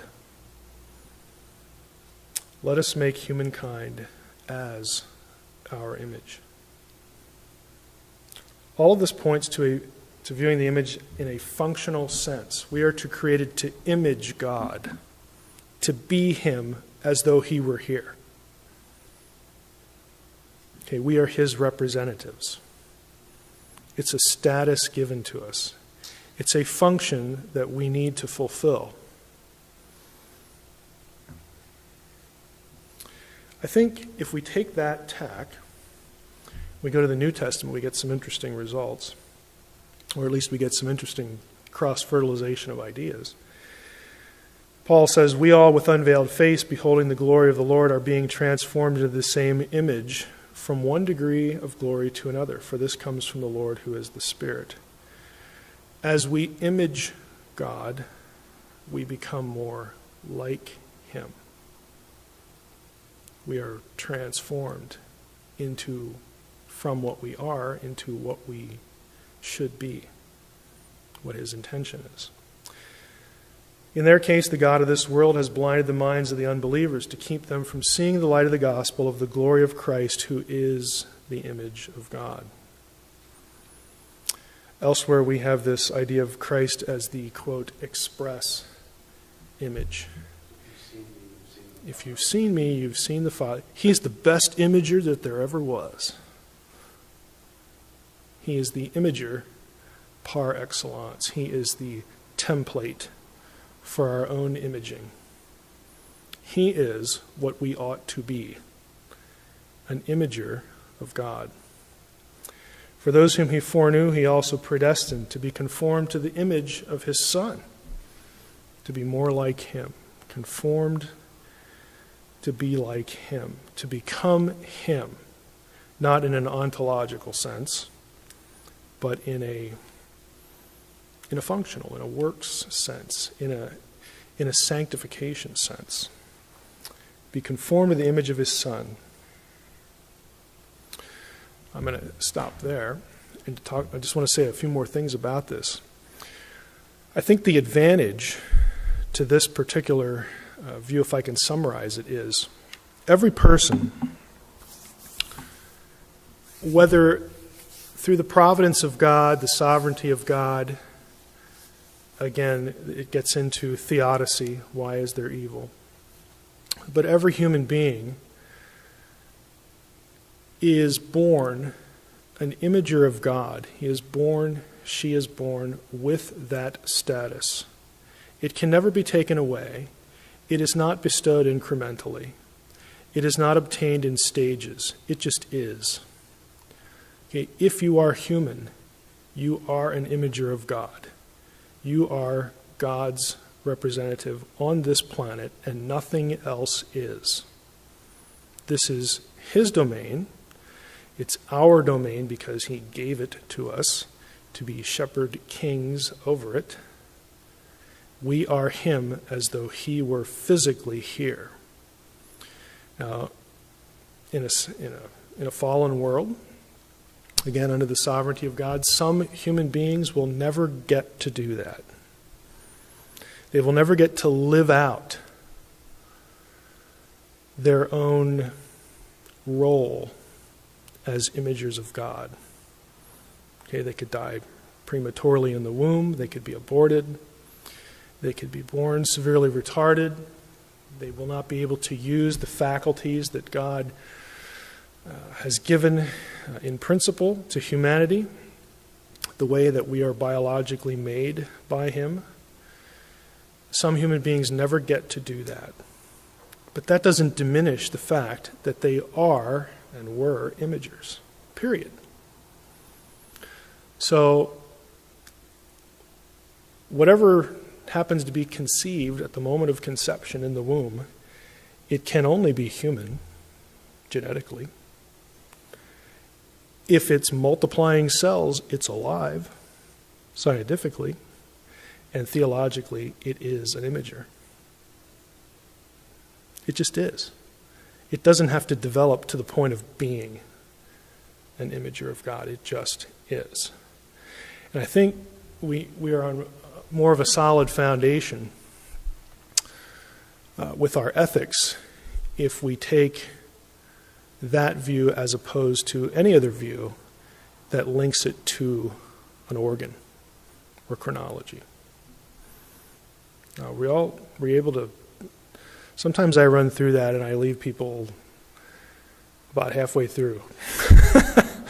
So, any questions? I had one over here first.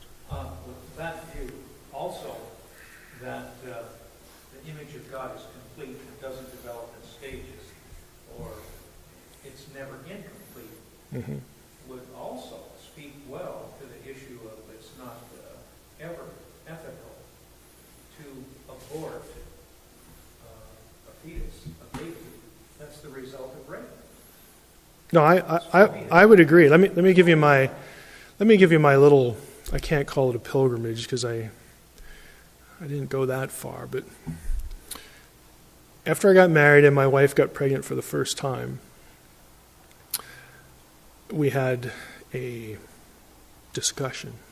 It was actually more like an argument, where I said, "Look, I just want you to know." And she disagreed. I said, I just want you to know, if you go in there to deliver and something goes wrong, I'm going to tell the doctor to pick you over the baby. And she didn't like that. I said, look, the fact of the matter is you're going to be lying in that bed, and you can't do anything about it. I mean, I meant it to be a little funny, but she didn't really take it that way. After we had our first kid, I went back to my wife and I said, I've sort of rethought this. I said, if there was a problem now, because it has a dramatic effect on you. So I said, if we had a problem now, and the doctor said, what should I do? I would say, do the best you can. And she was happier with that. I felt some angst over it. But, I also felt like, it's a position that you more or less have to take. And I taught ethics. I've taught ethics for years, and I know all the argument. Well, if you got 3 kids and you got one over here, how fair is it to leave the 3 kids without a mother? Look, just do the best you can. I know you're not God, Dr. So-and-so. I'm not going to treat you like you are. Oh, here she comes. Perfect timing. I'm talking about our disagreement with the first kid when I said if there's a problem, I'm going to save you instead of the kid, and you didn't agree with that. So I recanted later on. Did that lead to a lot of joy and happiness? Well, I think, it's this thing about choosing who lives and who dies. If you've never gone through the process of having a kid, it's hard to view your child and your wife on the same plane. If you've never gone through that process, so you're stilted in one direction. And you think, well, my wife will like that because I'm putting her above the baby. No, she didn't really go for that. Because she has, obviously, I'm not trying to make a bad pun here, but she has more of an attachment, to the child because, the whole process. And I didn't understand that, but I do now. Yes. You talked several times about at the point of conception and how you become a gender, but with science today, cloning and everything is the argument that Can you be more specific as to what you're wondering about? human cloning. Right. If the soul, it goes back to the 3 views of where the soul comes from. They all work here. If the soul is created biologically, then there would be a soul in the clone because it's created from 2. You still have to have the genetic. How do you want to say here? You don't have a joining of egg and sperm, maybe. It depends on what the process is. In other words, you could have that joining and then take something from that and implant it, and there's all these gradations, what's a true clone and what's not a true clone and all that kind of stuff. If the soulishness is transmitted biologically, let's just put it that way, then it stands to reason that another biological process could accomplish the same thing, even though it's a different biological process. That's a guess because we don't know where the soul comes from. If God inserts the soul, then it's like, well, it's up to God. If we have Origen's view, then it's also up to God as the distributor. There's no scriptural justification for any of these views, by the way. They're guesses. All 3 of them are guesses. So I'm predisposed to think that the result of cloning would be, in every other way, completely human. And if we look, again, this is a poor answer because Scripture is limited by its pre-scientific language. But to an Old Testament person, people who are using these terms like imaging and nephesh and all this stuff, to them and to the New Testament person, a person was the union of the material and the immaterial. And that is still what you have. Now, granted, they're not making the sort of distinctions that we might want to make about what constitutes an immaterial part of a person. But if you took a clone and you introduced it to Abraham and they could walk and talk and function and laugh and cry and think, and you asked him, well, is this a person? He'd say, oh, sure, it's a person. You know what I mean? It's an inadequate answer just because of the context that you have. But, we're just not told. But my predisposition is to think that that's a human being. I don't think we should clone full human beings and then harvest them as though they were not. And as soon as I make that leap, I have to embrace the idea that they are imagers as well. Otherwise, I have no basis to oppose it. So, yes. One question.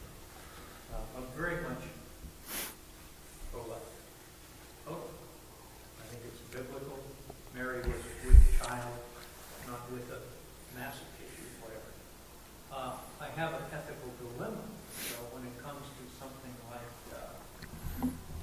fallopian tube conception, where the baby has no chance of being born living, and something is done, then the mother will die too. the mother will die. Yeah, they're both dead. Right.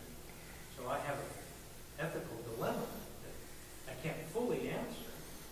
Yes, I would save the mother's life, but in the process, you're directly causing that conceived child to die. I would answer that this way. I actually had a surgeon ask me that question. And he was a Seventh-day Adventist, very strong pro-life. And he said this week he had performed one of these where he removed the tiny embryo from the fallopian tube to save the mother's life. And he said, they're there at the table, and the nursing staff knows him, they know his position and all this stuff, and he held up the little embryo, and you could see the feet. And he hands it to the nurse and says, we just performed an abortion. And so a few days later, we read a Bible study, he asked me, what do you think of that? Exactly the same question you articulated.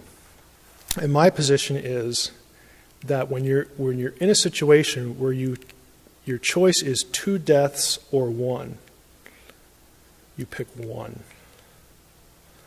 And he said, that's the way I feel too, but interestingly enough, the Pope disagrees. There is no option. His alternative is just don't do anything and you let them both die. Because you cannot take an innocent life in any circumstance. Now that was John Paul. I don't know what the latest Pope's position is or the position of the Catholic Church. He didn't really care. He just thought he'd throw that into the conversation. But I think the most pro-life thing to do when you have, my choice is either 2 people die or 1. There's no in between. You save 1 life. And in that scenario, the only one you can save is the mother. So that's how I would approach it. But if the Pope were here and he threw something at me, well then, That kind of abortion must be 0.001. Well, he said it's exceedingly rare, exceedingly rare. But nevertheless, he had one. Yeah. Oh, it is, because you're never going to feel completely. You're never going to feel like, you're never going to get the complete sense that you did the right thing. But I think if it was me, I think I would be able to sort of, I hate to say it this way, but give myself the benefit of the doubt and understand. I mean, God doesn't expect me to be God either. So, what's God going to say to me? Well, why didn't you just do something omnipotent? Well, because I can't.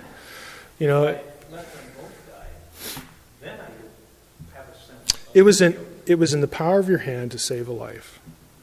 And so that's what you do.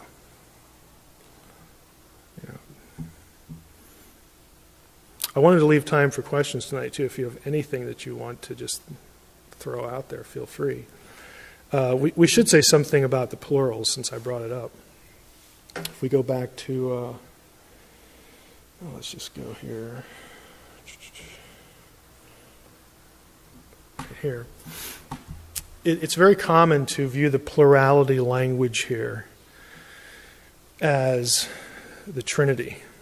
Now, my problem with that, other than the fact that we aren't given a number here, we aren't told that there's 3, is that there are other passages that speak of divine plurality where you have plural gods, okay, in the heavens. And you get into some theological problems if you want to link that language to the Trinity. Now, I know I had a browser here open somewhere. Boy, I just really don't like 7 here for this. Oh. Well, let me go to Explorer. I'll show you what I mean because we don't have our software. You got to be kidding. Let's see here.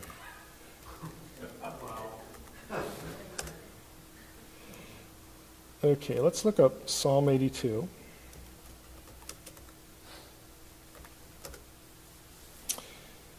And I don't really know how to make that bigger. Somebody told me how to do that last time without a mouse. You hold something down and hit the plus? Control plus, okay. Well, that didn't work. I must have done something wrong. Oh, it got a little bigger. This verse here, this is a key passage for me in this plurality question. It says, God has taken his place in the divine council. In the midst of the gods, he holds judgment. The word God there is the word Elohim. Very common name for God. It's used well over 2,000 times in the Old Testament. The word gods is also Elohim. Okay, in the same verse. 2 occurrences, same verse. The first one has to be singular because the verb in Hebrew has taken his place or taken his stand, is grammatically singular. That tells you, through subject-verb agreement, Elohim is singular. So we have one God standing in this council in the midst of the Elohim. There's a preposition there in Hebrew. It's bekerev, which means in the midst of. And you can't be in the midst of one, or he's not standing in the midst of himself. He's standing in the midst of gods. And we find out later, here's the problem. If you read the whole passage, he's talking about the gods, and they're not behaving very well. I said, you are gods, sons of the Most High. All of you, nevertheless, like men, you will die and fall like any prince. This is a passage where the God of Israel judges the other Elohim.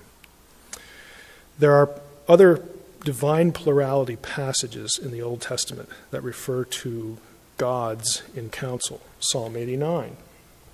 Might as well go there. What I'm going to here is that if you're going to take the plurality language as the Trinity, you can't do that in Psalm 82, because then you have God telling the other members of the Trinity that you're corrupt and you're going to die. That's just bad theology. You just don't want to go there. Let the heavens praise your wonders, O Lord, your faithfulness in the assembly of the holy ones, that we have an assembly. For who in the skies can be compared to the Lord? Who among the heavenly beings is like the Lord? Let's see what the little note here is. Hebrew, sons of God. It's B'nai Elim in Hebrew. So, again, you have passages like this where, again, part of the reasoning is polemic. Part of the reasoning is that this is God and his heavenly host. And it's easy to take that and go back to Genesis 1 and say, what we have here in fancy grammatical terms is a plural of exhortation. God says to his council, hey, let's make Adam, humankind, in our image. They say, it's a good idea. So who creates humanity in Genesis 1? If you go back to Genesis 1. So God created man in his own image, in the image of God. He created him. The verbs for creation are all singular. Only the God of Israel creates humankind. The rest of the council members, they're just entertained. They're just thrilled. If you get to Genesis 3, you have the same language.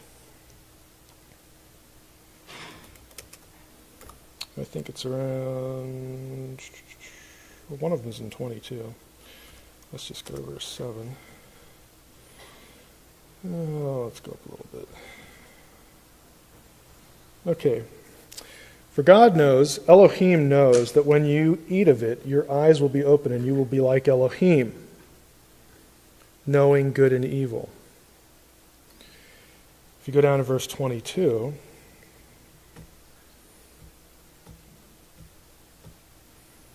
then the Lord God said, behold, the man has become like one of us in knowing good and evil. The knowing there is actually a plural participle.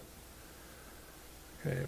So again, you have plurality language where you have this knowing good and evil talk, and that might make some people uncomfortable in a Trinitarian context. You could get around it.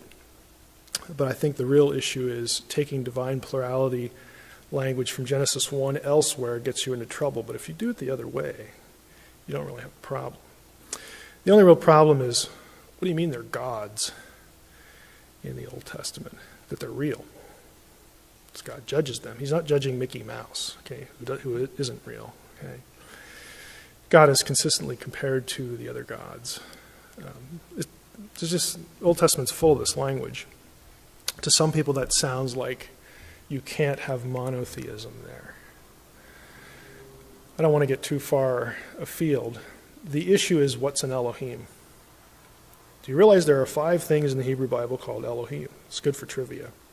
God, the God of Israel. Gods, plural, like in Psalm 82. Demons in Deuteronomy 32 are called Elohim, the Shadim.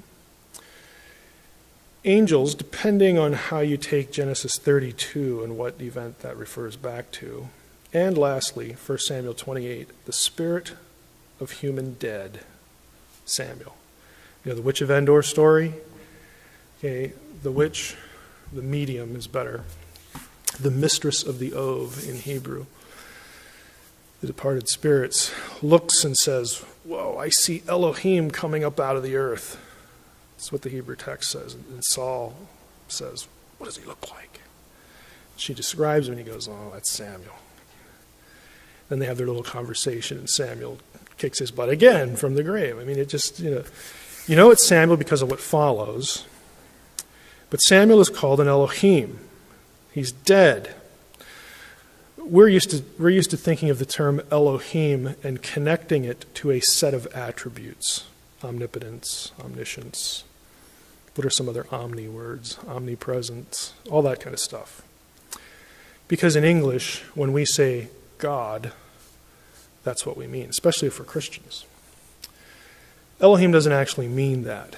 Okay, because you got 5 different things that are called Elohim. They can't be all omniscient, omnipotent. Obviously, the spirit of a human dead person is not at the same level as the God of Israel. Okay, that's pretty obvious. Elohim is actually what I call a place of residence term. That is, you are called Elohim if your proper domain is the non-embodied world, what we call the spiritual world.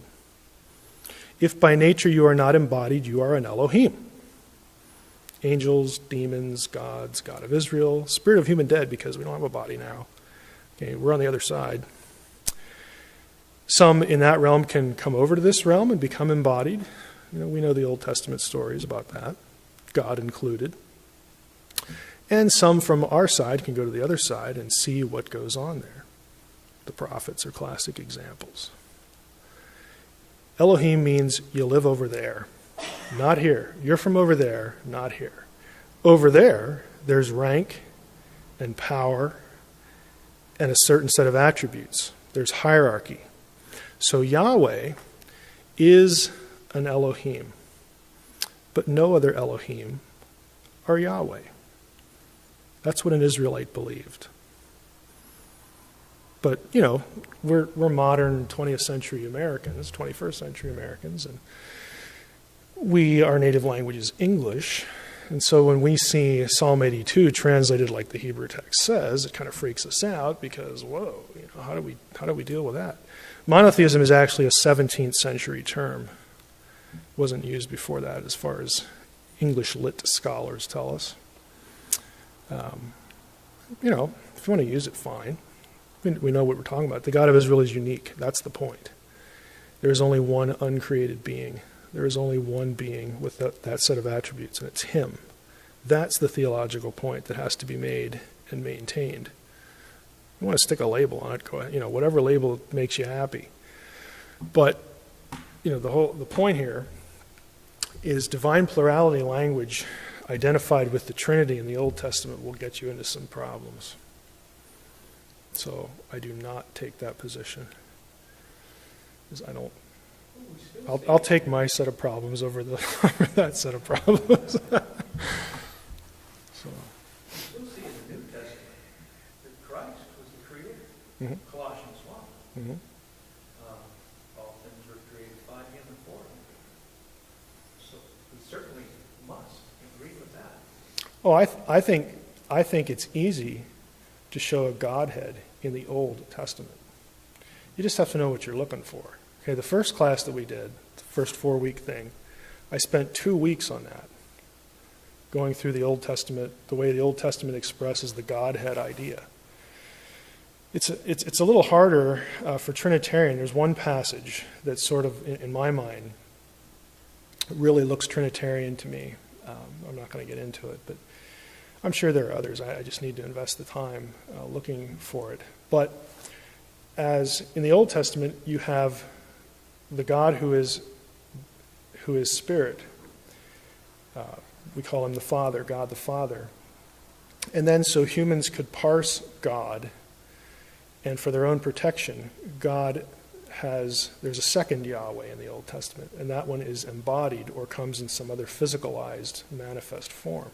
And I'm not a modalist either, if any of you are theologians here. But you have two.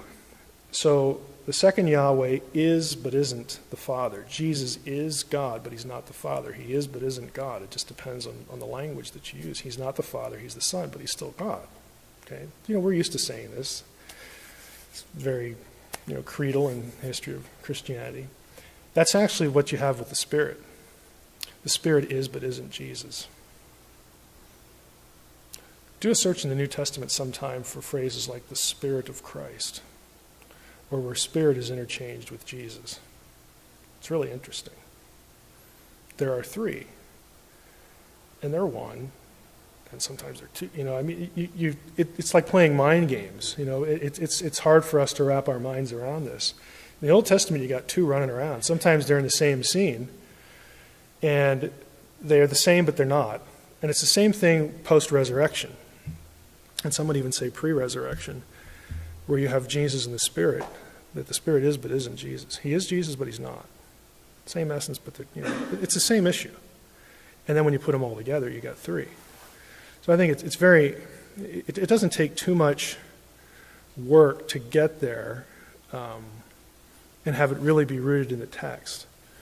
But that is a separate issue, because if you have three in one essence, they are the one that bear the unique set of attributes in the spiritual world. There are still other Elohim that are lesser than the Godhead. Okay, I think that's not a Christian invention. I think the Old Testament is there too. That's not something that came along and the New Testament writers just, this sounds good, let's make this up. I think it's consistent all the way through. But I don't see it in Genesis 1:26. Any other off-the-wall sorts of questions? This is actually an early week, yes, Mike. We'll walk around a little bit with this idea of in our image. If you look at a commandment like, you shall not take my name in vain, and you look at that as ambassadorship, in other words, you shall not identify with my name and not image me. Mm-hmm. Does that fit? I think it does. The New Testament, let those who name the name of Christ depart from iniquity. I mean, that's pretty clear. So, it's would be a part of that. It's not an right. It's not an equation. Okay, now if that fits, and it's a question of ambassadorship, you were kind of implying that being a human kind of somehow auto-reflected that's what makes us unique. Right. We are like the Creator in terms of we're the only thing in the created realm that is like Him in terms of being a reflection. We have communicable attributes of His that, it enables us to be Him in His absence. And we have those things. Yeah, well, I'm not denying omnipresence, but just, in other words, God creates the earth and says, hey, I want you guys to run it. I think there's obviously more to it than that. But, we are, let's throw out some terms, understudies. We are, again, shepherd kings. We are ambassadors. We're representatives. We're all these things by virtue of the fact that we're human. Now, it's interesting, after the fall, that isn't lost because of Genesis 5:1. It's still, the language is still there. And it becomes an issue in Genesis 9:6. So it's not like the image either ends or starts with the fall. It's pre-fall, and it continues on. And it's something that is shared by humanity broadly and exclusively. Kind of like a Romans 1, you're kind of pointing to something like that there's something there, but you're not really, you don't really image God until you're born in the Spirit. I don't think that's necessarily true. I think you are capable of imaging God because you're human. Because you're human. If you are allowed to live, and the things given to you by the Creator, again, biology, He created us to reproduce our own kind. Those things are intact. They are stilted. Okay, they're truncated. Okay, in some way, we could surely image God better if we weren't fallen, but because we have statements about the image after the fall that don't denigrate the status, they don't make it lesser than what it was, then to me it stands to reason that we are still considered imagers. We certainly are, because in light of Genesis 9:6, we're still God's effigy, so to speak. Okay. So things that we might consider our higher nature, music and I think all of those things, anything that is part of what we are, is intended by God to be used for His glory. And part of that is, let's say you're a scientist. Part of your mission is to think God's thoughts after Him, to find out what makes the universe tick. Okay, there's discovery there, and you're using that, to glorify God and to better the lives of other imagers. I mean, business. I mean, anything really. You can put almost any area in here. We're getting into the really verse 27, the whole idea of the dominion mandate. Okay, what humanity is tasked to do. Subdue the earth. It's really yes, it's control, but it's not rape and pillage the earth. Okay. Kind of like a royal capacity. Right. You are a steward and a king, all rolled up into one. And it's your job to maintain what God has made and to use the communicable attribute of God in terms of creatorship. We have creative power. We have creative ability, not to say exist and it exists, but we can build things. We can make things. We can imagine things. Right. There are things that humanity does that God, of course, could do and would do a whole lot better. But God says, run to it. Take care of it. Go find out how wonderful it is.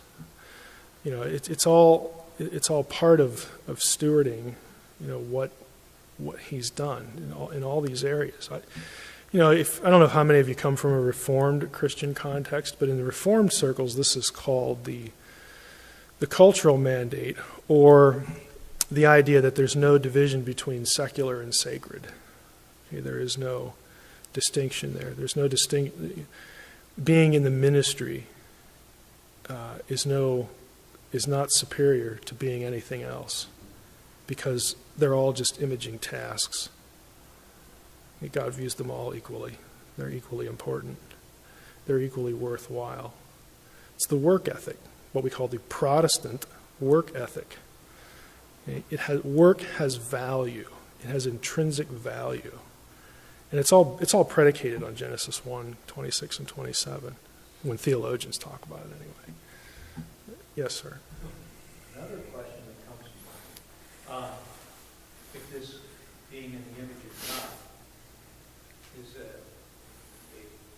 God-given quality for all human beings, then we have to say that there's Ted Bundy or Adolf Hitler was born or conceived in the image of God. Granted, they're not God's ambassadors in that sense of the word. So there's a different sense of the word between Right. They were still human. They are not subhuman. They are heinous and evil, but they are still human. You know, that really gets into the whole issue of the effects of sin and, you know, patternings in life and all that sort of thing that James talks about. But it doesn't remove their humanity from them in terms of. I realize we have that expression, you know, they've lost their humanity, but, you know, we know what we're talking about with that. Anybody else? Yes. This back a few weeks, before I was kind of waiting to the next discussion we were talking about. It seemed to me, and I thought you answered this, and later on I realized that it hadn't quite addressed what I was thinking, that the Bible is essentially take what the surrounding cultures have created as their myths, take that, reshape it in our own way, to speak about our belief system, but we're not really taking what was handed down through line of Seth, but rather taking what these other cultures have created and shaping it into kind of their own version of the truth. And so I was wondering, like, could it be that the other cultures had their myths because they all had a similar historical understanding of what originally happened, and then maybe the Hebrew account is the correct account, or was it more that they were taking for any literary purposes these other cultures' myths and speaking to them directly to say that they is there a hint? Are you asking? Is there a hint of evangelism here? In the latter.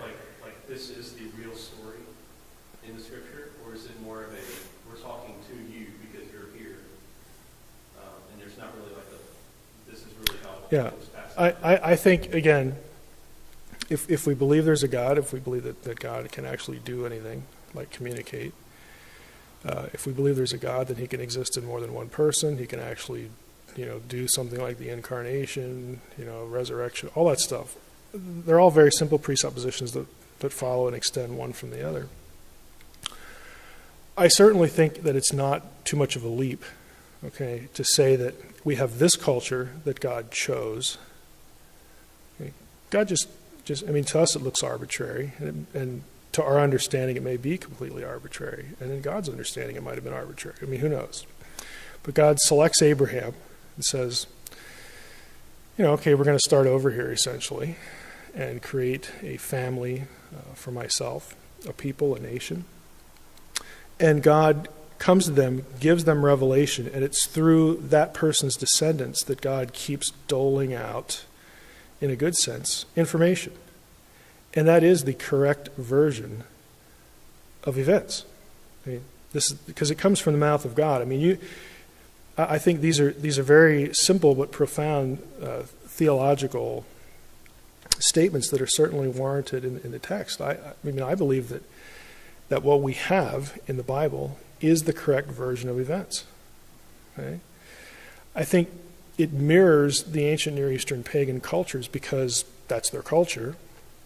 Yeah, God, I think, could use the polemic, the strategy there, you know, to, I think there is a sort of, there's an evangelistic bent to that could could take hold in somebody's mind. I mean, we don't necessarily know. We have hints of it in the Old Testament.